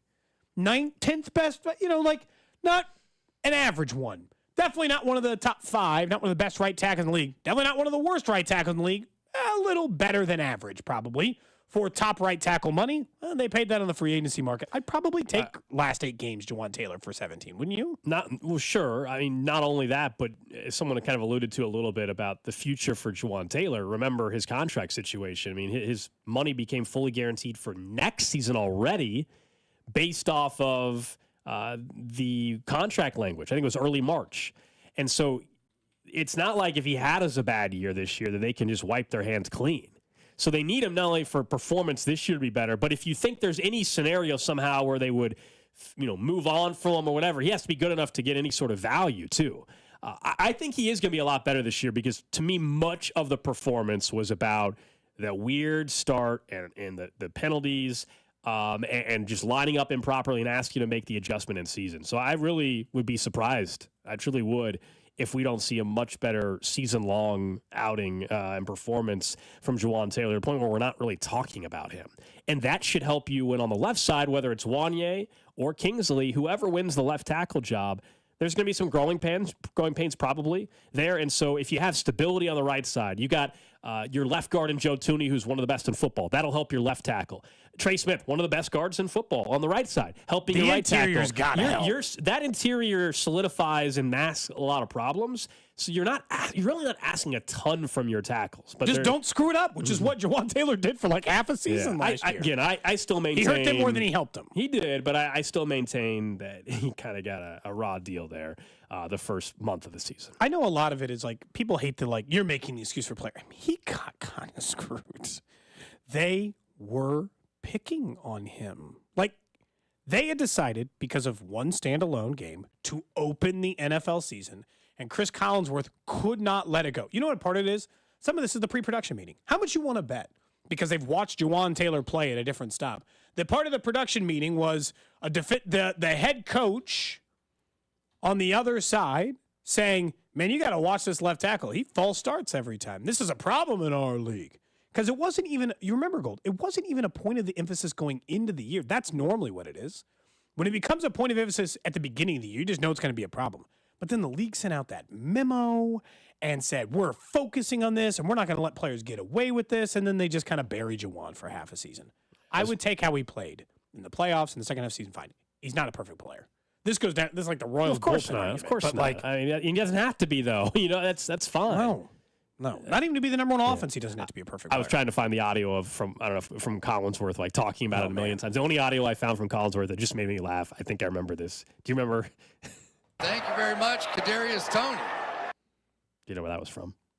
That was week. Was that when he was offsides? That was week one dropped when he the ball and it was the touchdown, the pick six. That was wasn't the it? pick six against the Lions. I mean, when you just say somebody's saying right through the hands of Toney. Anyway. That's when we came back. And every open, I think was. We did that day. That was not a good Yikes. time. That was not fun. He lost him a game. That game, and Chris Jones was Two- sitting two in the of them. suite. But then fast forward to February, and they won the Super Bowl, so who cares? Who cares? What a weird juxtaposition, week one versus the final week of the season. Week one is it's like he's between two mob goons in his agents. His agents, Chris Jones, sitting up his in the agents, by the way, suite. Despite all the Tony cost him the game. His agents, by the way, despite everybody, trashing got him, paid. twice in his career, he got his client mega deals. Yeah. Right? But the holding out is not why. You know what I'm saying? I That's what. I understand, but they he's still costing money to cost him money. But they still got done what they needed to get done. Right? The whole thing in the first time was these guys have handled 7 contracts. Are you sure you want them to handle one of the, Chris Jones 10 is their richest biggest in client. NFL history? Yeah. Chris Jones is their biggest client. I think that might be why I don't think the Bengals fans don't like the Chiefs in general, but last year it didn't really matter because Joe Burrow was hurt. Last year I think really bothered Ravens fans particularly and Bills fans more because the Ravens had that chance against this team that couldn't do anything right on offense, had a really good defense, but they struggled, had all these problems, and they still made it to the Super Bowl. I think it bothered Ravens fans and then Bills fans more, I think, than any other fan base. Maybe the Niners too, I guess. Well, that was the whole thing throughout the playoff run. Was if you didn't get them this year, when are you going to get them? Mahomes had to go in the Chiefs. We talked about that for sure. The toughest playoff stretch anybody's ever gone through on the road on the road after hosting Miami, but on the road against Baltimore and Buffalo and that stretch. And Absolutely. You're right, Cody. They're that throwing was snowballs at Mahomes as he's running but off. the Chiefs players enjoyed that because that was fun. But it's just like good luck. You got that was their lowest offensively. Now look, they ended up being a number 2 defense, a number 1 defense in the league. So maybe you didn't get them at their worst, but I don't know. Part of it is even if their defense is a little bit worse, their offense is going to be better. They're not going to be a worse team this year. Yeah. They might not still win the Super Bowl, but the Chiefs are not worse. They're not a worse team, barring some sort of injury that sets them back quite a bit.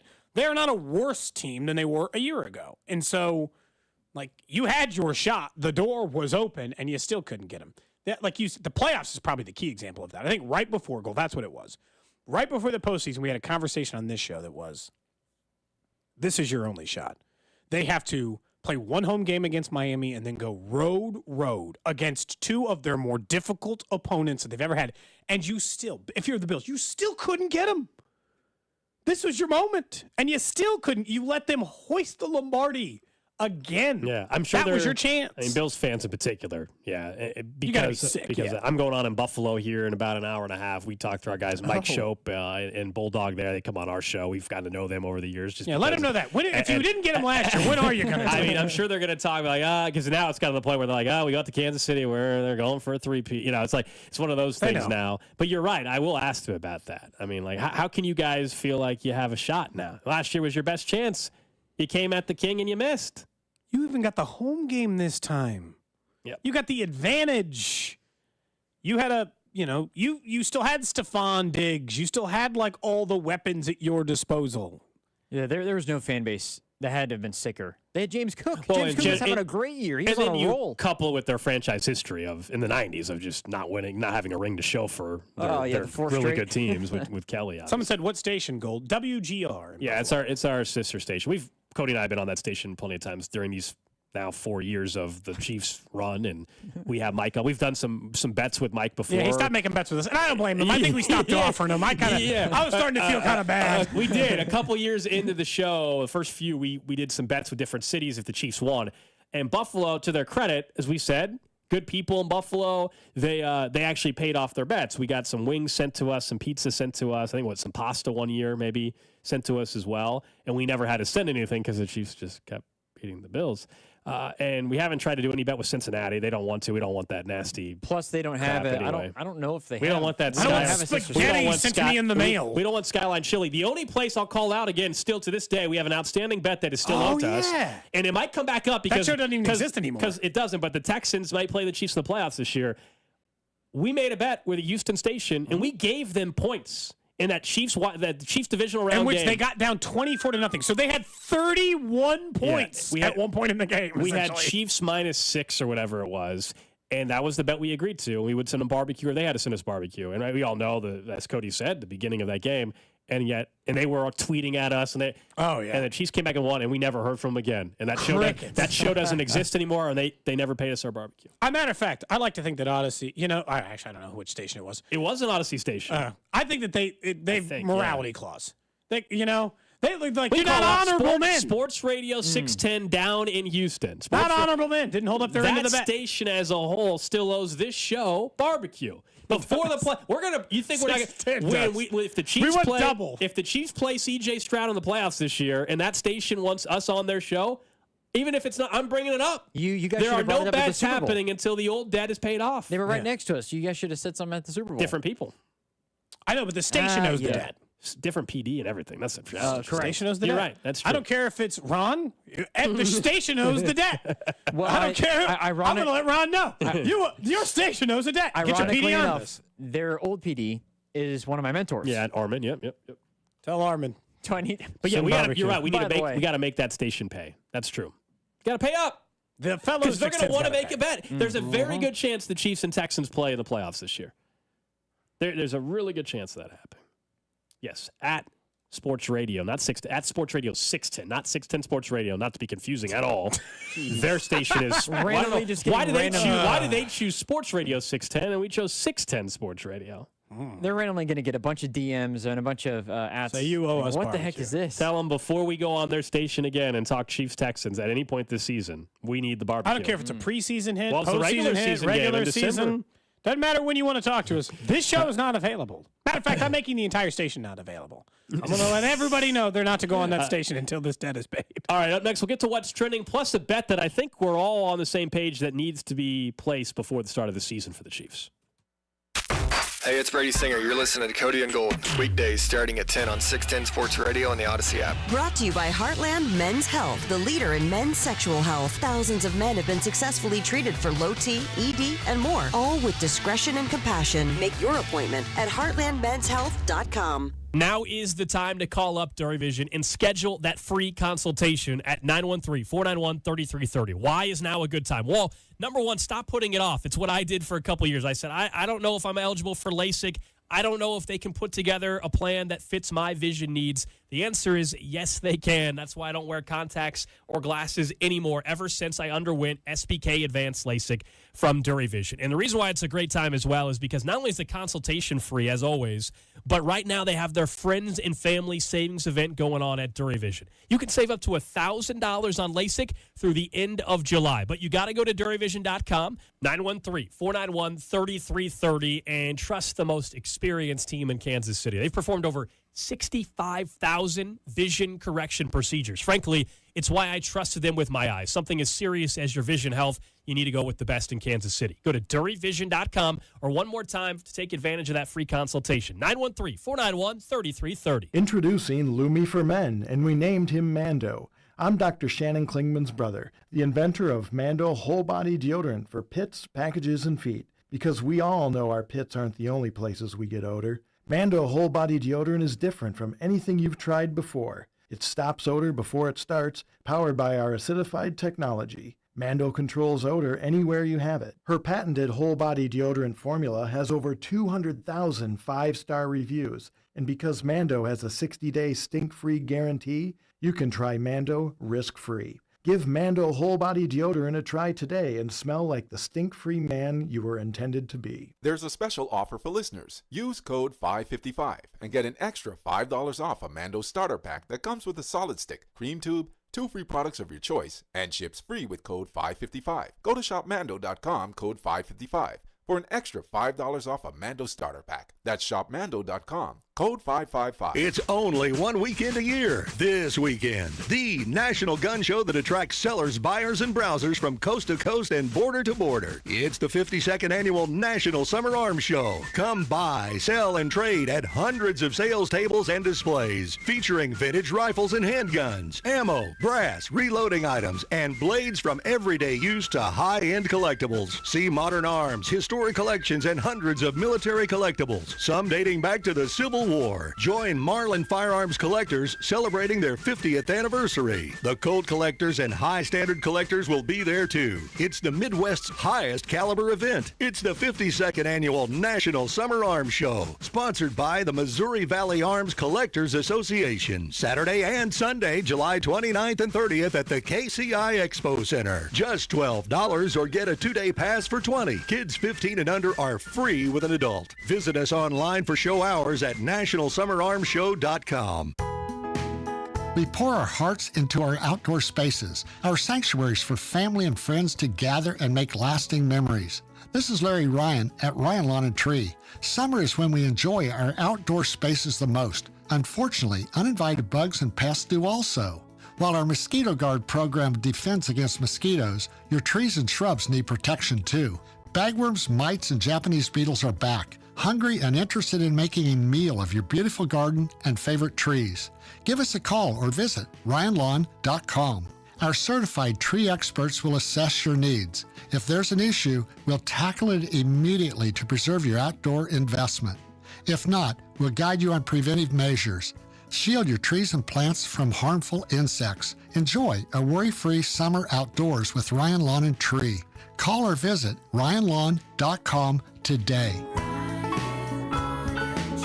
As you know, summertime is here. And for most people, that means more activities, more golf, more biking, more of whatever you love to do. But if you're dealing with minor aches and pains, your more could become less. This is why I'm here to tell you about Relief Factor. Relief Factor is a daily supplement that helps fight pain naturally. For instance, I was sent Relief Factor to try, and I've been taking it every single day. I'll tell you what, I feel the difference every day. You see, instead of masking your pain, Relief Factor's formula is designed to help reduce or even eliminate it. It's 100% drug-free, and it's been a game changer for so many people. So let's get after it this summer. Let's feel good. Let's do more of the things that we love to do. Don't let pain keep you down. Give Relief Factor a try and save on your first order. Go to relieffactor.com or call 1-800-4RELIEF. That's 1-800-4RELIEF. Fight pain naturally with Relief Factor. These products and statements have not been evaluated by the Food and Drug Administration. These products are not intended to diagnose, treat, cure, or prevent any disease or condition. This is the story of the one. As head of maintenance at a concert hall, he knows the show must always go on. That's why he works behind the scenes, ensuring every light is working, the HVAC is humming, and his facility shines. With Grainger's supplies and solutions for every challenge he faces, plus 24/7 customer support, his venue never misses a beat. Call quickgrainger.com or just stop by. Grainger, for the ones who get it done. Hi, I'm Kamiko, the founder of Miko's Hot Chicken. When we started our family restaurant, we were also raising a family. But let me tell you, it wasn't easy. Our Chase Ink card was there to reward us on all of our business needs. Now we have a thriving location, and we're hungry for more. With the Chase Ink Business Unlimited card, you can earn unlimited 1.5% cash back on every purchase, so your business can go from here to possible. Chase for Business. Make more with yours. Real business owners compensated for their participation. Cards issued by JPMorgan Chase Bank and a member FDIC. Subject to credit approval. Terms apply. You're in hot water, mister. What'd I do? I told you months ago our utility bills were getting higher because of that old outdated tank water heater. Maybe it's time we finally switch to a Navien tankless.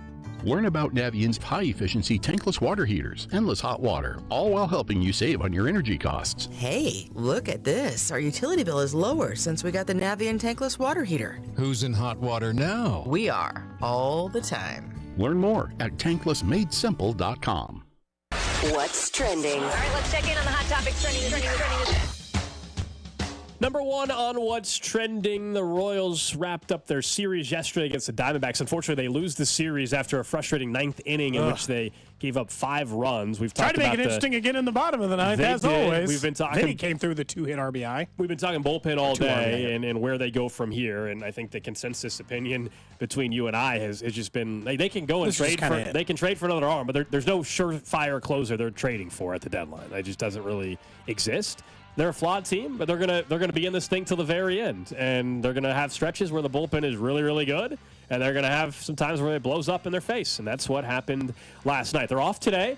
Then a nice series. I think big crowds ahead this weekend. We'll talk more tomorrow about it, but Cubs are in town.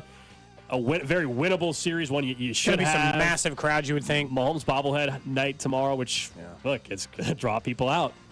We got to get one of those for the Cody and Gold garage. The bobbleheads did really well this year. I am thinking about going tomorrow night, and if I get there early enough, we can swing a little bobblehead. One. Next up on What's Trending, the Dodgers are to sign Jordan Lyles to a minor league deal. That, according to John Heyman. He put it a little more vague than that. He said he's going to sign a minor league deal with them. Obviously, he would probably need a little bit of ramp-up time. He hasn't pitched since April. Obviously, you remember him. He signed a 2-year, $17 million deal with the Royals. Pitched all of last season, a lot of innings for this team, and eventually enough wins to get this show a bottle of Dom. I don't know what's going on. If he immediately comes back here, that would indicate that the Royals, and if he starts pitching immediately for them in the minors, that would indicate what we kind of thought happened there. Jordan Lyles hit a deadline where he's like, hey, put me back on the roster. Royals couldn't figure out a way to do it, and then they just had to cut ties with him, which they got late enough in the season kind of made sense. They were a winning team, but I don't know. The Dodgers find a way to use him. Maybe that's interesting to me. Next up on What's Trending, injury front update for the Chiefs. We learned from Matt Derrick today at Chiefs Digest that Justin Watson reportedly just a couple days of an injury with that foot, so nothing too serious. Great news. Also, Sam McDowell at the Star saying he's hearing Najee Johnson, who left with that knee injury, not serious either. So that puts them in a good spot. We were a little worried about that yesterday. Love that update, that's for sure. Next up on What's Trending, the Denver Broncos and wide receiver Cortland Sutton have received a contract restructure that adds $1.5 million worth of incentives to his deal. in order to get him to show up to Broncos camp. That according to Adam Schefter. He's signed through the 2025 season. He's set to make $13.5 million this year, but now has an additional $1.5 million in bonuses available to him. A little bit like the Chris Jones deal last year. The long-term contract wasn't going to get done, Gold. So you're like, hey, here's a chance to earn a little bit more money if you put some numbers on the board. We'll pay you. We don't really care. But it's not really an extension. He still wants to get paid top of the mark money. Because the Cowboys are going to. See Stephen Jones talk today? He said that they've got a salary crunch because he says Micah Parsons and CeeDee Lamb both feel that they should be the highest paid non-quarterback in the NFL. Well, Dak Prescott like to be the highest paid quarterback in the NFL. It's a problem. They're negotiating against themselves. Yeah. That's the situation Jerry Jones put himself in, because you're exactly right. Each one wants to be the highest paid, but they're negotiating against, they're on the same team. It's a problem. That's why you don't let this happen. That's what's trending, by the way. And here in a little bit, you're going to love to hear some audio from Jerry Jones anyway, because he had his State of the Cowboys address today. That's what they did. Uh-oh. And Was it he interesting? compared himself to Patrick Mahomes. So, oh my God, I gotta hear this. What? Did you hear it? Yeah, Drew's cutting it. I sent him the link. We'll get it. We'll play it. All this while he's in court over some real weird stuff. Paternity test or something. Paternity case. Remember, he's the same attorney as Rashee Rice. Anyway, so that guy's got his hands full. He's a very good attorney. Right? I mean, good attorneys are busy. Good point. But no, we'll play the audio. Yes, Jerry Jones compared himself to Patrick Mahomes. Just let that marinate in your brain for a second. Yeah, whenever that audio is ready, just because I got to hear it now. I mean, yeah, he didn't. I mean, look, look, he did not say he's as athletically gifted. Don't worry, that was not. But he still compared himself to Patrick Mahomes in some way. And I've seen the quote, but I'm waiting for I haven't heard the actual audio. I've seen the quote, and we are going to have the audio in just a second. That's incredible. Also, someone on the text line says, it's the name of a radio host down at Sports Radio 610 in Houston who owes us barbecue. They said, Patrick Creighton says hi. I don't know. Did you guys text them? How did that happen? You guys text them? Is he one of the people who owes us? No, it's not him, but he works at that station now. The station owes us. Yeah, he works at that station now. You guys owe a debt for your fallen brethren. Well, I don't know. I don't know if they're still. I don't remember. Do you remember the names of the host? I don't. I feel really bad, but it's been like 5 or 6 years now. Oh boy. Yeah, I don't. I do not at all. Okay. I think the whole show might be gone. Now, if someone just moved to a different time slot, then that means that guy's still there and still responsible. I'll have to go back and look. When year was that? 2020? It was the first year doing the show. So yeah, 2020. It's been a while. It's 4 years. Wasn't it? It was year one, right? That was year one. So that was it was the comeback. It was the Patrick Mahomes comeback down 21 before they won this. I mean, it was. I mean, yeah. I'd have to go back through. Tell Patrick Creighton he owes a debt. Here's the audio of Jerry Jones comparing himself to Patrick Mahomes today. We are so involved in trying to see where we are with our situations that is a major part of seeing the leaves fall, seeing the time go by, seeing this day and this week, how they go by. And by the way, Alt, I have, in my life, played option quarterback so many times and wait until the last leaf on the tree. And if you want to picture an pure option quarterback going out to the sideline, I have run that ball and kept it and not hand it off to the back, not pitch it back, not throw it. And I have run that thing all the way out to the sideline before I made the decision. Because I couldn't get whatever it took it wasn't right for me to make the decision. And so what our fans, what you're seeing, what we deal with is we're buying time. We're option quarterback, and then we're going on out toward the sideline, and we haven't handed it off. We haven't pitched it. We're trying to make our mind up what to do. Does that sound like Mahomes to you? A little bit? Okay. It do. It really do. What is this? So having said that, I'm just trying to give you a description here. That's what we're doing. And we're waiting for something to happen in the morning. I had not heard the audio. All I know is somebody said Jerry Jones compared himself to Mahomes. He mentioned Mahomes. The whole thing was weird. He was trying to say that they're being patient and waiting to the last minute to sign a deal, but right now to explain where he's at, picture him as the option quarterback, and at the last second, they haven't pitched the ball yet. What a weird way to describe your current contract situation I was gonna say right now. with star players. It do sound like Patrick Mahomes. It do, Jerry. Does that sound like Patrick Mahomes? It do. That was great. Oh, man. Dude. Man, Jerry. We talk about this all the time. Yikes. Bad ownership can absolutely bury your franchise. A little bit. Okay. It do. It do. He almost said it properly, and then he had to switch it. He was like, I don't want to say it does. It do. It do. It really do. It really do. Also, I might actually say I'm that very properly. confused by the analogy. Can I say that? He was talking about running out of bounds. He made it sound like they were waiting too long to make decisions, and that's not Patrick Mahomes. I was like, what are you talking about? That sound like Mahomes to you? Okay. What? I'll just tell you this. I love the fact this is 2 days in a row that people have essentially admitted they hate their circumstance more than the guy that they have. It was Jamar Chase yesterday when he won't say Patrick Mahomes' name. I'm not saying his name, brother. I'm sorry. And then Joe Jerry, Burrow. and then Jerry Jones being like, does that sound like Patrick Mahomes to you? Waiting to the last minute, making the right calls? It do.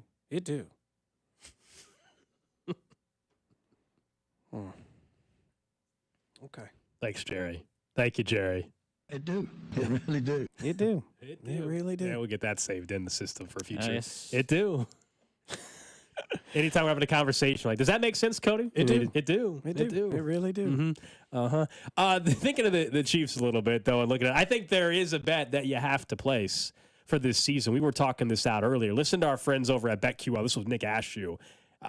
Credit to him for finding this as a possible bet for this upcoming season. That's a deep dive bet. Can I get that one on just like the standard betting sites? Yeah, this is the bet he was talking about. The Chiefs to score a touchdown pass in every single game is 6-1. Really? They did that every single game except against Denver last year. Remember that debacle they had in Denver? Yeah, Mahomes was just not Mahomes at all.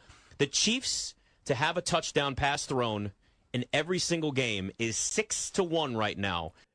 So as he said, they did it in all but the one, the weird Broncos game, in a year in which the offense was down, the wide receiver room was a mess. They still almost cashed that bet. Now, almost doesn't bring it home, but still, we all think things should be better. I know, when you're talking about, think about like a parlay. When you're talking about, you're essentially having to, someone needs to do something 17 consecutive times. There's very few things you can be sure about that. Right. Now, let's look on the downside of this, how it goes wrong.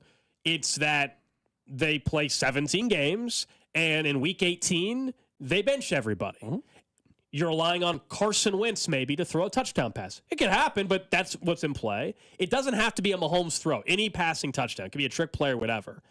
Right? But they have the same to win the Super Bowl, they're 6-1 right now. That's what I thought was most interesting. 6-1 to win the Super Bowl, 6-1 to throw a passing touchdown every game. I would rather bet the passing touchdown every game. Not just because it might cash 6 weeks earlier. Yeah, that too. Like you said, we're going to probably both end up picking the Chiefs to win the Super Bowl again.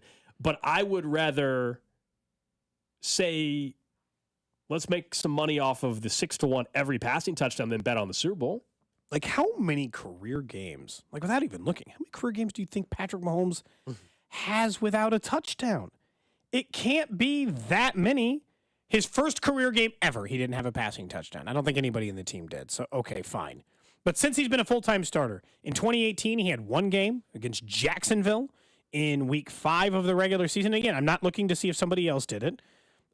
He didn't have one against Detroit, a game in which he was injured, right, on the QB sneak. No, that was a game after. He didn't have one against Detroit in which he finished with 315 yards in 2019. In 2020, he threw a passing touchdown in every single game. And in 2021, he had 2 games in which he did not throw a passing touchdown. And then in 2022, he had 0 games in which he did not do it, and 1 last year that you mentioned in Denver. So he's about a 50-50 shot, if you want to know, for him. That, again, as you mentioned, does not include if they had Kadarius Toney throw the passing touchdown. Just has to be someone. Now, the odds are, if he didn't throw a passing touchdown, nobody did. So, 50-50 shot? I mean, it depends on how you look at it. Do you think but, I like the weapons better. I like the setup better. I like the offense better. I think Patrick Mahomes, and we can talk about this more tomorrow, is in for a big statistical season. And so, if that's the case, and I like that bet. That's a good bet. That's a good find by Nick Ashew. Yeah, 6-1. Not bad when you compare it to the Super Bowl odds that are out there. And there's always, with any bet you make season long, injury comes into play, right? That's just you. Yeah, that's always. Then you got to count on Carson Wentz to get you a touchdown a game at that point. But I don't like it. I mean, I don't hate it. One other one that's part of this is when you look at the bet that furthers this at 16-1, you can do that. They'll have a passing touchdown and a field goal in every game as well. I don't like that one at all. Oh, man. Because then you're rooting for them not to. Then you're hoping that a drive stalls out and Butker's kick. I don't like that one at all. If they have a game where they just boat race their opponent, they just don't kick a field goal. They just don't kick one. Gotta kick a lot of field goals. Andy's kind of conservative in that regard. I don't think it's worth the 10-1, if that makes sense. I don't mind the bet gold. I want better odds if I'm going to do it. I'd rather just stick to the 6-1 and do it that way. Play my bet that way rather than do it there. I added it up, by the way. 7 career games in which he did not throw a passing touchdown. And in looking at the box scores for those games, it looks like 2 of those somebody else did. So there's 5 career games in which a passing touchdown wasn't thrown in a Patrick Mahomes game. And one was his very first start ever. And one was that weirdo game against the Broncos last year. So, yeah, I just have I have a hard time not wanting to take that bet. It just seems a little too obvious, I guess. But maybe we talk about that all the time. I already bet. We talked about it the second that those yardage totals came out for Travis Kelce. I bet Travis Kelce's over immediately upon learning how low it was. And Worthy's 750.5. We all kind of like the under yardage-wise. Now, look, I'm assuming that they make these lines to get bets on both sides, but I think sometimes there's an advantage in knowing a local team a lot better than what like a national bookmaker necessarily would. They're asking to get bets from literally anybody in the country. Everybody else in the country thinks Xavier Worthy, first-round pick for the high-flying Kansas City Chiefs, and Patrick Mahomes. There probably are bets on the over for Xavier Worthy that exist outside this market. You and I have watched the Chiefs play every year, understand where the market inefficiency might be for them. I'm not blind to it, but Patrick, like the Travis Kelce over-under, he's never been below that, except for the 1 year he tore his ACL, his first season in the league. He has literally hit that over every other year he's been in the NFL. Someone says, why not bet both sides? There's not a no bet available on the 6-1. Like, there's some books that offer on certain things a yes or no, two-way market or whatever. I wish. Yeah, no, it's simple. Otherwise, it's a guaranteed win. You guys have seen it on FanDuel on Sundays. It'll be like, will every team kick a field goal? And it's, plus 50, whatever, 12 to 1. Some guy won a bunch of money on that one last year. There's usually not a no option, because they don't want you. Yes. So I wish, obviously, if there was a no option, yes, you would bet 6-1, yes, and whatever and then cover whatever your bet is on the 6-1, and then that way it's a free bet. But it doesn't, unfortunately. There are some bets. They got you figured out. And one book in particular does offer two-way betting, but not on everything, not on the specialty kind of market bets. No. They'll do two-way on let's say there's an anytime touchdown bet. Will Travis Kelce have a touchdown? It might be plus 300, let's say. To not have one, it might be minus 800 or what, what, or just not, they're getting the juice back on either side to make this bet worth it for them. Just so you know, like when you're getting a two-way bet, they're getting it on both ends, essentially, in order to cover they're going to make it prohibitive to be betting both sides of it for the most part. And you're not looking to break even. That's not the whole point of, I'm saying, like, some guy's not in there just to do it. Like, you've got to cash the 3-1 ticket. If you don't, then you've just kind of maybe broke even, and you've got to risk quite a bit in order to do that. So, no, I like the bet a lot. I'm sure we'll get more over and unders as time go on. The one we got hung up on before I left was all of a sudden those receiving props were out, and I was like, whoo, these are not the way I was expecting them to go at all. It do. It really do. It do. It really do. I think the funniest part of that is that he almost said it. He almost said it does, like, properly, and then he corrected himself. You might need to save in the system, the part where he's trying to do it. I think that actually we need one that has the full. I think we need might need both. I think we need both options for future shows. Patrick Mahomes just slowly driving an earworm into the rest of the league that they just can't get him out of their head. And look, I don't blame him. I can't. If I were an NFL team, like a franchise, right? Obviously, the players come and go, so like their feelings towards the players that are in the league change quite a bit. For a matter of, there's so many players in the league that just didn't even play with Tom Brady or barely played with Tom Brady. Played with him when he won the one Super Bowl, but not when he was, dominating the entire league.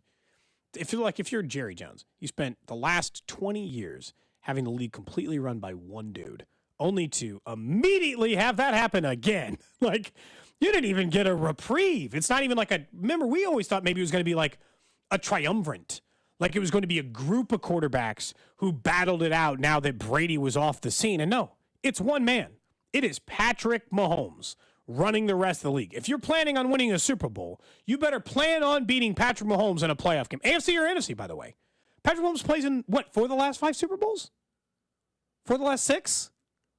Like, including the one he's lost? I mean, he plays in 2/3 of every Super Bowl game. If you were planning on winning the Super Bowl, you better figure out a way to beat Patrick Mahomes in a football game, or you are not likely to do it. Or your odds of doing it are so significantly, like, you get the one lucky year when it was Rams, Bengals in the Super Bowl. And if you're the Rams, you can take the win. Really do. That year was really crazy, though, but I think because the way the playoffs went, Rams shouldn't have been the team. Neither of those teams, I don't think, were the better team. In general, the way that it went, it was one of the craziest part about it, too, is that the Chiefs, if the Chiefs score a point to end the first half, they didn't even have to score a touchdown. If they kicked a field goal, I think the game was over. Mm-hmm. They're up 3 touchdowns instead of 18 points, and if they get it, it's definitely over. So like that's always that's the most difficult thing when you're making those like hairline decisions. And it's why teams say you should go for 2 when you're up 7 or when you're up 6. It's actually, what is it? Not 7, whatever it is. Instead of kicking the extra point, it's actually you would have 2 chances to get the 2-point conversion is the thought process. Yeah. There's math behind it. I mean, I understand the logic behind it. Shout out to Eli Apple. Sometimes you got to just like take the shots that you make it. Someone says Cody needs to play that clip for his media class. Teach him how to do press conference stuff. First day of class. I did fake, the time I taught before at Apple, I did fake press conferences. You could have Deshaun Foster from UCLA going 1 minute in his opening presser. Deshaun Foster, the actually former Carolina running back? Maybe. He was the one of the odds is just a different Deshaun Foster. I think he was the running backs coach at UCLA. Deshaun Foster. He's the head coach now at UCLA. Went 1 minute, not even a minute. Well, into his don't ask him a question. If you don't ask him, that's on you. Like the media's job is to continue to ask questions. Well, if you don't, they asked him questions, but normally, so Coach Drinkwitz, Coach Kleiman, Coach Leipold all went 10 plus minutes giving their spiel about the program, the team, where they're at, yada yada yada. Deshaun Foster gave maybe 30 seconds, and it wasn't anything besides, if you don't know UCLA, we have a lot of championships. I'm just really excited for this season to start. And then there was like 15 seconds of nothing, and they said, yeah, I'm just ready for the season to start. And it ended up being like 10 total minutes, but completely the opposite of what Coach Drinkwitz and the rest of the and what Jerry Jones did with that answer. That was Jerry Jones talked longer. I'm not even sure what. Oh well, Jerry, this is his State of the Cowboys. Like seriously, that's what they call it. The State of it. It's like, and he does this whole long. Of course, press it's called conference. that. Long press conference. Someone will have to remind me because like I saw that Harbaugh hype video for the Chargers. Did the Chiefs do that when they hired Andy Reid? Was there like a big hype video thing? I was gonna dunk on him, but then I realized maybe the Chiefs did the same thing with Andy Reid, so maybe I should just let it go. Harbaugh's another one that'll give you some interesting, other than the 2-day. What was the one? He had one yesterday that was ridiculous. What was it? He said that it was like being born out of the womb. Oh yeah, he said training camp is like being born again. It's some weird. I need to fade Brandy out real quick so I can just play it. It's not just another day. It's 2-day. 2-day. We'll see you tomorrow. We will see you tomorrow in St. Joe. And looking forward to that. We'll have a Chiefs player join us exclusively on set. First padded practice. So hope to see you guys up in St. Joe. We'll talk to you tomorrow. C-Dot and Rob coming up.